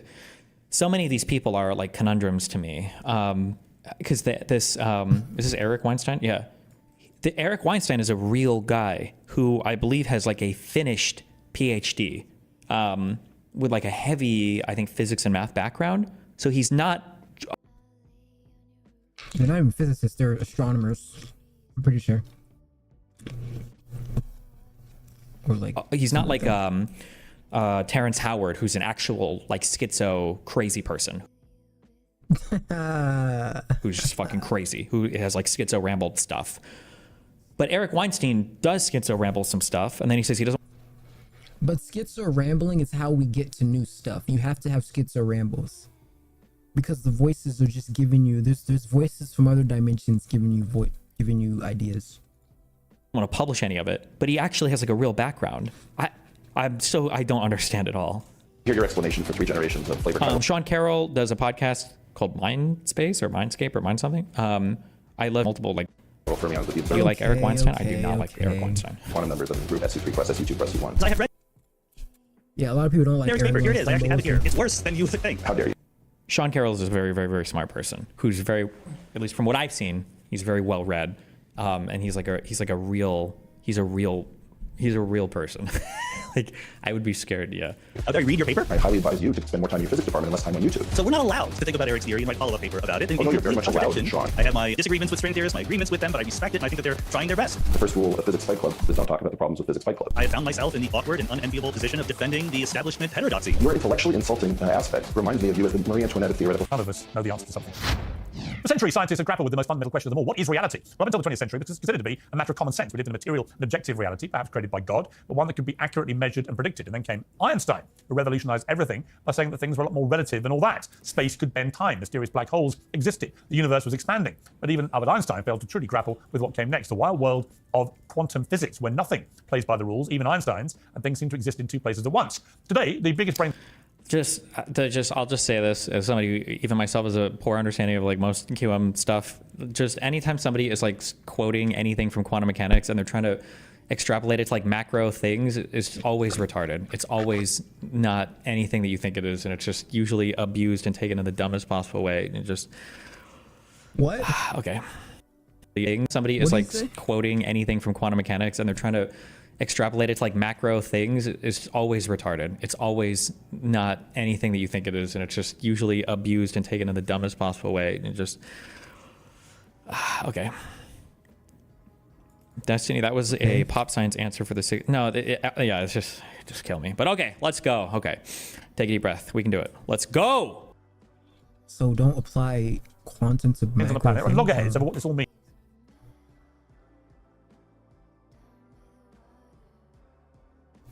You know, I think it's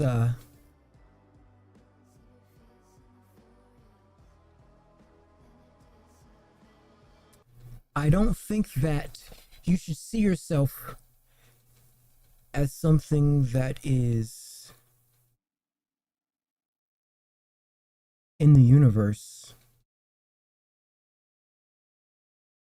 that is big and you are small. But the universe is small and you are big. Means and where science goes next. Are there multiple universes? Do we live in a Matrix-style simulation? Could there be an intelligent designer? For the special uncensored debate, I'm joined by two scientists with very different answers to the very big question. Sean Carroll is professor of physics. I hate.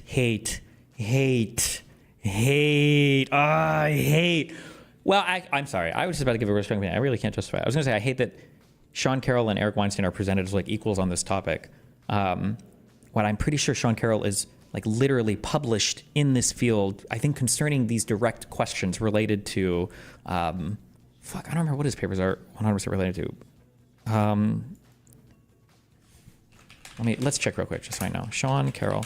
But Eric Weinstein's PhD and everything maybe actually might have been involved in that area as well. I'm not aware of that. That could be the case, so I shouldn't stake out as strong a position on. He has his degree in astronomy. I mean, they're both... Dude, I hate this whole, like, you have to be this thing to be able to talk to someone. That's the whole problem. And I think this is the whole problem. This is Eric Weinstein's point. It's like they citate you as an individual so that anytime you have or you bring forward a proposition, they'll just throw you out of this. Is the same thing when he argued the point where Neil was talking to Terrence Howard saying to go through peer review. Peer review doesn't exist for an average, schizoer or someone who's not in the field. The peer review is that you're supposed to be peers in the scientific field. If you don't have these degrees, etc., they're going to obfuscate you and just like, oh, he's nothing. That's the part of the problem, is that they have this little fancy club, and if you're not in this club, then you can't say anything, or they're going to not take you serious regardless if you have a well-established paper that has Lagrangians in it, etc. It's a facade. It's a way to farce out an opinion so that you can negate all combating logic to still win the battle in ideas. Like, come on, bro. Carroll's worked in a number of areas of theoretical cosmology, field theory, and gravitation theory. His research papers include models of and experimental constraints on violations of Lorentz invariance, the appearance of closed time-like curves in general relativity, varieties of topological defects in field theory, and cosmological dynamics of extra space-time dimensions. He has written extensively on models of dark energy and its interactions with ordinary matter and dark matter, as well as modifications of general relativity in cosmology. He has also worked on the foundations of quantum mechanics, quantum mechanics, especially the many worlds interpretation, including a derivation of the Born rule for probabilities. Okay. Good luck. Let's check real quick. What is Eric Weinstein's at least PhD on?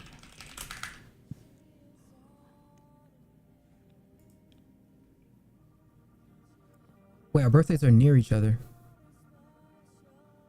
Okay, so his PhD's in pure just mathematics. Extensions of self-dual Yang-Mills equations across the 8th dimension. Yeah, finance. He's a finance guy. Okay. Oh, maybe it's just math. I thought he had a physics background, so it's just math. Oof, okay. Well, good luck. But she's bringing forth a sacred geometry, which is what he's trying to argue. Which is why he's trying to say that Sean has a field in not math per se, mostly, and he's bringing forth a paper that's talking about a sacred geometry.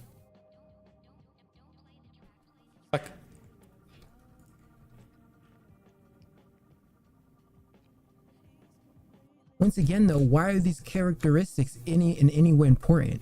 If it's true, it's true. If it's not, it's not. I don't get it. Look over the paper. physics and philosophy at Johns Hopkins University. He hosts his own podcast, Mindscape, and draws audiences of millions elsewhere. Dr. Eric Weinstein is a Harvard-educated mathematician. His appearances on the Joe Rogan Show alone have been viewed 26 million times. He's a regular guest on Uncensored. And despite both being scientific podcasting rock stars, Dr. Weinstein and Professor Carroll have never actually appeared together until now. So welcome to you, gentlemen, and thank you for agreeing to lock horns. I have to say, very intelligent horns. Dr. Carroll, let me ask you first of all this. Are we actually here? I think so. I'm here. I don't know about anybody else. It could be a solipsistic kind of thing. But yeah, I think that there's a lot of things that you can imagine meaning when you say things exist, things are real, etc. And I think that if you don't include you and me and tables and chairs, etc., exist, I think that there's a lot of things that you can imagine meaning when you say things exist, things are real, etc. It's good that he addresses this initially. When we speak on a lot of different contextual layers, and it's important to separate out what we mean when we say, does a thing exist? That's why I say when people extrapolate like quantum phenomena to like macro effects, and they're like, oh, well, because this happened here, like who knows, you could go through a wall or something. And it's like, no, you can never go through a wall. People talk in like different contexts. Like if I ask you, like, is Harry Potter real? It's like, well, yeah, of course. Harry Potter's a real story that's told by, J.K. Rowling. It's now the underlying events aren't real, but the fictional story is real. It's a real story, but it's not a real thing that happened, right? So what does it mean when we say that, right? The context is important. Intuitively, we understand it, but sometimes when people abuse these words, they can hijack your intuitions and stuff gets really weird. Well, reality is just generative. It generates. You can close your eyes and imagine a pink elephant. Well, where is that pink elephant that you're imagining in your mind?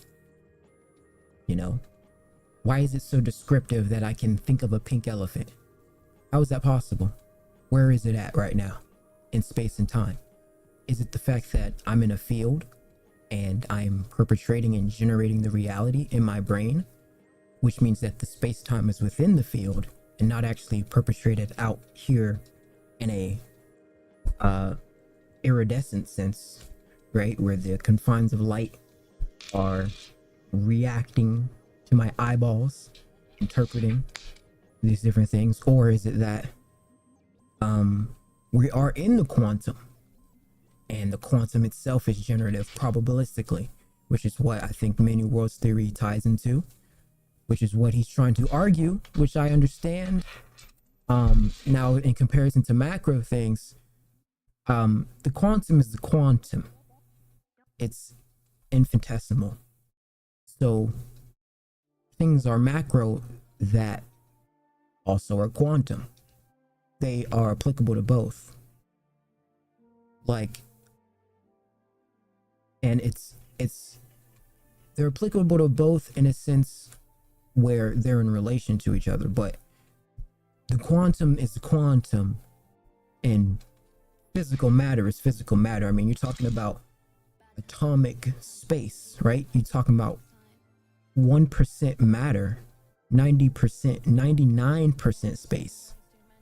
So this is why there's that argument like, is what's real? Me, mama, right? And things that you feel is just to repel the interaction where it is actually the force exerting itself onto your other atomic feelings. So that's how you feel a nerve or feel anything in general. Then once you enter a subatomic, it gets a little wicked because we're now getting the propositions of a value, but these initial values were two intermingled particles that somehow came to a resolution after a collapse of a wave function, which is really just an observation effect that is happening. And it's genuinely mind-blowing. You're like, so does that mean that there's just weird consciousness that's just breathing in through us all, and the unpredictability and the qualia that is the unpredictable algorithmic state of the observation effect, the granted access to free will? Is that what's actually happening? There's questions on that. So I still think that Eric Weinstein still has an argument here on that basis. Like you start having weird answers or weird thoughts about the world. If somebody said, did Snape kill Dumbledore? You wouldn't answer, no, he didn't. And you go, what do you mean? Of course he did. He's like, no, neither of them are real, so neither of them can kill each other. What a stupid question, right? You wouldn't say that because you understand the context of what's being spoken about. It's important to separate that. Well, I think the question is, are we here right now? He's just making a joke, right? In a sense where his belief system is that, I think he's more so string theorist oriented, where the many worlds theory includes time on this like spectroscopy of a bunch of vibrating strings, and like he said, or Destiny said something along the lines of, if you could vibrate and do all these types of things, you could go through a wall. Well, yeah, probabilistically, and that's more so vibration oriented. It's like the chick from Thunderbolts, where she's in the quantum vibration state where she can vibrate and move into different dimensions, etc. Sean Carroll is more so oriented in string theories, which is universal. So they're basically saying, like, because what it is, right, is there's two different things that I'm getting at is that in his sense, or his mathematical sense, or his theoretical sense, sorry, he is more so on the basis that we aren't real. Real isn't even real. Real is a form of word that we assign to what we see and can sensibly interact with. And that's what he's getting at. When we get to the string theorist form, that's where you get to things that are a little bit gratuitous, because we have the thing in which some people may not or may know is the tachyon, which is the hypothetical particle in which it's going faster than the speed of light, which is why, you know, when they say, oh, if you go back in time, you'll be going to kill a separate Lincoln, or you'll be going to kill a separate person's, it's a different timeline in which you split on, right? And Eric's critique is that it ignores the interrelations between Einstein's general relativity and basic quantum mechanics, the Standard Model, and quantum mechanics. So there's a bit of nuance in between both of these arguments, and I think they both actually do have a good argument, but we'll see.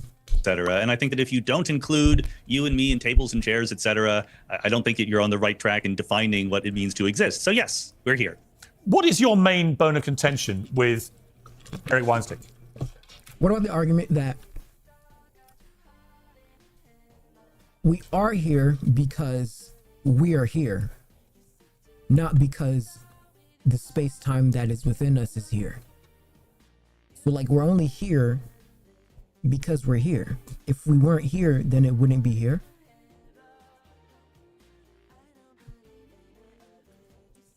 I guess that argument is flawed in the sense where time in itself is infinite, right? Both forward, backward, it's omnidirectional. But what, I don't know, that argument, it doesn't really have wiggle room, but it's an argument that basically means, well, what's before nothing? If there is nothing, then how can you not be here? Yeah, I guess we would always have to be here, right? Because what would not be here if there was nothing here? It's always that weird, like, argument. Yeah. As a medical profession, it drives me nuts when pundits discuss medicine and get it so wrong. You're at least honest about it, which we appreciate. Can't imagine how physicists feel listening to that, though. True. Also, I get all my medical stuff right because I've seen every episode of House, so suck a dick. Your main bone of contention with ironic Eric Weinstein?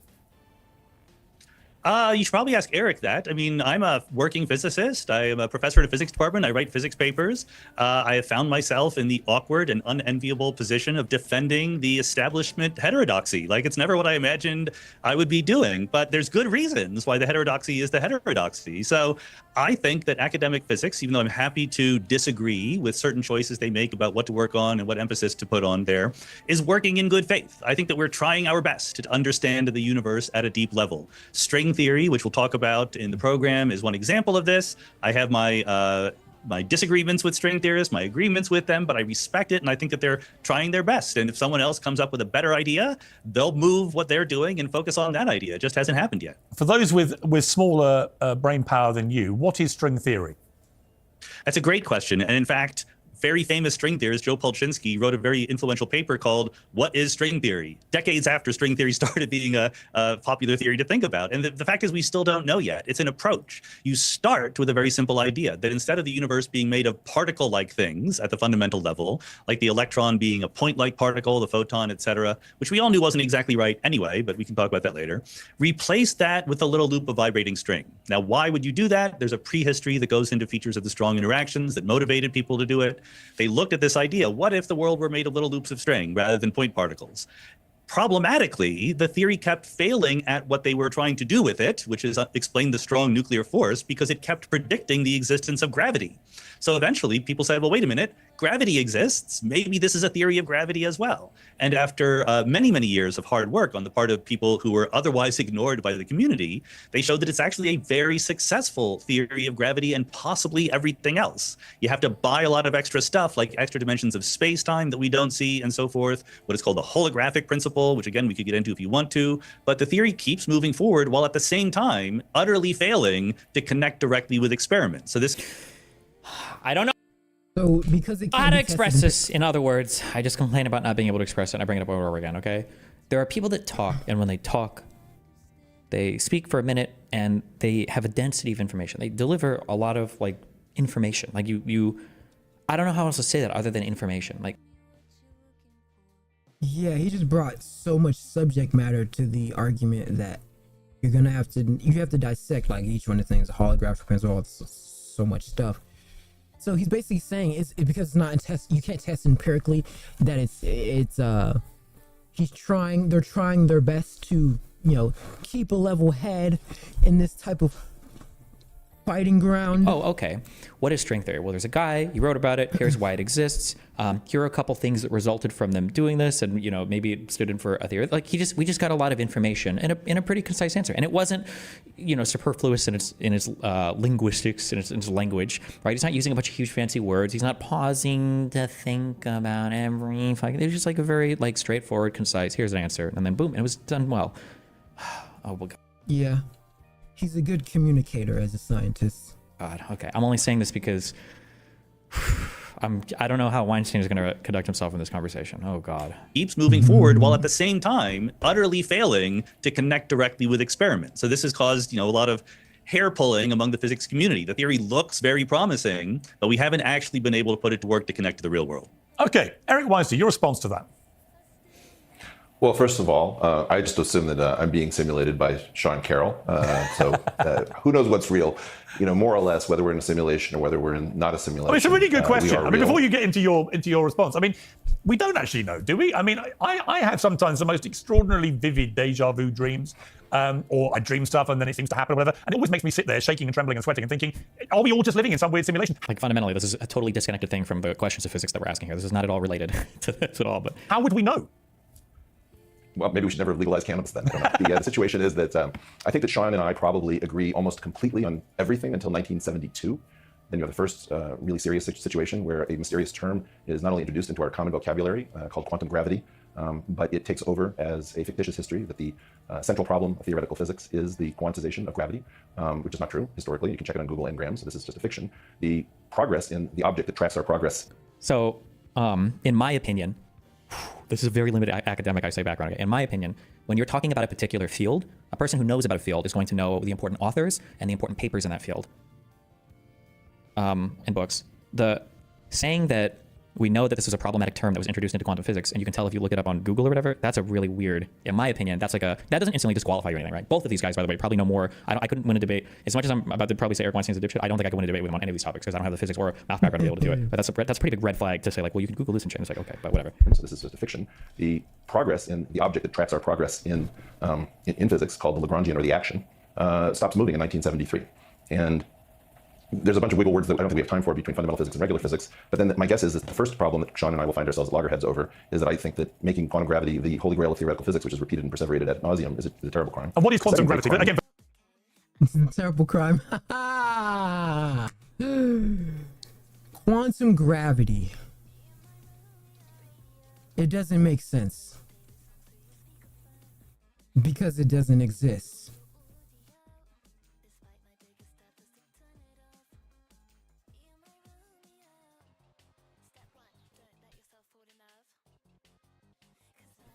quantum gravity.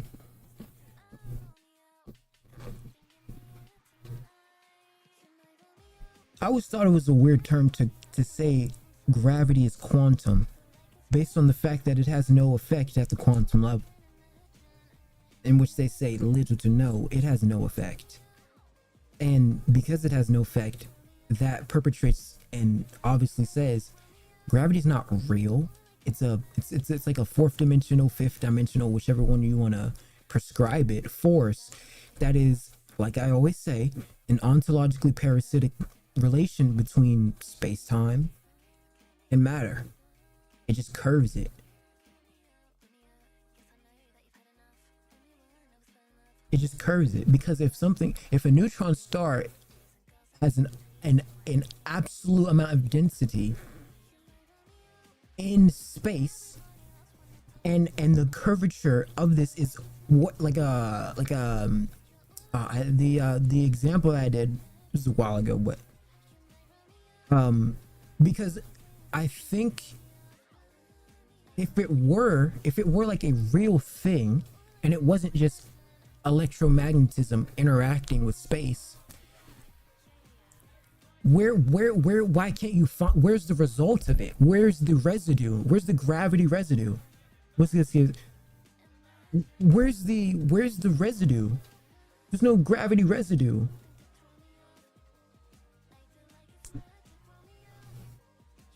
Like, so how are we gonna say quantum gravity? It's like they phoned it in. They phoned it in. They phoned it in with quantum gravity, bro. Bro, they phoned it in, bro. How is it possible you have something that has little to no effect, which is, they say little no effect, it doesn't have an effect. Particles moving to collapse the wave function at a probability do not stop moving by any means by a gravitational effect. They just go. A quantum entangled particle is instant. It doesn't move on gravity. It's an instantaneous move. I mean, maybe you want to say, you know, through like a Higgs bosonian train track, it's moving through this space, whatever it's granted, but the Higgs field is just a layer. It's just a layer on top of this electrical grid that is pampered by space and time. It's just how it reacts. It just grants the mass. It gives its mass existence. So it's metaphysics. It doesn't make sense to say quantum gravity. I don't think so. I don't even think gravity exists fundamentally. Or I think it exists fundamentally, but as a actual physical, tangible thing to interact with, it does not. And that may be the confines and means of a dark matter, it could be a shadow. Dark matter could be the shadow of gravity. Dark energy is just a shadow or something. For those who are not as au fait with this as you guys, what is quantum gravity? So there's a standard story that you'll hear. More or less, Sean is a part of a group of about 5 people who do most of the communication of theoretical physics to the American public. In the UK, there are different ones. And there's certain tropes that are repeated, and you don't hear anything else. So the trope that sounds something like this: we have 2 theories that are bedrock reality. We have one called the standard model, which covers 3 out of 4 forces, the non-gravitational ones, and all of the matter that we see in the universe, as well as something called the Higgs field and maybe some other fields as well. In the other theory, we have Einstein's theory of gravity, which was put into relatively final form. You're talking about Google Ngram, which allows you to search through printed books? Yeah, but if you're the published person and you have a history of the background, why would you not just say it? Why would you not just tell us, like, give us an author and their idea? I think Sean Kerr brought up 2 in his explanation. Why don't you just give it to us if you have the background, right? Matter that we see in the universe, as well as something called the Higgs field and maybe some other fields as well. In the other theory, we have Einstein's theory of gravity, which was put into relatively final form before 1920, maybe by 1917. And then the claim is that the incompatibility between the 2 of them is that one of them is a quantum theory. That's the standard model of the nuclear forces. Electromagnetism is a quantum theory, whereas Einstein's gravitational theory, general relativity, has resisted quantization. And then, as the trope goes, that incompatibility must be resolved by forcing the children of Einstein to submit to the will of the children of Bohr. And that explanation, to me, is patently absurd. There's an incompatibility in the classical version of the standard model before you get to the quantum version of the standard model, which is that one of them is a so-called gauge theory, and the other theory cannot be gauged successfully, at least. And why does it matter so much? Tax day has passed, but for many of Americans, that's... Why does it matter? Yeah. Well, it depends what you're trying to do. I mean, I can tell you why the lead tweet in my Twitter feed is assume a traversable cosmos. If Einstein is left in force, my claim is that there are only 2 rocks that Elon's chemical rockets can get us to, and that we've allowed ourselves to fall into the mists understanding of Einstein's theory as Eric Weinstein Twitter. Is that his pinned tweet? Assume a traversable cosmos. What is the joke that relativity means we can't travel anywhere or something like that? Or what is that? I'm too small-brained in physics to understand this.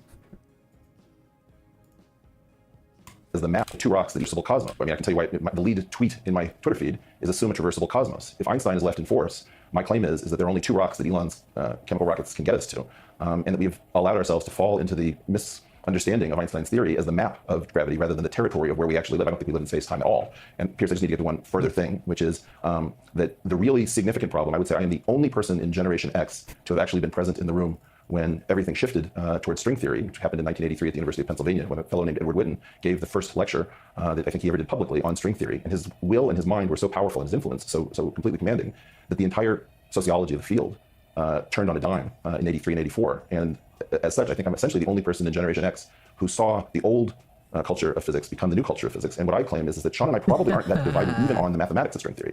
Where we're bitterly divided is that I believe that Sean thinks that the system works pretty well. I would say he's part of the two cheers for the institutions, meaning that he has a to be sure paragraph saying that the institutions undoubtedly have their problems in which things could be done better, whereas I see an absolute collapse in the ethics, efficacy, productivity of this at our deepest levels. And if you're thinking about dark energy, dark matter, dark chemistry, all of the things that physics has done, essentially our modern world has been built by physicists. Even molecular biology and the internet come out of physicists and CERN respectively with the World Wide Web. So it would take 5 light years to travel to the closest solar system, so traversing the cosmos is crackpot shit.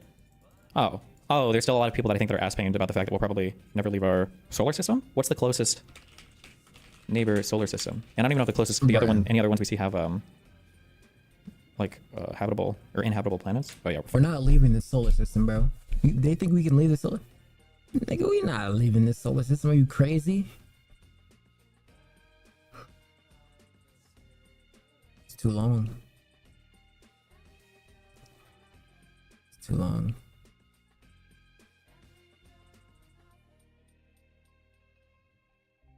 Unless we could figure out quantum mechanical travel and make it instant, you can't do it. Unless you can teleport. Unless we can teleport, yeah, we chilling, but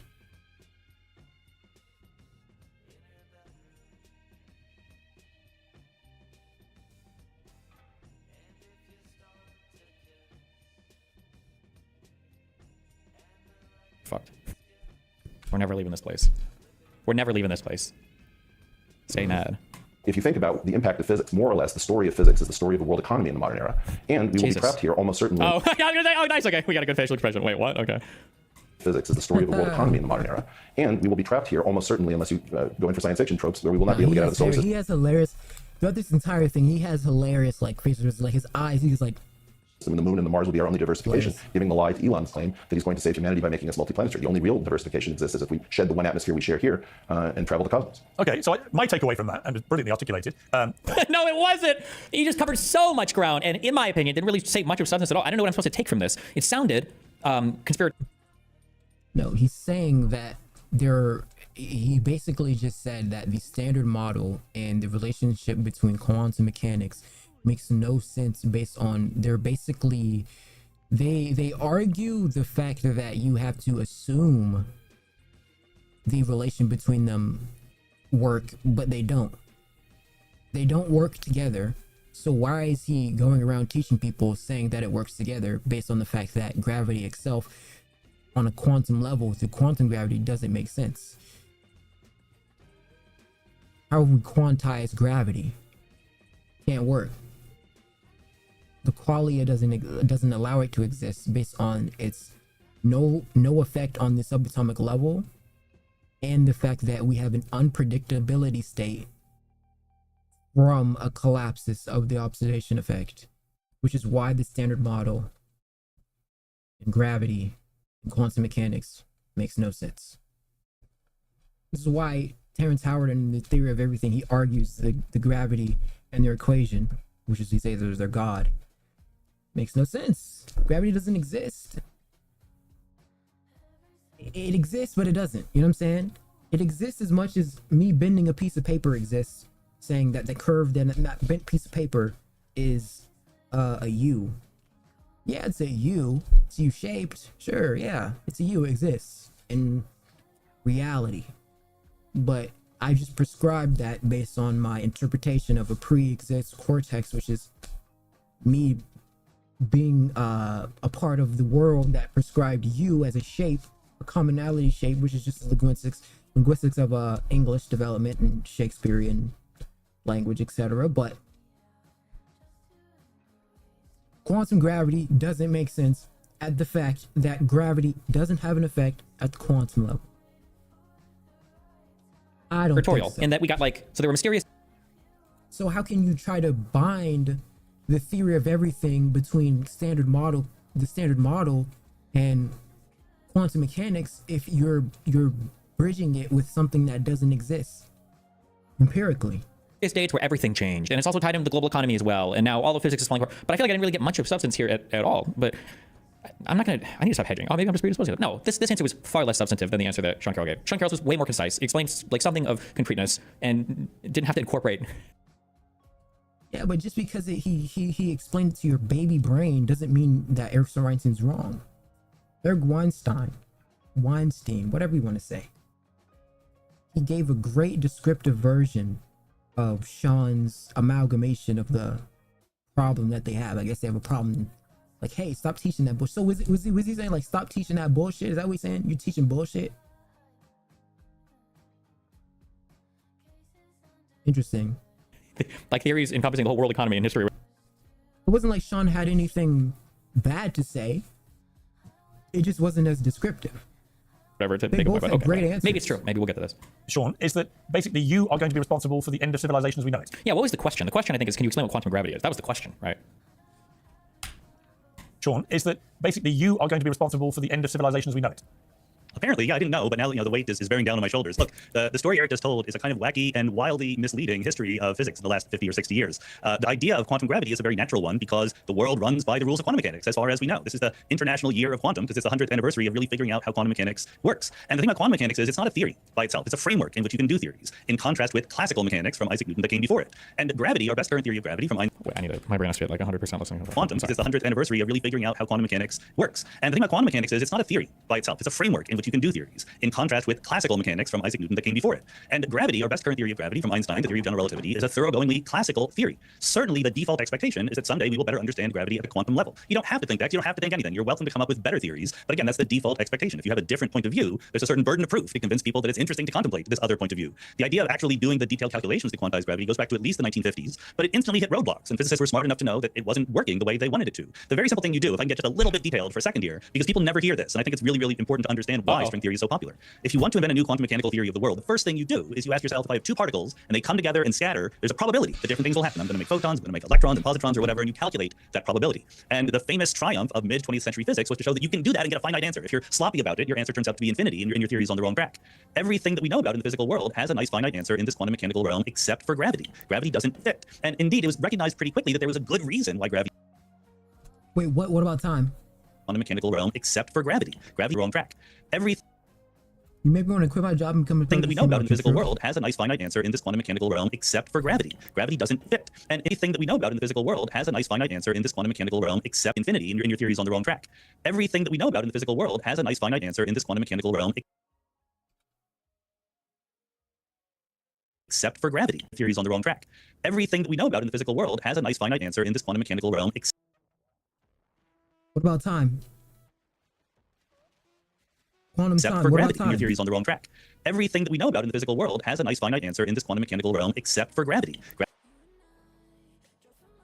Gravity doesn't fit. And indeed, it was recognized pretty quickly that there was a good reason why gravity doesn't fit, and it was almost impossible to imagine fitting gravity in, namely that gravity interacts with everything. Gravity interacts with photons, with electrons, with quarks, with whatever. And so when you do this scattering experiment, you do the calculation, everything in the universe contributes to the infinitely big answer that you don't want to get.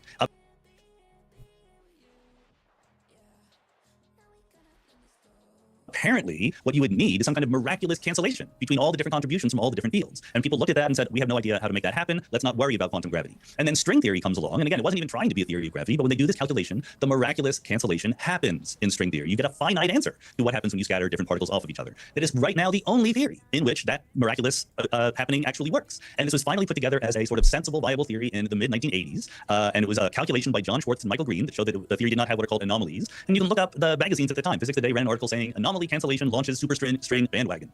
The point is, See, like, so he knows leading authors, he knows their contributions, he can explain their contributions, and he even knows publications at the time about the country. Not that you necessarily have to, but these are like green flags. And also, he could be wrong on everything on his whatever. These are like, oh, okay, this sounds like a person who's like familiar with the field, you know. the reason why I had to go into those details is many physicists instantly became interested in string theory and quantum gravity who were not before. But the reason they did is not because Ed Witten is a smart guy and he towers over the field. It's because there was a calculation that showed the theory is promising. Physicists are not sheep. If Ed Witten had said we should all work on this, but everyone else looked at it and thought it wasn't very promising, he would have been ignored. But since then, there's no competitor to string theory that has had that miraculous feature that string theory has. And just before I go to Eric to respond to that, you're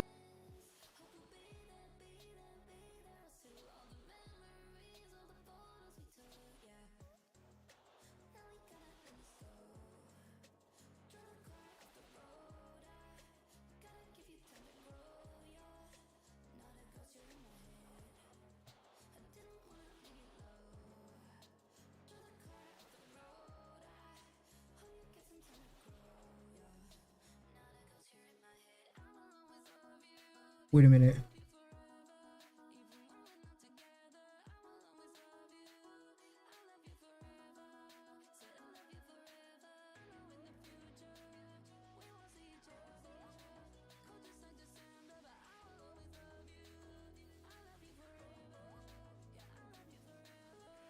So, is it not?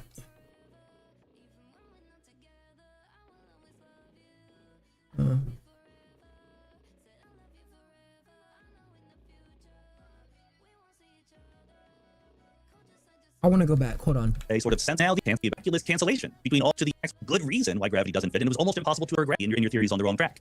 Everything that we know is photon world here, because people never hear this, and I think it's really important to understand why string theory is so popular. If you want to invent a new quantum mechanical theory of the world, the first thing you do is you ask yourself, if I have two particles and they come together and scatter, there's a probability that different things will happen. I'm going to make photons, I'm going to make electrons and positrons or whatever, and you calculate that probability. Together and scatter, there's a probability that different things will happen. I'm going to make photons, I'm going to make electrons and positrons or whatever, and you calculate that probability. And the famous triumph of mid-20th century physics was to show that you can. So that right there is, I think that's what's his name? What's that guy's name? I think his name's Hiroshima,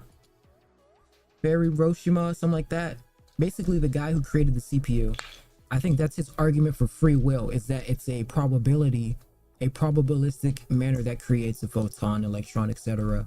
When the wave function collapses. Now, there's some people arguing that it doesn't collapse. It assumes position, but there's so much more. But I think,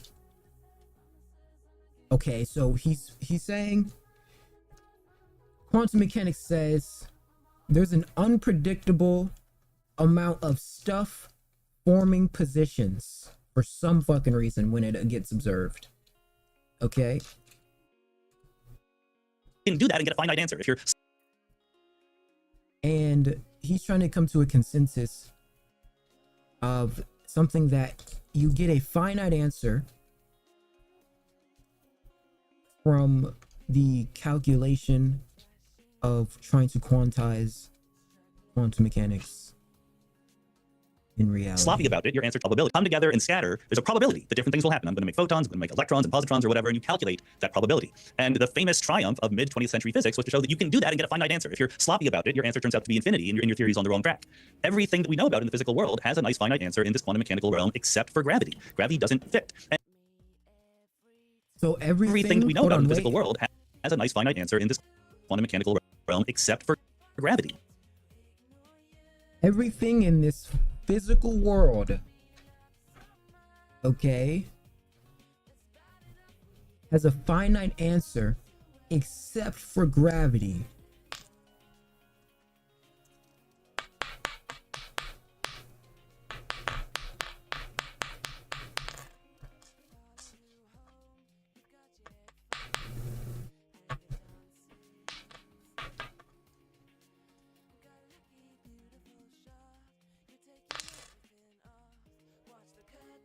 Okay. Okay. So. Okay. Okay. Okay. I'm thinking about so many different things.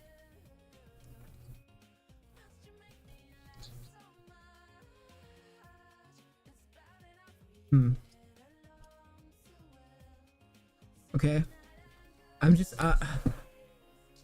so he's basically saying that using quantum gravity as a crux to fix that separate part between the standard model and quantum mechanics is what they're using as their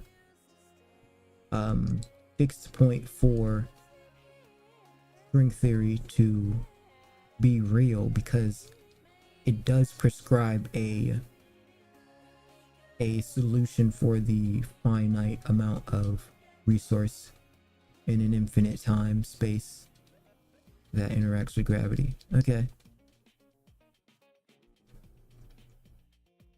he cooked. That was a cook. The theory's on the wrong track. Everything that we know about in the physical world has a nice finite answer in this quantum mechanical realm, except for gravity. Gravity doesn't fit. And indeed, it was recognized pretty quickly that there was a good reason why gravity doesn't fit, and it was almost impossible to imagine fitting gravity in, namely that gravity interacts with everything. Gravity interacts with photons, with electrons, with quarks, with whatever. And so when you do the scattering experiment, you do the calculation, everything in the universe contributes to the infinitely big answer that you don't want to get. Apparently, what you would need is some kind of miraculous cancellation between all the different contributions from all the different fields. A miraculous cancellation. God.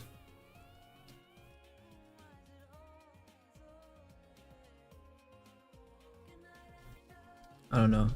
Let's see.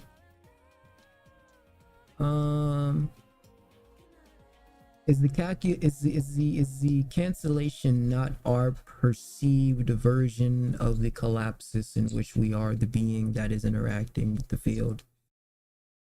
So that we are not in space-time, but space-time is within us, and so we are effectively the cancellation.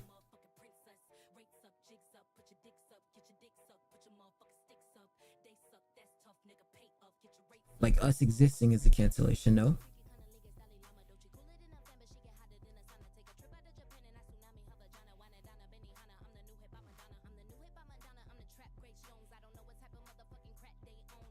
And people looked. And so when you do the scattering experiment, you do the calculation, everything in the universe contributes to the infinitely big answer that you don't want to get. Apparently, what you would need is some kind of miraculous cancellation between all the different contributions from all the different fields. And people looked at that and said, we have no idea how to make that happen. Let's not worry about quantum gravity. And then string theory comes along. And again, it wasn't even trying to be a theory of gravity, but when they do this calculation, the miraculous cancellation happens in string theory. You get a finite answer to what happens when you scatter different particles off of each other. That is right now the only theory in which that miraculous happening actually works. And this was finally put together as a sort of sensible, viable theory in the mid-1980s. And it was a calculation by John Schwartz and Michael Green that showed that the theory did not have what are called anomalies. And you can look up the magazines at the time. Physics Today ran an article saying anomaly cancellation launches superstring bandwagon. The point is, so he knows leading authors, he knows the contributions, he can explain their contributions, and he even knows publications at the time about contributions. Not that you necessarily have to, but these are like green flags. And also he could be wrong on everything on Twitter. These are like, oh, okay, it sounds like a person who's like familiar with the field, you know? The reason why I had to go into those details is many physicists instantly became interested in string theory and quantum gravity who were not before. But the reason they did is not because Ed Witten is a smart guy and he towers over the field. It's because there was a calculation that showed the theory is promising. Physicists are not sheep. If Ed Witten had said we should all work on this, but everyone else looked at it and thought it wasn't very promising, he would have been ignored. But since then, there's no competitor to string theory that has had that miraculous feature that string theory has. And just before I go to Eric to respond to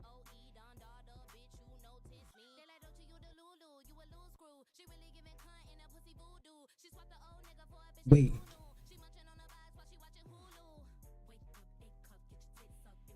So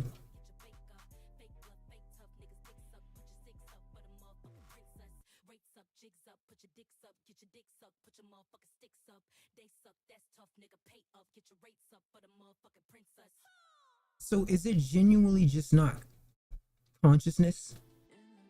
Like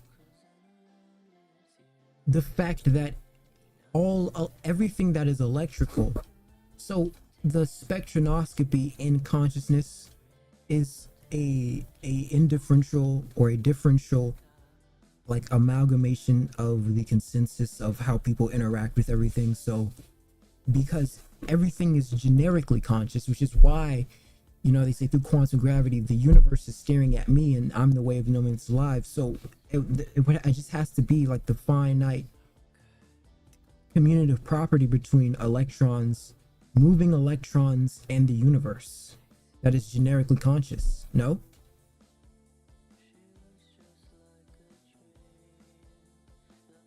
to that. Your belief is, as a result of all this, it is more likely than not that there's a multiverse. There are many other worlds. I'm not misrepresenting it. Well, you're saying true things for the wrong reasons. It's what philosophers call a Gettier problem. I'm a believer in the many worlds interpretation of quantum mechanics. That's a question about the foundations of quantum mechanics, which again goes back to the 1950s. But that is more or less separate from the question of which model within the world of quantum mechanics is the right one. Is it field theory? Is it string theory? Is it loop quantum gravity? Is it something else? So I do believe that the best understanding of quantum mechanics we have right now implies the existence of parallel universes. Again, that could be true. And if we have a better theory that comes along, I'm happy to change my mind. There's also a separate idea of the multiverse. I think Gettier problems are the thing that destroyed the epistemic theory of truth for justified true belief, right? It's the idea that you can have the wrong information about something, but still arrive at the correct answer. So you have a belief and you've actually justified the belief and then the belief is correct, but that's not actually enough to say the belief itself is correct because you might have justified a correct belief with the wrong information, but you ended up being correct. Confirmation bias. So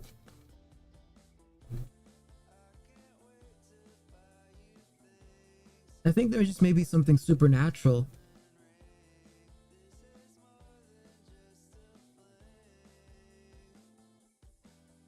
with some sort of ultra hyperballistic equation.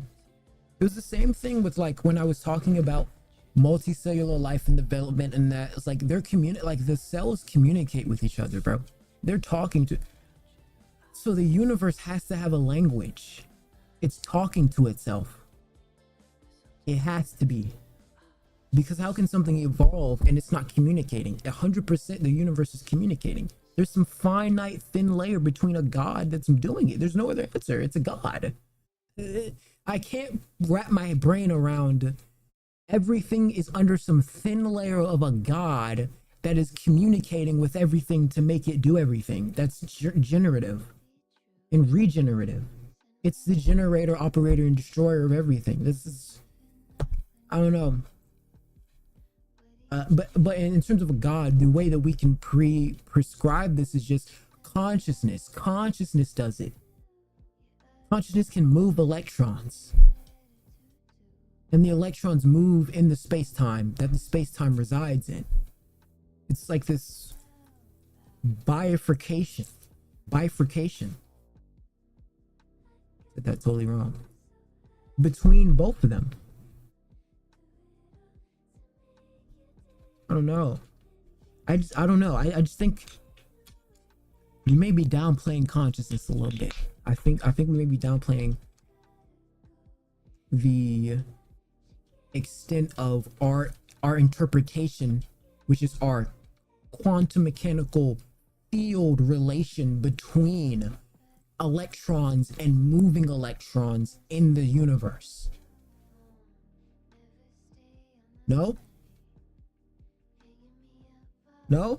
I think it's like a Gettier problem, something like that. I don't know if a physicist would normally know that or if he gets this from his philosophy background, but look how cute. That comes with combining string theory with inflationary cosmology, a scenario of what happened very close to the Big Bang. So those are two different ideas about the multiverse. Many worlds of quantum mechanics says literally every time I make a quantum measurement, now there's two worlds in which different measurement outcomes were obtained. The string theory multiverse says very, very, very far away in cosmological distance, there's a patch of space where conditions look remarkably different than they do here. There's a patch of string theory make a quantum measurement is very, very, very. I don't even know how many goes to.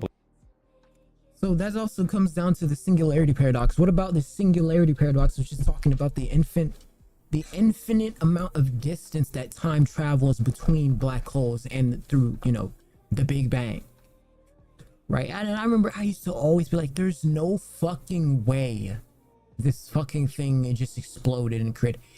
It never made sense. It doesn't make sense to me. For me, it feels like there was just like you know how you cut the lights on and it'd be bright as they just cut the lights on.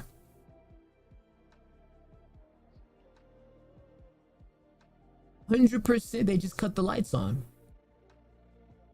No? Believe this, but some people when they hear many worlds interpretation, they think that, oh my god, I have to choose if I'm going to ask.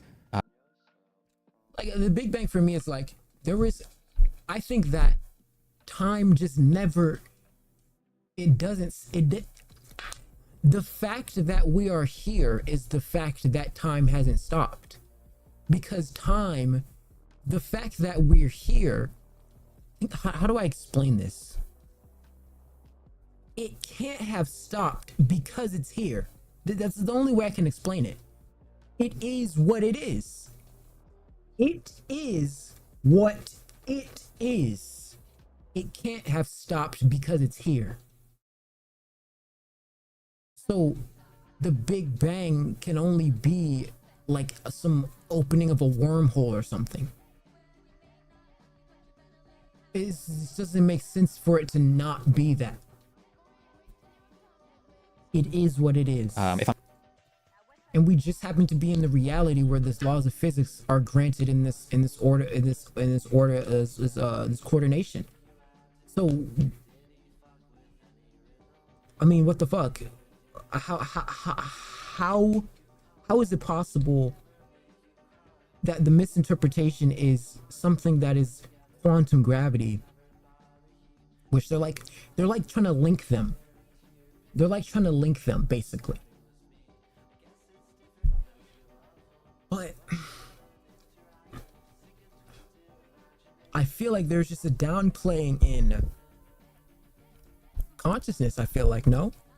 Like, we are quantum mechanically tethered to the universe in this field that gravity bleeds in from another dimension as the shadow cast, which is why we can kind of get this gradient of physics, which is also a bunch of fields, which are just all in space and time. But the space and time it may feel like it, but the body is not the body. The body is just in space and time, but the space and time is inside the body's interpretation of the field and where it is. It just is what it is. So the higher gradient from generic consciousness, which is able to move electrons in some other capacity, which, I mean, maybe we can get to another explanation of that, but it's the brain's quantum ability to move electrons. I can move electrons.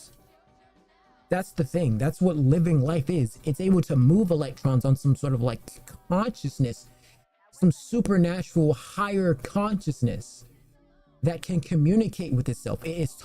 Every cell is talking to itself. This is why I say, like, in every relationship, it's so bad when people don't talk to each other. And that's why I think, like, on like social media and stuff, when they have like all those degenerate like Justin LeBoy quotes, there's like a bunch of girls who build their entire personality off of like social media posts, etc. And that stuff is so detrimental to an entire society, dude, because it's like, you know, when like people are like, oh, they cut me off, etc., I'm going to be like isolation. It's like, that's fine, it's sensible, but you have to communicate, because that's antisocial behavior. Is why people go through these like weird episodes where they feel like the world is against them and all these other it's literally because of that, because like all that weird like isolation paradoxical nature between people. It's like, we have to communicate. We're literally cells that are talking to it. We have to communicate. It's the only way. So I'm seeing this as a thin layer of quantum mechanics, which we say quantum mechanics. Let's say consciousness field with other physical finite field that probabilistically assumes a position from the space within its own existence that is created by the consciousness field's will to impose change in an area, right?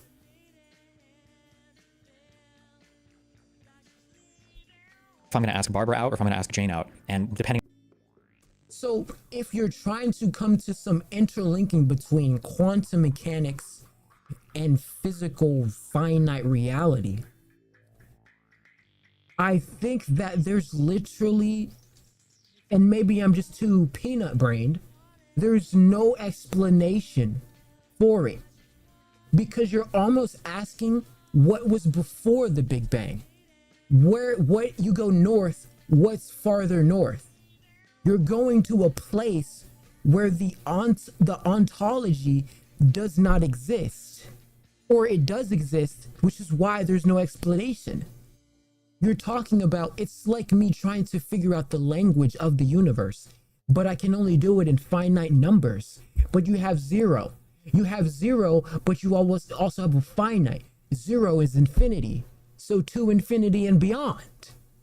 So you're trying to mathematically assume this thing when you're using the wrong language. The language of the universe has a code. It may just literally be one. I don't know, man, but I think there's a weird paradoxical nature that is not being thought through properly.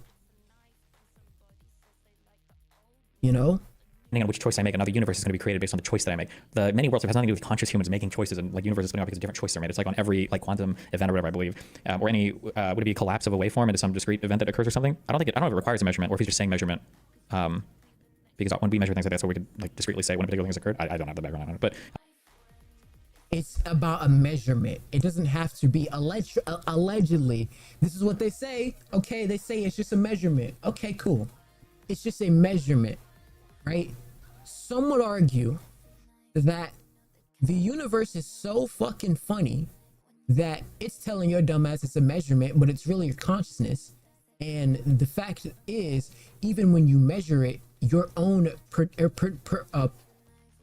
interpretation, of the measurement that you made will only happen as a prerequisite of you not even understanding that you can only measure it between your own stuff. But whatever, okay? So they say a camera can observe this. Something can observe this. Even if it's just wind interacting with it, it will assume a position.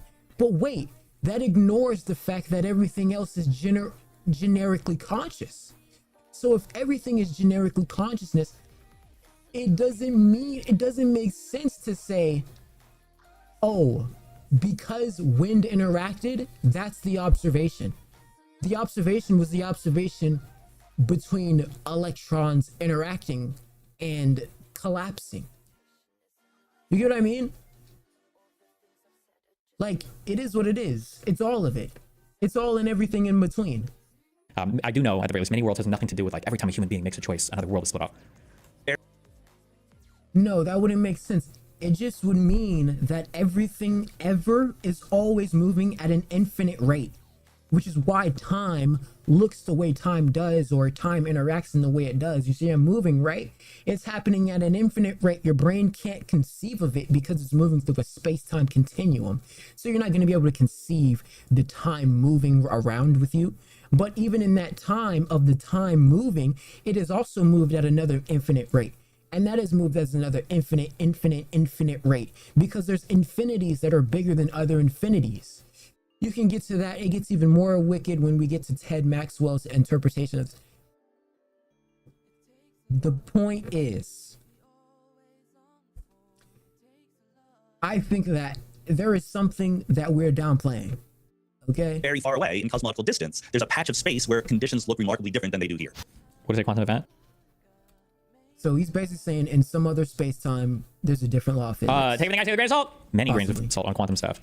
I think that, like, classically, I'm painting with broad brushes and brushes that I don't even own. Okay, so careful. We can be like, oh, look at all these particles. Like, this particle's here, this particle's here, this particle's here, this particle. That's like a cool, fun thing to do. I think with like quantum stuff, I think you generally say, like, probabilistically, we can say that like a thing might be here or whatever, and there's like a high degree chance that it's here, but you don't actually know the position of a thing until you measure it. And then when you take that measurement, it could theoretically be anywhere within the wave function, but like once you actually take the measurement itself, then you discreetly know. But this is when you'll say that like other universes are theoretically created or branched off, or everything is happening at all points in time. If it would be anywhere else or something stupid like this, I think.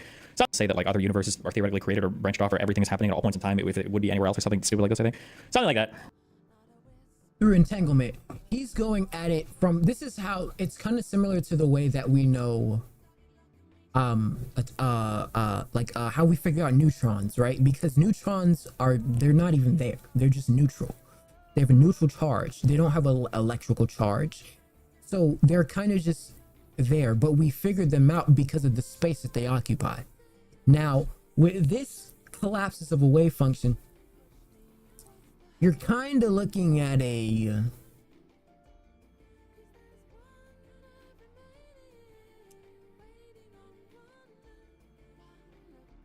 it's like a superfied version of the standard model. It's hyperbolistic, ultra hyperbolistic, because it finds itself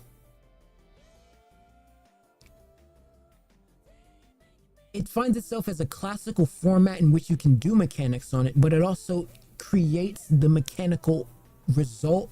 It's like the residue. it creates a residue. Hey, Deckle, whatever I will call your name. So, but what I'm getting at is, it's both residue and format. How? If it's both residue and format, it's both the same.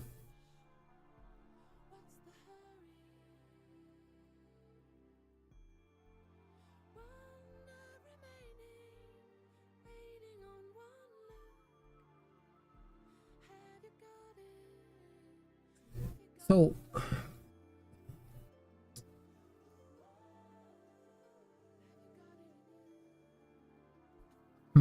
wait a minute.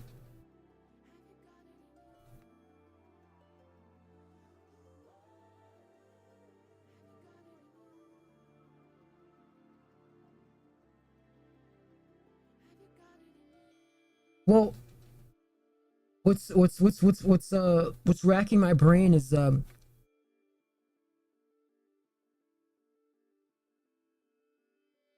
because we know that the layer of that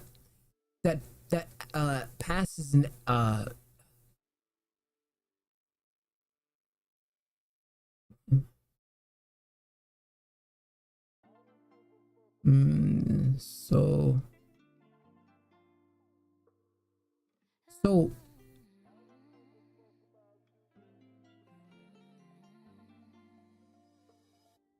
so what about an anti-universe?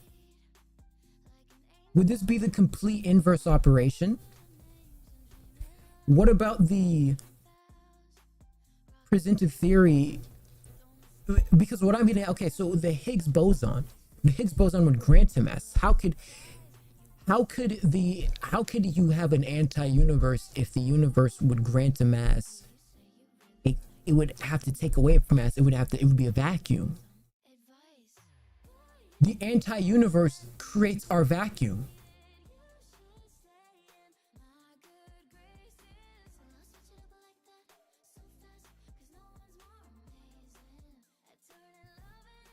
Wait.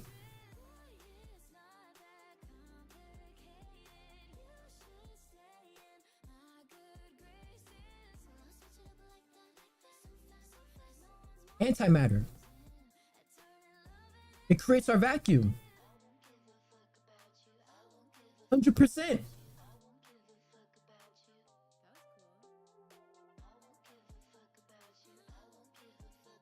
Creates a vacuum. 100%. That'll take 1% of the answer, and it might never be the right answer, so good luck. Go here's up to 40% off. Sleep better. He had a good description of it. It's if you do like the double experience, the double experience is like you throw the particles, and once it comes to observation, where the camera or is. But here's the thing.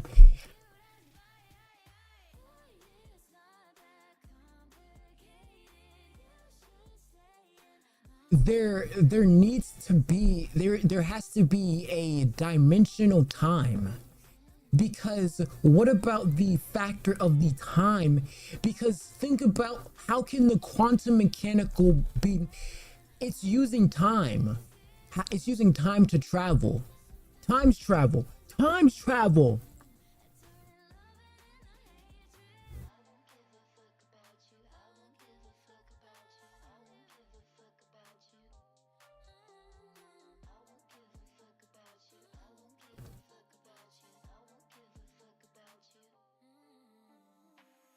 Wake up stronger and show up ready for your fans. I have it. And your country too. Okay, Eric, your response. Yeah, I just got completely misportrayed, and this is actually, I'm glad that this is happening. Okay, here we go. Because this is sort of what happens when you tangle with a group of people who are supportive of this program. Oh boy, okay. Not say what I think Sean is choosing to either infer incorrectly or imply that somehow the world is not quantum mechanical or quantum field theoretic, and that somehow gravity is given a hall pass to go home and enjoy. Oh, I'm so sorry. That makes more sense. I saw 3 people say this, so it must be true. Okay, so So some people, losers, believe that when you measure a thing or when an event happens, believe it or not, this is a wave function. When you measure a thing, you figure out where something actually is. So you don't have to speak in probabilities. But apparently, in the many worlds interpretation, the entire universe is just a giant wave function, and all of these things are happening simultaneously through time. It's all happening. So whether you measure a particular thing or an event happens, all of these events are all happening simultaneously, and we're just along for the ride in some universe. We're all along for the ride in all the universes or something. Yeah, something like that. Okay. Quantum choosing to either infer incorrectly. Okay, sorry. I did not say what I think Sean is choosing to either infer incorrectly or imply. That somehow the world is not quantum mechanical or quantum field theoretic, and that somehow gravity is given a hall pass to go home and enjoy a relaxation where everyone else has to work hard. And what I said was that the idea of forcing gravity to submit to the same quantization procedures that have been successfully applied to other forces and to matter has not worked. It has stagnated the field, and that quantum harmonization is far more important. You could also decide to geometrize the quantum rather than quantize gravity and thus quantize the geometry. So because Sean's framework precludes somebody saying something outside the framework, the inference is that someone ignorantly just said that gravity can be kept out of the quantum framework, which I absolutely don't say. You'll also notice that Sean did not choose to take issue with the fact that one of these is a gauge theory and another one isn't a gauge theory, and so that there's a problem with gauging gravity and what that means, and the fact that we're getting no actual progress in the harmonization of gravity with the quantum. Bro, seriously? Can you give an example of what he just said? It's too far beyond me. I don't know. I think in quantum stuff, everything you try to quantize or figure out like what every individual thing is. When it comes to space-time, I believe for relativity, gravity is not a thing that... I don't know what's flying over my apartment.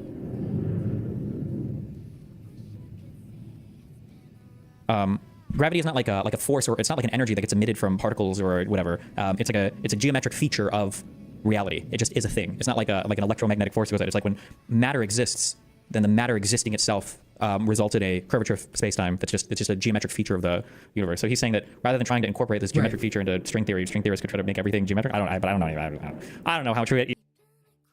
No, he got it kind of right. But they're trying to gauge it with quantum mechanics where there is no gravity in quantum mechanics.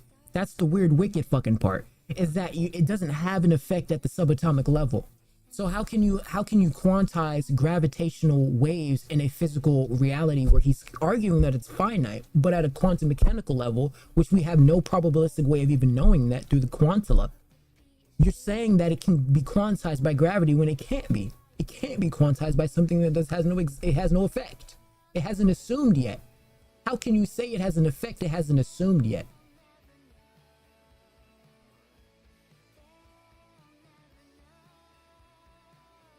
It's like the command prompt before you make the Python app. You gotta type the code before you have the app. No? And the black hole is the recycle bin. If that's even possible, what that even means, because I don't know enough about this. The information paradox, because even though it went in, it still has, even though you deleted it to the recycle bin, the information paradox still exists through Hawking radiation. So it can't be destroyed. The information can't go away.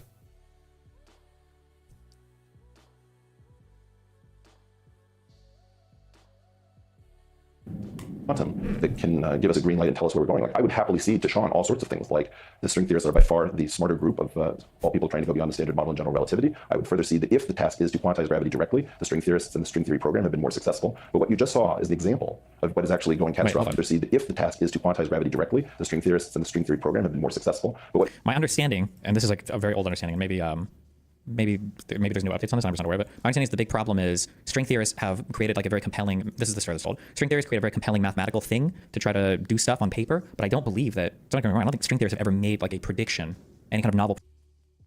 It's not a feasible, well, what it is right, it's, they've made it so it's a good format, but it's literally, it's off the basis of the vibrating strings, which are the quarks. We're talking about quarks that are, you know, they got different names, strangeness. I think one of the names like strange, which they're almost just how similar how we can get to a neutron. They're like, you can't really see them. You can't really like get to them, but you know them, they exist for their tangible reaction with reality in finite space. So it's basically like, it's almost like a cope, because you're also assuming that as well, right? Like, even though mathematically the framework, oh, okay, you stabilized it, oh, okay, that works. Well, so does the interpretation of whether or not we needed an ether to carry on a particle in a wave when we didn't need it. And it didn't even, they denied the ether, even though it's the ether. Here's what I don't get about the denying the ether. They deny the ether, but they're saying that it's because they didn't need it. That doesn't mean that you can't use it or that it doesn't exist. Just because you don't need something doesn't mean you can't use it. Prediction, and then as a result of that future testing, we verified something that only string theory predicted. I don't think that's ever happened before, but I could be wrong on that.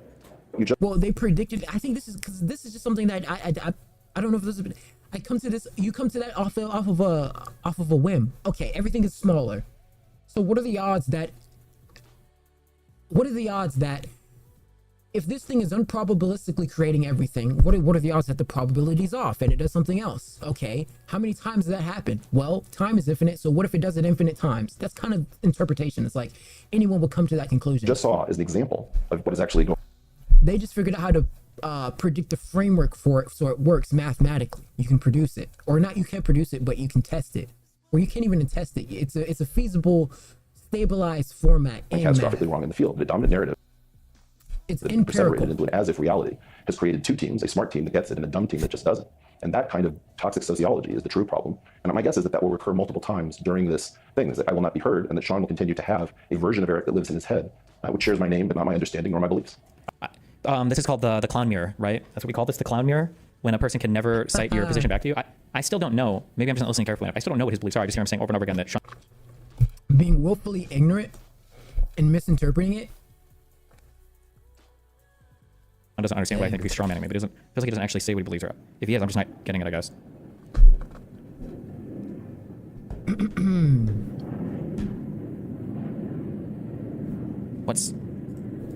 You could check the planes? What are they? What the fuck is it? Is it some stupid fucking parade or something, or what is it? God, it's so fucking annoying. Air show? Go do it somewhere else. Wait, that's almost like that. So that's what the Avengers did. In Endgame, when they went to the quantum and they went through time travel.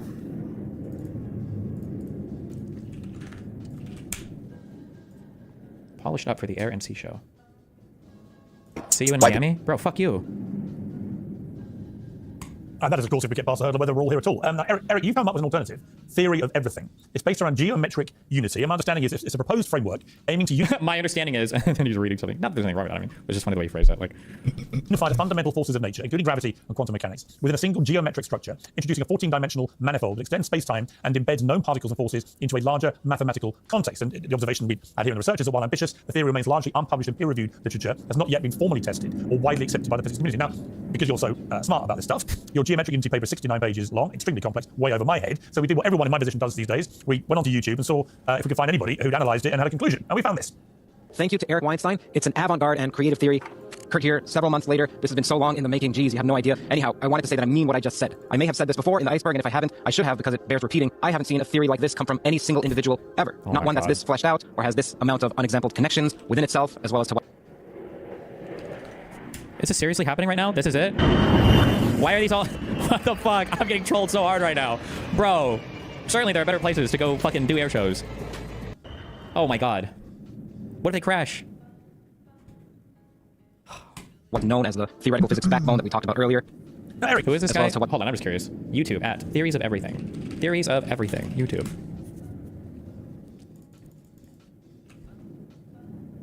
This guy? It's outrageous. The AI math that left number theorists speechless. I've seen this guy. Earth is being monitored. That's just a thumbnail, to be fair.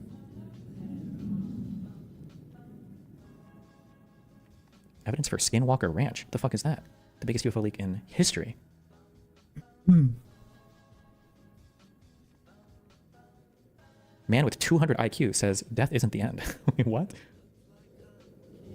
Man with 200 IQ explains hell and God. Christopher Langan. The guy's kind of a fraud.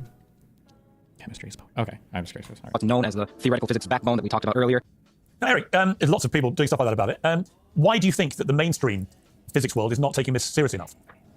Well, first of all, I disagree. You see, part of what's going on is that Sean is part of a group of physics influencers who are constantly... Physics influencers, he calls him. Well, hold on, I'm so sorry.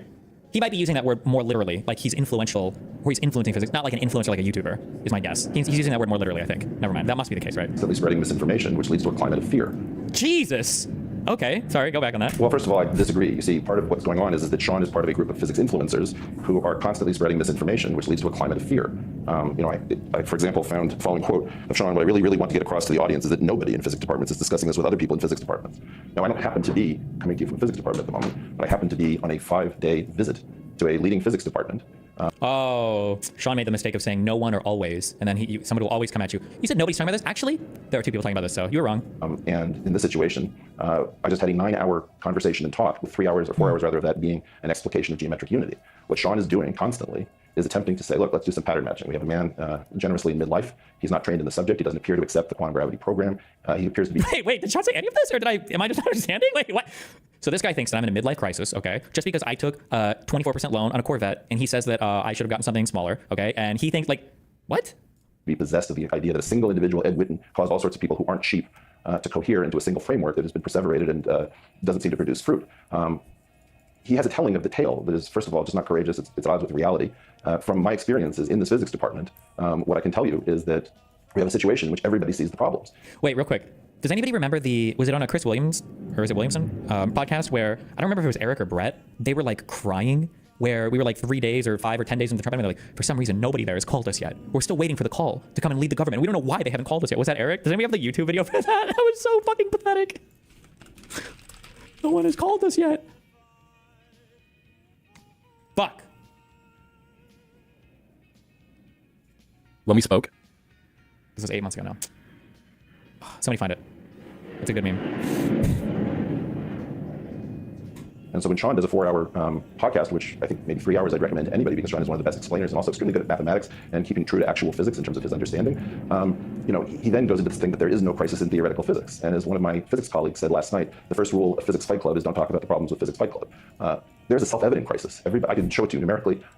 Somehow, the idea is that a small number of people who are either at the top of the physics influencer pile, which is where I would put Sean, or at the top of the prestige pile. Like, notice, this is just like politics, I guess, with like Trump and Hassan and everybody. Notice how there's not actual much like factual statement of disagreement. Although I guess he kind of did with the numerical geometry thing you just mentioned. Like, it's all these weird accusations of like, there's all these people together and all of them are trying to keep us down and blah, blah, blah. Like, you're on a show right now. This is some shit that you should say to peers in your own time, but you're on a show right now with one of the guys. Fucking confront him on it, right? Like, if I had an opportunity to do an hour debate. That's what I'd be thinking. Why aren't they? I'd be saying like, here's my, same thing with Terrence Howard when he was coming. Here's my disproved work, foolproof, empirical work test. Here. You're wrong. You know what I mean? Like, you got a full gotcha. Full, like, he has the paper in his hand. Why haven't they like sat here and been like, this right here, this right here, this right here, boom, you got, I'm right, you wrong. With Hassan, I'm not gonna be sitting here talking about like, oh, like, why do you say all this fake shit? I'll bring it up for sure. But like, most of them like, hey, oh shit, I got you here. Well, let's go fact by fact by fact by fact by fact. Like, why do you think that this still happened? Why do you think Al Hospital is so bombed by Israel? What's your evidence for that? Where do you think the knockout came from? Where's your evidence for that? Like, how many, like, they're like, questions. Like, you have them here. Like, talk to him. You have the guy here. Don't complain about the meta. Like, address the issues. You got the dude right here. File in research have held a view that is completely at odds with reality, whose key feature is the exclusion of different perspectives. So when, for example, I can tell, I probably can guess the AI Pierce from which you've got the analysis of geometric unity. What you see is a very strange situation where a group of people go around attempting to throw shade on anyone who questions whether there's a massive problem in physics that everybody who's actually in the game can see with their own eyes. Now, if you ask me what's going on with geometric unity, I can say something very simply that because you have a very large viewership, will go out to many people. You won't understand it all. It'll be over very quickly. That should be an astounding comment. Okay. If you take a Lorentzian metric as a section of a bundle of pointwise Lorentz metrics and pull back the positive Weyl spinners with suitable passing to maximal compact subgroup, you get one generation of Petit-Salon grand unified fermions. Now, that was very I have no idea what any of that means. Quick, but what it really just said is that general relativity knows the standard model. Anybody of Sean's ability should be able to parse that 20-second sojourn and say, is that something we know? Is that something that might be interesting? Then what we'll have is we'll have the typical physicist large language model conversation in which physicists will ask, do you have a new prediction at anything electroweak scale? Which is a question that doesn't get asked to the string theorists. So you have a differential treatment in which The physicists remember what physics used to be like in the mid-20th century when they're hearing a competitor, and they choose to forget it when they're hearing something that comes from this other community. Hence, I think what you're going to find is if you look at this 3-hour documentary that was just made on geometric unity, which itself has flaws, by a person who does not have a PhD, it evidences the highest level of understanding of geometric unity found in a second person over 41 years of trying to have conversations with physicists. Like, if you believe in all of this so much, why not just publish a paper on it and then open it up to like the actual academic world to criticize and publish response papers to?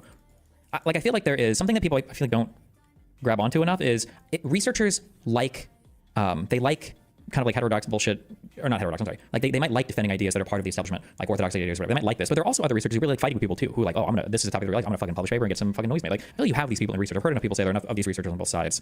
Two people in chat said he did Destiny, he did publish a paper. My understanding is he didn't try to publish with any journal, he just threw a PDF up on his website, but. Who tend to be polarized by one collection of theories led.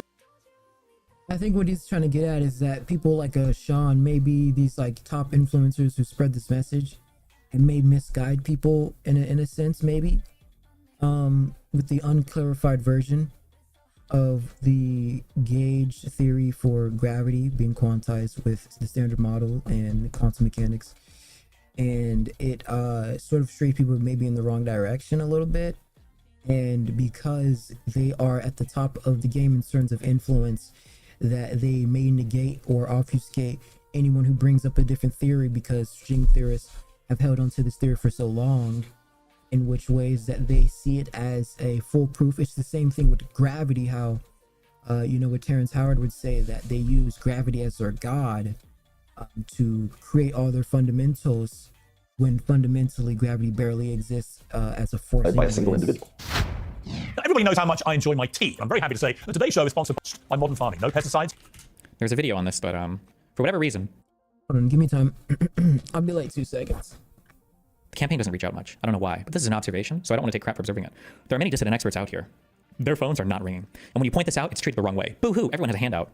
It's so dumb, it's funny, because these are exactly the people who have stood up for free for 30 plus years. Just effing call them. They precede MAGA. Bottom line, there aren't enough hardcore MAGA among the experts who know where the bodies are buried to run and fix the government. But there are dissident experts everywhere who will work even better in these positions. People who are aligned with the idea of clearing out the rot and who aren't famously aligned with ideology. Patriots, if you will.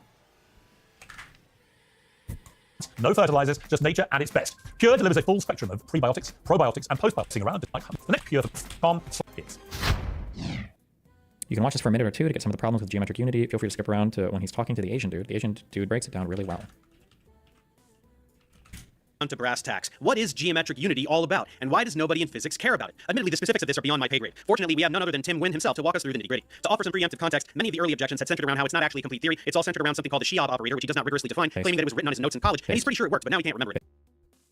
Oh my fucking gosh, I hate Professor Dave. He's such a bitch. Look, Professor Dave is a willfully ignorant loser, bro. Give me time.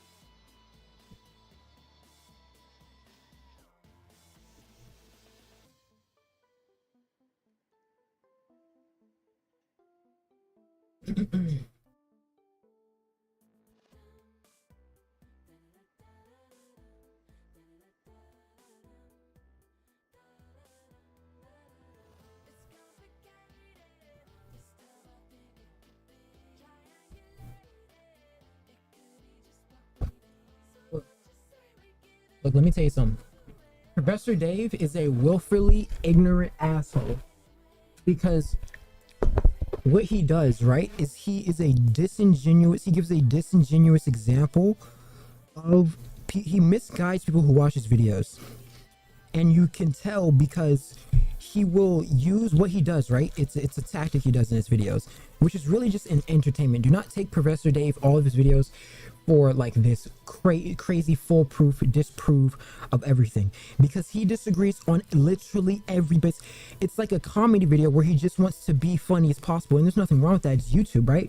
You're not going for the best, top tier physics for a YouTube video.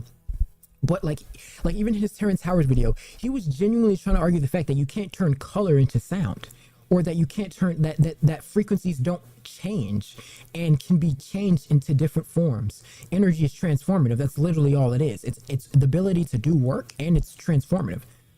What? So you have to take a grain of salt, because what he'll do is, if he can't do the point, if he can't actually obfuscate and debunk it, he will be willfully ignorant and just make fun of it. So this is why Professor Dave is so fucking annoying, because when you watch one of his videos, he'll actually, like, if somebody is wrong, you'll be like, okay, he has the point, and then he does debunk them. But anything else that the person says, he tries to turn into a crazy person and tries to obviously everything they say, just because he just wants to, like, do a what about it. It does not incorporate quantum theory, which any theory of everything would absolutely have to do. It is mathematically inconsistent, and there are numerous other glaring omissions that make his work. Look, let's go back. You can watch this for a minute or two to get some of the problems with geometric unity. Feel free to skip around to when he's talking to the Asian dude. The Asian dude breaks it down really well. On to brass tacks. What is geometric unity all about, and why does nobody in physics care about it? Admittedly, the specifics of this are beyond my pay grade. Fortunately, we have none other than Tim Wynn himself to walk us through the nitty-gritty. To offer some preemptive context, many of the early objections had centered around how it's not actually a complete theory. It's all centered around something called the Cheob operator, which he does not rigorously define, claiming that it was written on his notes in college. And he's pretty sure it worked, but now he can't remember it. It does not incorporate quantum theory, which any theory of everything would absolutely have to do. It is mathematically inconsistent, and there are numerous other glaring omissions that make his work both incomplete and invalid. But let's hear all this. Tim, thanks so much for joining us. We're ready to take a little bit of an in-depth look at geometric unity, so take it away. Great. Yeah, glad to be here, Dave. What I have here on the whiteboard is a display of the two papers in question. There's Eric's paper on the left, his geometric unity paper. Oh, these guys. Wait. Is the Asian guy Timothy Wynn? I didn't hear the name. Is he the guy who published the response paper? That he released on April 1st of 2021. And then there's my response paper, which I wrote with Theo Colia, an anonymous co-author, back in 2021. It predates the geometric unity paper because it was based on his lecture that was on YouTube. Yikes, when there's a response paper before you've even published or printed your paper, whatever, I don't know what you're even saying. Recorded in 2013. Nevertheless, it contained all the essential details, but just for the sake of history, that was what the material of the response paper was based upon. Anyways, let's just go ahead and dive in with that context. Okay. Sean Carroll. Sean. Well, I find it very telling. I don't know. It makes me sad that you're looking for a second opinion about geometric unity and you go to YouTube. Wait, real quick. Oh no, he did the thing. Good job, Sean. Wait. But just, it was this. I am getting so much abuse out there from people on the right, and nobody on the right stands up. I'm just like, wow, you guys are a bunch of cowards. You can't even stand up for your friends you fought shoulder to shoulder with. In particular, I'll be entirely honest, one of the most off-putting things I've ever heard in my life is that when you look at people who've been fighting the war longer than you are, and then you say, well, you didn't endorse. Did you ever call? Did anyone ever call? Never. Not a single phone call. Nobody cared about my endorsement. Eric, I have to tell you, you don't get any apologies or, well, you don't get any, someone coming around and saying, oh, I should have done this. No, that's what I'm saying. I'm saying that you have an opportunity. If my endorsement mattered, like when they called Bobby said, I have things I want. I had things I wanted to know. What are you going to do about university? What are you going to do about science? To hear Chris Rufo go off about, we're going to stick it to the Ivies. I'm like, well, I understand getting rid of the woke. I understand getting rid of the DEI. I understand all these things. You're going to destroy the crown jewels of American science? Who are you? Exactly. My claim is... Do you think there's much left there at the university? I go to a seminar, and I go in economics, I go in mathematics, I go in physics, I go in biology. Yes, there's so much great stuff happening in universities. I'm a huge critic of American universities. But the current group of people doesn't know anything about what they're destroying. The USAID stuff. That's a laundry list of weapons. We're trying to destabilize regime, and now you can see that we're trying to destabilize our own people, right? You have to ask, can I at least get a hearing with what are these things? If you just go line items, because as I said, you wouldn't want to do it after October 7th. You were auditing Israel. So why are we providing pages, walkie-talkies, and tech support to Hezbollah? And because that's part of the secret statecraft we were up to. The fact that it's cancerous, the fact that it's wasteful, the fact that it's immoral and illegal, and all these sorts of things. Those are very important facts. But you do have to realize that you can't just keep saying somebody's the best disinfectant in top of today. Does this fuck? Sometimes he says things that are. He's not an idiot. That's what drives me crazy when he's like schizo or whatever. But anytime you hear somebody auditing or talk about auditing a thing or talk about helping a thing and they say line item, it is always the most retarded analysis you've ever heard in your entire life. Just always know that. That's like a shortcut to oh shit, I can ignore everything this guy says, thank God, because he's a line item. It's fucking retard. Stupid. And see what pops up. I don't think that's the standard to which we would like to aspire. There are professional physicists right there. Well, Well, I find it very telling. I don't know. It makes me sad that you're looking for a second opinion about geometric unity and you go to YouTube and see what pops up. I don't think that's the standard to which we would like to aspire. There are professional physicists right there in your country who work on understanding quantum gravity, field theory, geometry at a deep level, and you could ask them what they think. Look, there's a lot of talk so far about sociology, and I'd much rather talk about physics. But I would like to let people out there know who might be working outside the academic physics community that it is 100% possible to have a good idea and have it have an impact on what physics. I think him saying that as a euphemism in order to degrade Eric, saying that, oh, you went to YouTube for science, is so stupid because he literally is an influencer who's all over YouTube. Is he not all over YouTube explaining science? And I hate that. So let's say me right now, I just explained the entire theory of everything right now, live on my channel. And I was 100% right. It was empirical, all that. How can someone use that against me and be like, oh, it was on YouTube and there wasn't a bunch of views on it, or a bunch of people didn't just go over my framework, etc. And like, how that doesn't make any sense to me. Objective reality is objective reality. But it's not whether you want to easy. believe You have it to or do a certain not. amount of work to show that your theory is worth the time, that it is respectable, that it is interesting, that it is promising. The first thing you got to do is make sure that your theory makes contact with modern physics as it is understood. If you have a new paper out, physicists are going to look at it. They're going to look for, you know, where's the Lagrangian? Where's the interactions? Is the proton stable? Is there dark matter? Like, how does it fit into what I already know? Those are all Eric's different theory, levels of stack. Eric's paper has none of that. You would also ask, has the theory been shown? What did Eric say? Those are all different levels of the stack, or I didn't hear what is unstable? Is there dark matter? Like, how does it fit into what I already know? Those are all Eric's different theory. levels of stack. But why is what you already know, like how I see it, let's say the aliens pull up and they go, nigga, all y'all math is wrong. All of that shit wrong. What would be the difference in me completely rewriting all of mathematics and physics in a different sense, in a different format? Because the universe has to be speaking a language in which we clearly are not able to interpret properly. Maybe we got to think about it in a different way, right? Maybe in a geometric unity way. But the point is like, you can't just say because it doesn't talk about everything that I already know or everything that I already do, then it's wrong. I don't think that's fair. I don't think that's fair at all. Those are all different levels of the stack, Sean? I think, is that what he's saying? Different levels of abstraction. Oh, those are all different levels of abstraction. Stable? Is there dark matter? At it, they're going to look for, you know, where's the Lagrangian? Where's the interactions? Is the proton stable? Is there dark matter? Like, how does it fit into what I already know? Those are all Eric's different theory. levels of the stack, Sean.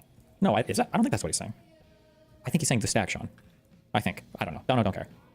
What I do care is that Sean's answer is, again, very good. You're publishing a novel theory. How do many people care about it? Connect it to something that they already understand, or explain something in a different way, or make a prediction about a thing that they already know, or look for unencountered problems that it has an explanation for, or like does it connect with some way with current modern stuff? Yeah. Eric's paper has none of that. You would also ask, has the theory been shown to be viable in a very basic way? Is it stable? Is it free of anomalies? Is it finite in the sense of the quantum mechanical calculation that I already mentioned? Again, none of that is there.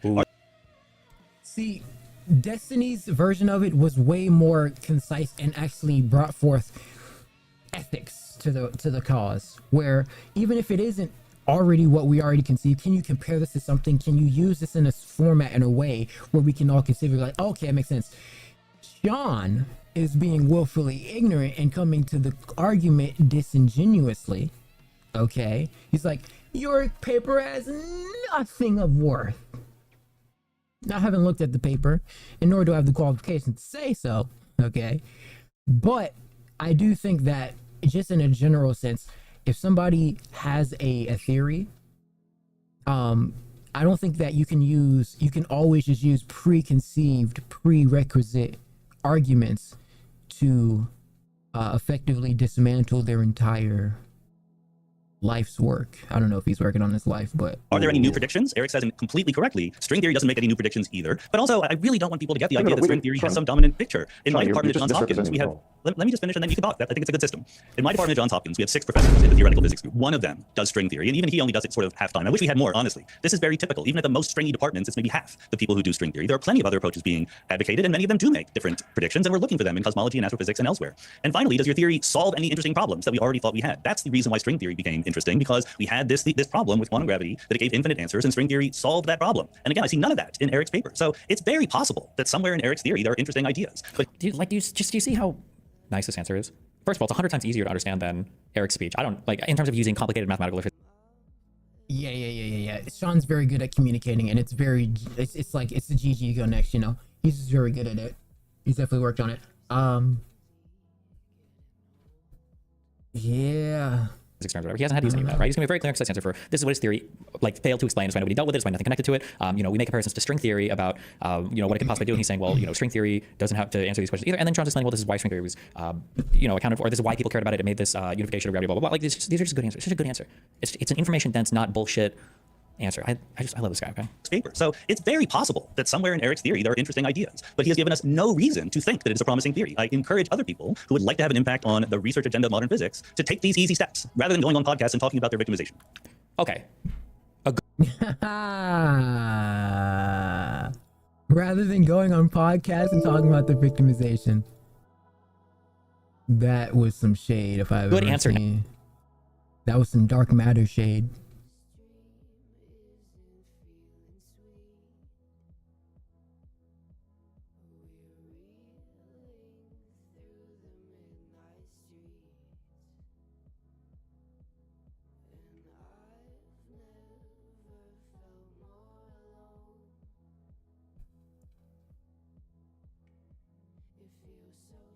That was some dark matter shade.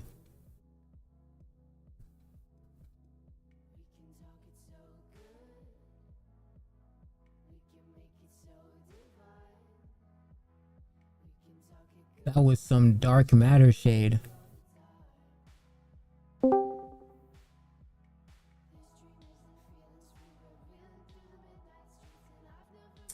Why the fuck Now, doesn't it from connect? Like, Eric, it's so a good annoying. answer would either be one is to directly contradict something Sean said. So actually, my paper does explain A, B, and C. You only need one or two examples, right, to show that Sean didn't read it or understand it. You claimed it didn't explain this. It does actually explain these things. And then that would be a good start. And then the second thing would be to say that it does like demonstrate some particular novel thing, like to address the substance of what he said. He tried to publish it somewhere and that he was rejected, or he does make novel predictions but nobody's like taking them seriously, or something like that. Something to respond to the substance of what Sean said. Will he do that, or will he talk about the evil academia monster machine? Let's go. To take these easy steps rather than going on podcasts and talking about their victimization. Okay, Eric, it's always a pivotal moment in these debates when you put your glasses on, so I'm bracing myself. First of all, Sean has been nothing but civil throughout our relationship. He's also extremely nasty, but I really appreciate the civility, and I attempt to respond in kind. Sean and I really shouldn't be divided, but we appear to be. I don't understand it. He did respond. It just shows that none of this is serious. Here's should say real quick, I need you to turn your phone around right now, and if there's any kind of like AI answer on this, you're immediately banned from all media appearances for the rest of your life, and maybe your children and grandchildren, maybe your whole lineage is banned forever. I don't trust people reading from anything. I feel like people are.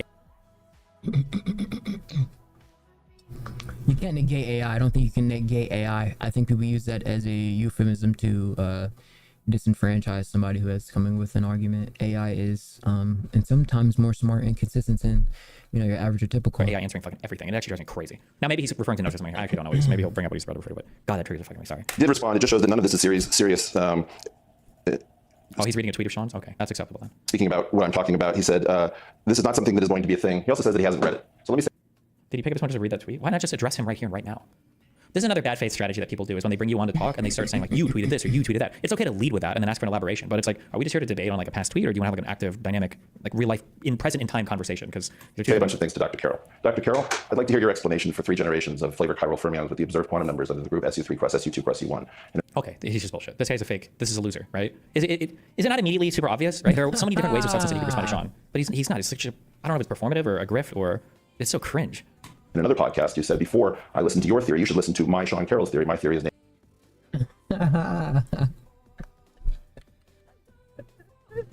press SU2 press U1. That's too funny. Okay, he's just bullshit. This guy's that. It's okay to lead with that and then ask for an elaboration, but it's like, are we just here to debate on like a past tweet, or do you want to have like an active, dynamic, like real life, present in time conversation? Because say a bunch of things to Dr. Carroll. Dr. Carroll, I'd like to hear your explanation for 3 generations of flavor chiral fermions with the observed quantum numbers under the group SU3 cross SU2 cross U1. Okay, he's just bullshit. This guy's a fake. This is a loser, right? Is it not immediately super obvious, right? There are so many different ways of substance that he could respond to Sean, but he's not. It's such a, I don't know if it's performative or a grift or it's so cringe. In another podcast, you said, before I listen to your theory, you should listen to my Sean Carroll's theory. My theory is known as the standard model. I can give you an explanation for why SU3 crosses SU2 crosses U1, why there are 3 generations, why 16 particles in a generation, why the observed quantum numbers are the way they are, why the Higgs sector comes out of seemingly nowhere with a quartic potential with a quadratic term, why the Yukawa coupling is just so in order to produce mass when the weak force forbids a mass directly in the Dirac operator. Sean knows what every single thing that I just said is in that statement. Why Sean chooses to misportray the fact that I can say why there should be dark matter, what the dark energy... Like, were any of these things in his paper? Because why didn't it, like, that would make this response at least strong. He could say, like, oh, well, I can explain all of this, and it is explained in my paper, and nobody's dealt with that. That would make it strong. I can't tell if it is or not, though, but based on how he phrased his answer. Why Sean chooses to misportray the fact that I can say why there should be dark matter, what the dark energy is, what the exact quantum number assignments are for the 2 families that are luminous that have yet to be seen.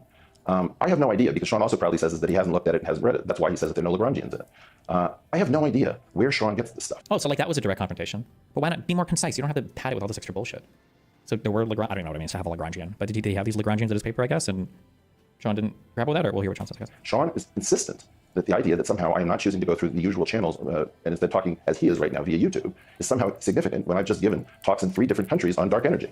And by the way, every time I talk about talking about this, somebody is telling me don't talk about the fact that you're actually in the physics department. And what I'm trying to tell you is I give talks in physics departments, I hang out with physics colleagues, I'm welcomed at places like the Institute for Advanced Study, MIT, et cetera, et cetera. And yet I have to deal with this nonsense. I talk to both physics colleagues. You know, right now you've got a giant problem called something called DESI or DESI, the dark energy, what is it, spectroscopic instrument, which is at the moment going after Einstein's unwanted cosmological constant. That is not a constant. The dark energy is not a constant term. That is the only term that you can put into the Einstein field equations because the Einsteinian curvature satisfies an automatic differential equation called divergence free. So if you have another term in the equation, it has to have the same property. There's only one known automatic equation, which is that the metric of Einstein that creates space-time is annihilated by its own Lemaitre connection. And Sean, you're misrepresenting things because I'm going to give a formula for the dark energy. I do all sorts of things that you have no idea of because your attitude, which you repeat in other podcasts, and I highly advise you to spend more time in your physics department and less time on YouTube, is that this is not a serious thing. Nobody's taking it seriously. And your misportrayal of the situation is nearly constant for reasons. Just another expression of the culture of victimhood. He's dying on this hill because he's convinced he's a special genius, but really just a mediocre physicist who doesn't have a good theory. Yeah, he will go to the grave like repeating all of the exact same things he's doing now. This is one of my biggest fucking fears in life, is having some belief or theory and you're so obstinate and you're so resistant to change and you're so unwilling to introspect or change on it that you just go to the grave believing in the same thing.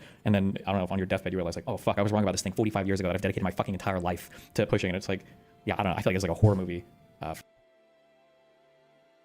Yeah, there can be something like that.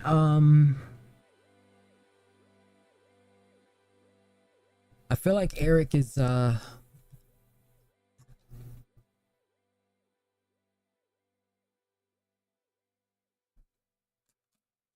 don't know, I feel like he's one explanation away from bro, what the fuck? Got it. For an individual, but that completely elude me. Sean? The good news is I have read Eric's paper. Here it is. I actually have it here, right here. Uh-oh. And it's worse than you would think. You know, it just very quickly, it starts off by saying the author is not a physicist and is no longer an active edition, but is an entertainer and host of a podcast. This work of entertainment is a draft work in progress, and it may not be built upon. So we're not allowed to think about Eric's theory. You might follow a paper about it in complete contradiction to everything that is normally done in scientific discourse. You hope that people build upon your theories. You don't try to prevent them. And later on, it says, this document is an attempt to begin recovering. I'm going to read this. This document is an attempt to begin recovering a rather more complete theory, which at this point is only partially remembered and stitched together from old computer files, notebooks, recordings, and the like, dating back to as far as 1983. And this is why this paper is not going to appear in peer-reviewed literature. It's not serious. It's a dog ate my homework kind of thing. If you have a dark matter thing, if you have a dark matter prediction, if you have a dark energy prediction, I want to see a plot. Hold on, wait. They kind of alluded to this, and I wrote something in chat. Wait, so does Eric Weinstein think that he or somebody else like had figured all of these things out in the 80s, but like the answer was lost, and he's like trying to cobble back together the lost knowledge of what he or other physicists used to know or something? Is that? Destiny? Yeah. Okay. All right. Based. If you have a dark matter thing, if you have a dark matter prediction, if you have a dark energy prediction, I want to see a plot in the paper. I want to see redshift versus distance. I want to see a calculation of a relic abundance so I can figure out how much dark matter is supposed to be. If you do that, people will pay attention to the theory. It's very possible. Sean, first of all, how dare you? Second of all, if you're going to read your paper. No, Sean, how dare you? How dare you? It sounds so hard. How dare you? Second of all, if you're going to read your paper. No, Sean, how dare you cast shade and aspersions of the kind that I wouldn't seek to cast on you, but I will now. Remember, Sean Carroll's a big boy published physicist, and not like published like one or two random papers. I don't think he's like a field industry or not industry. Like I think so. Actually, that's the stuff he worked on was like leading in the field. Like people built upon it for other things. He's a big boy publisher. Let me just put it that way. It's not like, oh, I have a PhD thesis that's published. He's like a big boy publisher. He's like published real work. I don't know. I think he's active right now as a professor. Like he knows his shit really well. This is not a guy who like was like a Dr. Robert Malone who published one paper on mRNA vaccines 30 years ago and now thinks he's like the fucking expert, the bee's knees and everything. This is a big boy physics guy. He's been cited over 30,000 times. Okay. He's a professor at Johns Hopkins. Or Johns Hopkins? Okay. No, Sean, how dare you cast shade and aspersions of the kind that I wouldn't seek to cast on you, but I will now. I'm not seeking your favor, nor do I need to seek your approval. As you know, you failed to gain tenure I do not need your approval. You literally want people to review your paper, don't you? You need the field to engage with your work. How are you going to sit here and say, I don't need your approval? Isn't that what you were complaining about? You don't have any serious engagement or critical engagement with your work? Well, apparently he does. He just doesn't want to engage with the engagement. But Nor do I need to seek your approval. As you know, you failed to gain tenure at the University of Chicago. You're not highly regarded in the field. And again, I'm only returning the shade in which you just yourself cast. I wouldn't have done this otherwise. You then spent time as a non-tenured faculty at Caltech, and you only gained tenure in a non-standard professorship. You're not a leading person in the field. My belief structure about this is that you imagine that I'm coming to you saying, oh, Sean Carroll, tell me which graph I should do so that I can please you. As you know, because you've read the paper, what you said about Lagrangians is false. What you said about predictions is false. My concern is what you did is that you seized upon something where people have built on my ideas since 1994. The equations that Natty Seiberg and Ed Witten introduced that took over the world were called the insufficiently nonlinear equations when I was at Harvard in 1987 and introduced them. The question is why appear as an entertainer rather than as a physicist? First of all, neither you nor I are trained as physicists, John. You're actually trained as an astronomer. What you have in this situation is that you and I are both interloping in a field that is not the one to which we trained. That doesn't bother me about what you're doing. I've enjoyed some of your papers. I've thought very poorly of others. You have a wide range of interests. I think you're very creative. Your intellectually insulting aspect reminds me of you as the Marie Antoinette of theoretical physics influencers. I'm not here to please you. You know that there are tables in the document that you're reading that have plenty of predictions. You know that it solves plenty of problems. What you are doing is creating an environment of fear where every university worries, what does it mean to talk to this person? And what I would say to you is you are commenting on the effect that you are in fact inducing. You and a small cadre of people are like intellectual border collies of physical sciences, casting shade and aspersions on those who are succeeding where the quantum gravity, string theoretic, and M-theoretic programs are failing. Sean? Look, I mean, I didn't say anything about Eric as a person, his history, or anything like that. I said things about the paper. Red flag. There are people who identify so strongly with their ideas that when you attack the ideas, they view it as like a personal attack. This happens a lot in debate. Like when you have to be very careful, if you care about the other person's feelings, how you talk about some types of ideas, because people, they become like part of their identity, basically. They're no longer defending ideas, they're defending like extensions of themselves. Oh my gosh, so it's funny that he's like, this paper, fails to address, these particular things and it's missing that and that. And then Eric's response is like, okay, well, your dick is 2 inches long, so, and I fucked your mom. So now what? Right now we both insulted each other. And it's like, no, that's not really the same. That's not really the same thing. but okay. Theoretic and M-theoretic programs are failing. Sean? Look, I mean, I didn't say anything about Eric as a person, his history, or anything like that. I said things about the paper. Everything he says about me is like 90% true, as many things he says. The paper is not giving us any reason to think that this approach is promising. There is no quantum mechanics in the paper. There's no attempt at showing that this solves any of the known problems of quantum gravity. Again, it's not just about Eric, it's about anyone. If you want to make an impact on the physics research community, you have to give them a reason to think that what you do is promising. Sean, you have a serious problem with dark energy that you're developing, and it's going to go right through having being a problem with lambda CDM to eventually being a problem with the Einstein field equations. I also, this is just a heuristic, and it might not be, it's just a heuristic, okay? So it's not like determinative of like whether a person is stupid or not. But anytime people ramble off on random other points constantly, people do it in interpersonal fights as well, right? Somebody will say something like, I wanted pizza today, and I told you what kind of pizza I wanted, and then you brought back, the wrong type of pizza. And it's like, well, when you texted me, you didn't specify, and I asked you, you didn't respond. And they're like, okay, like your mom says that you have problems when she asks for stuff, and the cars need an oil change for like 6 months. Like this, wait, what the fuck? What? Excuse me. This is not your opportunity to unload every fucking random ass complaint you have about a person. Okay, excuse me. We're dealing with this thing. Anytime people, there's some type of like horizontal unloading of random shit that people do that always makes me hyper sus. Because if you truly believed in the strength. Dude, I know exactly what he's talking about, and that shit is so fucking annoying when people do that shit. It's literally what it is. It's like, it's something that they wanted to tell you, but they didn't tell you because, I don't know, they were just like scared to, so they thought that this would be a great time to bring up everything that, and a lot of females do this, okay? This is a female thing, very common, where they bring up the past. It's like, why are you bringing up the past? Why are you holding on to old shit? You know what I'm saying? Like, what the fuck are we doing here? You know what I'm saying? And I think that's just so annoying. It's just so annoying. Yeah, I know I'm more very annoying. It's and I think in a lot of cases it is a form of like projection and deep-rooted insecurity where they lose faculty of their like premises, basically, in a personal sense, and they use that as like an effective mechanism to control and manipulate of a particular argument that you were having, or like on a particular thing. You can bring in kind of like supporting stuff. I think that's fair. But I feel like he's done this a few times where Sean has asked him kind of a question, like, why not like center on this? Whatever Sean is saying, you don't have this thing, there's no quantum mechanics, like center on a thing instead of him being like, huh, you bring this up, but one thing you fail to realize, you will in 10 years, is that you're actually, your 10x hyper vigilantism neo-Lagrangian point is going to run right through your quadratian two-dimensional spheroid whole, like, blah, blah, blah. And it's like, okay, why? What is this? You're word bombing so much. Like, he's wasted so much talking time and he hasn't said much of substance. Right through having been a problem with lambda CDM to eventually being a problem with the Einstein field equations themselves, perched as they are atop the space of metrics as a completely inadequate space of field content. What you've just said, the aspersion that you have just cast, you are simply not qualified to say. What you have said is that I've given no reason. Let me imagine that paper, which was a draft rushed to get to an April 1st date, remains in a world where Sam Altman and a draft rush to get to an April 1st date. Did he have to publish for April Fools or what? Elon Musk continued to compete for better and better AIs. What would you say if at some point those AIs then got to that paper and said, "Holy cow, that is exactly"? I don't know. What is the gnats like? Why do they spin? They fly and they spin. What is that? What we've been missing. This thing solves all sorts of problems, and the problem that we have is that a group of influencers with a penchant for being, and this is becoming one of my least favorite words, although I didn't have any negative association until recently, debunkers. That you are simply not qualified to say. What you have said is, I've given no reason. Let me imagine that paper, which was a draft rush to get to an April 1st date, remains in a world where Sam Altman and Elon Musk continue to compete for better and better AIs. What would you say if at some point those AIs then got to that paper and said, "Holy cow, that is exactly what we've been missing. This thing solves all sorts of problems, and the problem that we have is that a group of..." What is this answer? You think my paper's bad? What if in the future an AI goes to the paper and it's not bad? Like what? Influence.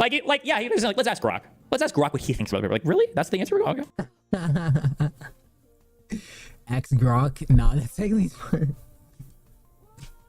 No, that's actually kind of funny. Like, unironically. For being, and this is becoming one of my least favorite words, although I didn't have any negative association until recently. Debunkers. The problem, Sean, is that I think a lot of people, I mean, I'm going to say a lot of people, if you know, a decent amount of physics and stuff like that, the stuff that they tell you is like enough to get a grasp and a concept of it, but a lot of it is like bullshit, dead ass. Because once you really get a deeper, you're like, okay, yeah, I get it, but how? There's a piece missing. There's got to be a piece missing, and I think that's where Eric Weinstein's coming in. They're missing something. So regardless of if his paper is wrong or not, there's something still missing, and they still like to perpetrate this already preconceived prerequisite message. It's like, okay, yeah, that's what it is right now, but what's up with the theoretics? You and I are naturally allied on almost everything. We're not very far apart. He keeps saying this, we're not very far apart. That doesn't matter though. You're talking about the things you disagree on, not the things you agree on. So I don't know why he keeps saying this over and over again. Don't disagree with.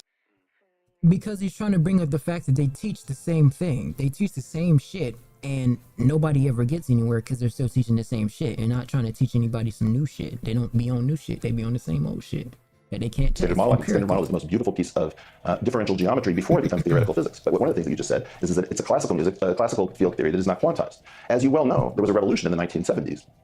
Bro, your paper came out how many years ago? Yeah, he says he rushed to publish it. You can update it, or you can publish a response, or you can amend it, can't you? It's not like it's in a real journal and you don't have access to it. Isn't it just like a fucking PDF on your website, no? Like, just change it or add to it. The fuck? Said that we blew Hamiltonian analysis, and that in fact every phase space carrying a symplectic form can be treated. Another one of these things. Okay, another one of these rambles. Okay. Locally, as if that symplectic form is the curvature of a line bundle, and the L2 sections of that line bundle form a Hilbert space, and the P and Q coordinate functions can be promoted to operators. It said that I can't believe that people. I don't know what you just said, but like, I can't believe people listen to this and think that there's like some profound shit being said here. Like, that people can't just immediately see through this. Like, why are you just rambling on some crazy shit that none of us would follow? Like, what? What is the purpose of this? What you get when you stop grape juice from becoming vinegar. And in fact, Hamiltonian analysis is what happens when you take a physical problem and you stop it from quantizing itself. That was one of the great errors of our time. The Hamiltonian analysis was actually pointing the way to saying that most classical problems contain the seeds of their own quantization. You know all this stuff, and I know this stuff. We know the same people. We probably can work in the same notation. My guess is that if you and I got over whatever this bizarre tension is between us and buried the hatchet, my guess is that after 2 days you'd say, boy, I really just didn't understand what he was saying. You had all this time to talk to Sean about what you were saying. This could have been a super... Yo, it's Snowcone. Look, Snowcone made for a buck, bro. Look. My go. I just want to fucking say something, bro. I'd really die for this OVO shit, bro. If you know me, you know fucking bro, I've never dissed Drake. You got the whole Kendrick Drake beef. I just texted it back. Y'all know me. I was team Drake the whole motherfucking time. What? That's him. What?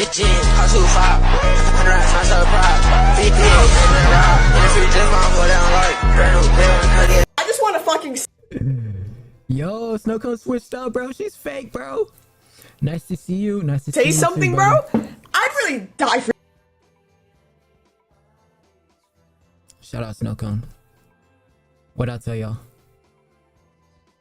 What'd I tell you? Interesting debate / conversation where you're like, hey, you claim that I haven't done A, B, or C. Let's dig into A, B, or C. Let's go. But it's not. It's just this opining on your victimhood and attacking Sean and crying that he doesn't agree with your paper and crying that, he's being critical of your paper. Like, you just wasted this whole fucking show.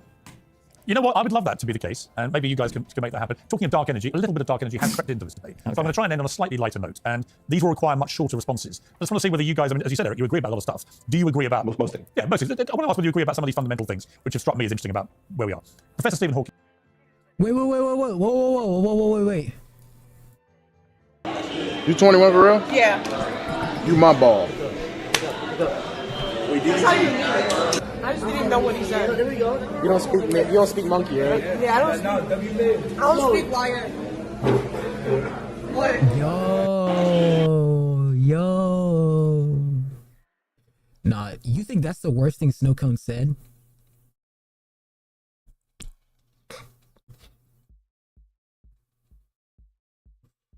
You have no idea. Somebody said she talks like an Nigger. I did the last television interview that he ever gave before he died. He said that the biggest threat to mankind was if artificial intelligence... Is it just like how Elon talked about software? No, they're different types of bullshitting. Nah, her cameraman is black and her boyfriend, which is the guy. If I had to guess, I'm guessing here. I truly am guessing. My guess is that Eric Weinstein is not saying incorrect stuff. Like, I think he has a formal background. I think she's a YN. I think Snow Cone's a YN. Is it safe to say Snow Cone's a YN? And he says pure mathematics, and he probably understands the physics of well. Everything he's saying in physics is true. I don't understand. I don't know what the fuck a Hamilton problem is. It's like a Federalist paper to me. Okay. So he's saying something that's true. Elon is just an idiot. Elon couldn't even recite things that are true about models of software development. He couldn't even do that. He's just a pure fucking retard. This guy's like a slightly more advanced retard. The biggest threat to mankind was if artificial intelligence. Kylie Jenner is reportedly trying to stop Timothée Chalamet from filming sex scenes in his upcoming recording radio. Her decision was reportedly motivated by statements by Gwen. Bruh, you can't, bruh. You can't be honing in on an actress. This is why I cannot date an actor. You can't hone in on their craft. They got to do the craft, but that's the thing. Like, that's the thing. That's the whole game. Like, it's I can't see, like, how does it, like, this is their work and this is their shit. So like, I can't be like telling somebody and controlling them, be like, no, I don't want you to do the scene because it's gonna make me feel this type of way. I'm not even gonna enter that relation. I'm not even gonna. You can't intermingle with that because you already know what you're getting yourself into. Like, hold on, tighten up. That's what I'm on. Like, so she trying not to get him to do sex scenes or whatever, but I think he should be able to do it of the crust he wants, right? But also, like, bro, you signed up for it. Like, I feel like you can't get in the way of an actor's work. You feel me? Like, you stopping a legacy for real. That's how I see it. I would never want to stop my companion's legacy, but then again, I wouldn't want them to do that shit anyways, like, and be one of them scenes anyways, so I wouldn't even enter the relationship. You get what I'm saying? I wouldn't even enter that bitch unless it was already boundary set. That's what I'm talking about. Cause she's gonna I feel like he's gonna regret it if he doesn't do the scene, no? I feel like he'll regret it if he don't. It's my humble abode. Agents learn to self-design. Do you agree, Sean? Why? Whatever, I guess. Physics is boring. Okay. We'll just go up to something completely different. Okay. Retard. This guy's like a slightly more advanced retard. True about models of software development. He couldn't even do that. He's just a pure idiot. Weinstein is not saying incorrect stuff. Like, I think he has a formal background in, he says pure mathematics, and he probably understands the physics stuff well enough that everything he's saying in physics is true. I don't understand. I don't know what the fuck a Hamilton problem is. It's like a Federalist paper to me. Okay. This is what we were talking about with Terrence Howard's he was using the Hamiltonian, which I don't know how he was going. He was convoluting his Howard comment with the Hamiltonian Lagrangian effect. Basically, when we were trying to solve for the three-body conclusion, which everyone in my comment section was being absolute fucking retards. They're absolutely fucking retarded when they were completely negating all fundamentals of theoretical logic, but whatever.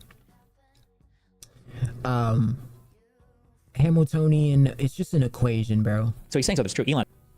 Some sort of like perturbative, like I guess you want to say consistency equation. I don't know how else to explain it. He's just an idiot. Elon couldn't even recite things that are true about models of software development. He couldn't even do that. He's just a pure fucking retard. This guy's like a slightly more advanced retard. the biggest threat to mankind Slightly more was if advanced. artificial intelligence learned to self-design. Do you agree, Sean? Why? Whatever, I guess. Physics is boring. Okay. Just go after something completely different. Okay. No, I don't think that's the biggest threat to mankind. I think that AI is a threat, but The biggest threat to mankind is not an AI. The biggest threat to mankind is in a completely different way than it's usually portrayed. Yeah, the threat is people getting all of their fucking answers from AI and going online to debate about it. The AIs that we're working on now are not really the kind that will reach general intelligence in the way that we think about it. There's no obstacle to reaching that in principle, but the currently popular architectures aren't on that trajectory. The real problem, as we saw just The Earth is constantly trying to... We're a virus on the Earth. The Earth is trying to kill us off.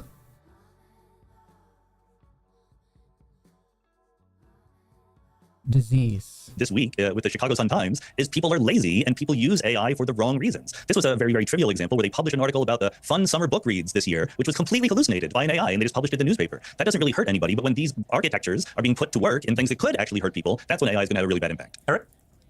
I would say I completely agree with Sean. I believe that the biggest problem and threat to humanity is that we share a single atmosphere. We can have different land masses, but we have to share one atmosphere, and that pathogens, radiation, and climate are all bound up in this one resource. And I would say that the biggest problem that I'm seeing is a general madness in the American political system on both left and right, where we went from being the thing that was like the control rod stopping the world from going critical to a crazy isolationist perspective where the Democratic Party is not able to restrain the worst excesses of the Republican Party, and conversely. And I fear that what we're going to see is a move towards nuclear proliferation, which remains the single greatest threat, which is what we physics people unleashed in November of 1952 at a thermonuclear level. And I think since we've never used such a thing in anger, and we've had a test ban treaty since the early 60s, we are completely unprepared for what the cost is of retreating as the world's policeman.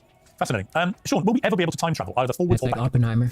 Well, forwards, I time travel. Yeah, we're all time traveling for. What do you mean? All the time. Yesterday, I time traveled 24 hours into the future, and here I am. I mean, that's not that hard. Einstein showed us that there's a trick. You can even travel into the future faster by either moving near the speed of light or by hanging out in a strong gravitational field like a black hole. Backwards in time, no. I don't think we're going to be able to do it. I've written papers about it. It's something that is, I would say, conceivable but not plausible. We know how it might work in principle. It can't work because in order to go backwards in time, you would have to go faster than the speed of light, which means you would destroy the entire universe that you're in, blow it up, because as heat goes faster, it expands and your entire universe would open up and explode. You basically become the universe, and then you would go back into a different direction. But it's only a hypothetical particle, which is called a tachyon, which doesn't make any sense, because what I don't get is you would go backwards in time and then go straight forward in time. Right, like, but like how I see it is like, I'm gonna draw it. You would go backwards and then you'd go straight forward. I can't open a single application in my fucking, I can't stream on my CPU, bro. It doesn't allow me to open anything now. Wow.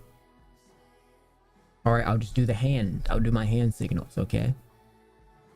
Basically, close out of all this bullshit.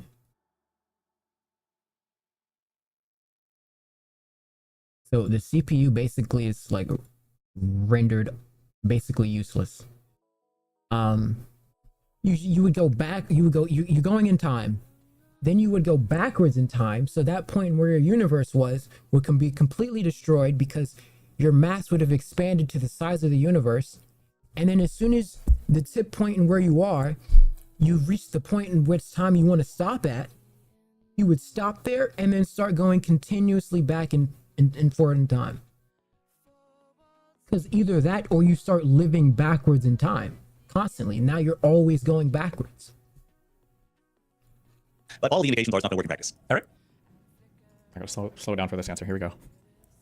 Well, as Sean has thoroughly digested my paper, he knows that I believe that there are either 5 or 7 dimensions of time in a 14-dimensional world, which is split 5 of time, 9 of space, or 7 of time, 7 of space. So when you talk about time travel, it's times travel. And only when time is one-dimensional is there an arrow of time. If there were 2 dimensions of time, you'd have a whirlpool. 3 dimensions would result in a right-hand rule of time. These things are technically called orientations. One of the things that's really interesting about multiple dimensions of time, which leads to something which is very poorly studied called ultra-hyperbolic equations, is that you have the opportunity of going back in time without going back through time. So like even this isn't completely wrong. Like for instance, I operate on the 3rd or 4th dimension of time a lot when I tend to be live at 1 o'clock every day. If you right-hand rule that, okay, when all 3 wrap around, sometimes that's 2 or 4 or 5 o'clock. You know what happens. Just as you can play a record, and when the stylus comes to the inner circles of the record, you can jump again to any track that you like. On a cassette tape, you have to go back through time. So my belief is no, we will not go back through time, but we will have to figure out how to stop thinking in terms of initial conditions, because it is only in the case of a single dimension of time leading to hyperbolic equations that you have that luxury. So I think.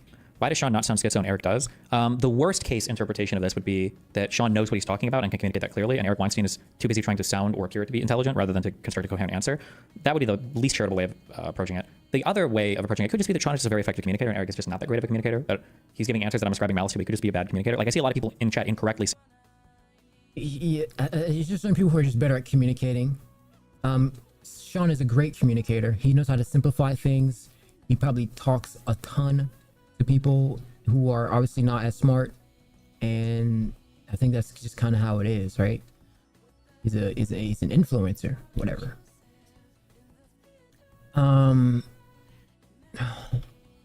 Eric, on the other hand, I think he brings forth an argument with a couple of facts, and you could either refute him in real time or later on or something. But he does come with a very schizomania sort of bravado that I don't think people can conceive of, which is why it's kind of like, okay, well, until then you have an argument. Say right, but until then you have an argument, so we'll have to test this and see if it works out. Saying, oh, Destiny likes Sean because Sean communicates like a professor. Sean does not communicate like a professor. Sean communicates like a good professor. There are plenty of professors that are dog shit and horrible when it comes to communicating concepts to students. So the idea that like every professor sounds like Sean is absolutely fucking not true. Sean sounds like a good communicator, of which there are good professors who are also good communicators. And Eric is not great at communication. Yeah, he's just really. Now I would argue that Eric does so many fucking. He knows how to simplify complex things very easily, or peanut brain. Podcasts and all this other bullshit. He doesn't really have much of an excuse to be a poor communicator, which maybe lean more towards the side of he's just trying to sound smart. That's why. But Eric comes with a very monotone, descriptive, like almost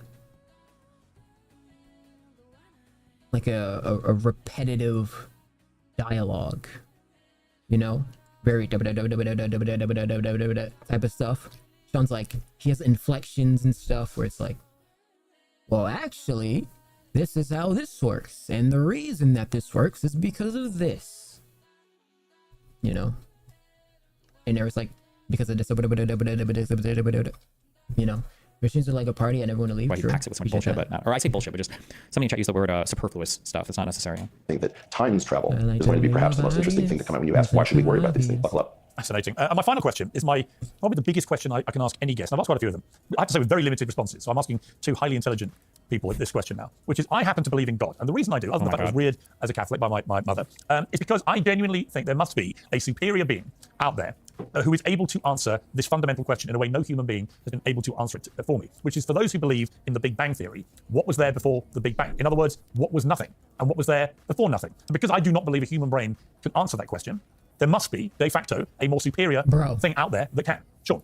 Well, I'm glad to be the one who frees you from your religious convictions, because the human brain can absolutely tackle that question, and it does so all the time. I encourage viewers/listeners to listen to the upcoming episode of my podcast called Mindscape, where I talk to Nias F. Shorty and Phil Halper about exactly this question. What happened at or before the Big Bang? Yeah. We don't know the answer. We don't even know whether the Big Bang was beginning. Well, there you go. So with the fact that we don't know doesn't mean we can't know. Those are two very different statements. Well, you don't know. You can't know at the moment, sure. That's not remotely true, but you don't know.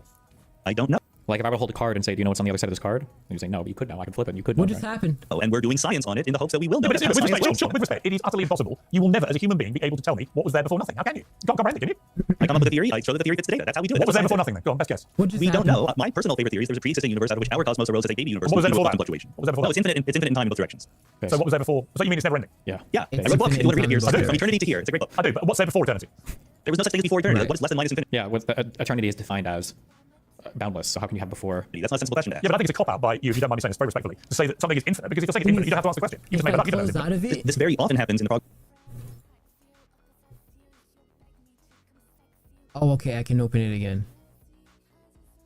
Or can I?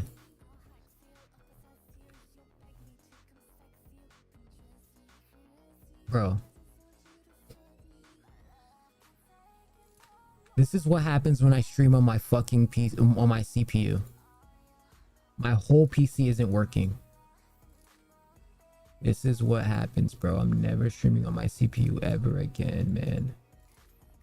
I gotta figure out this fucking GPU thing, man. Oh my gosh, my whole PC is crap. It's over. It's cooked.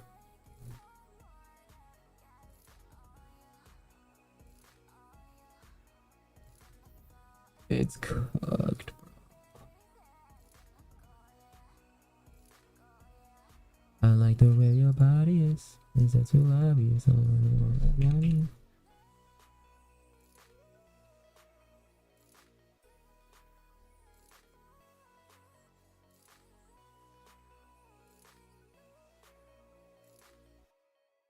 Bro, I ran an ad and that's what happened. All right. Well, the birds are chirping. My whole PC's shitting the bed. It's been shitting the bed since I got on. I guess that's what happens when I use a CPU to record on. I don't know how else I can fucking record. It's either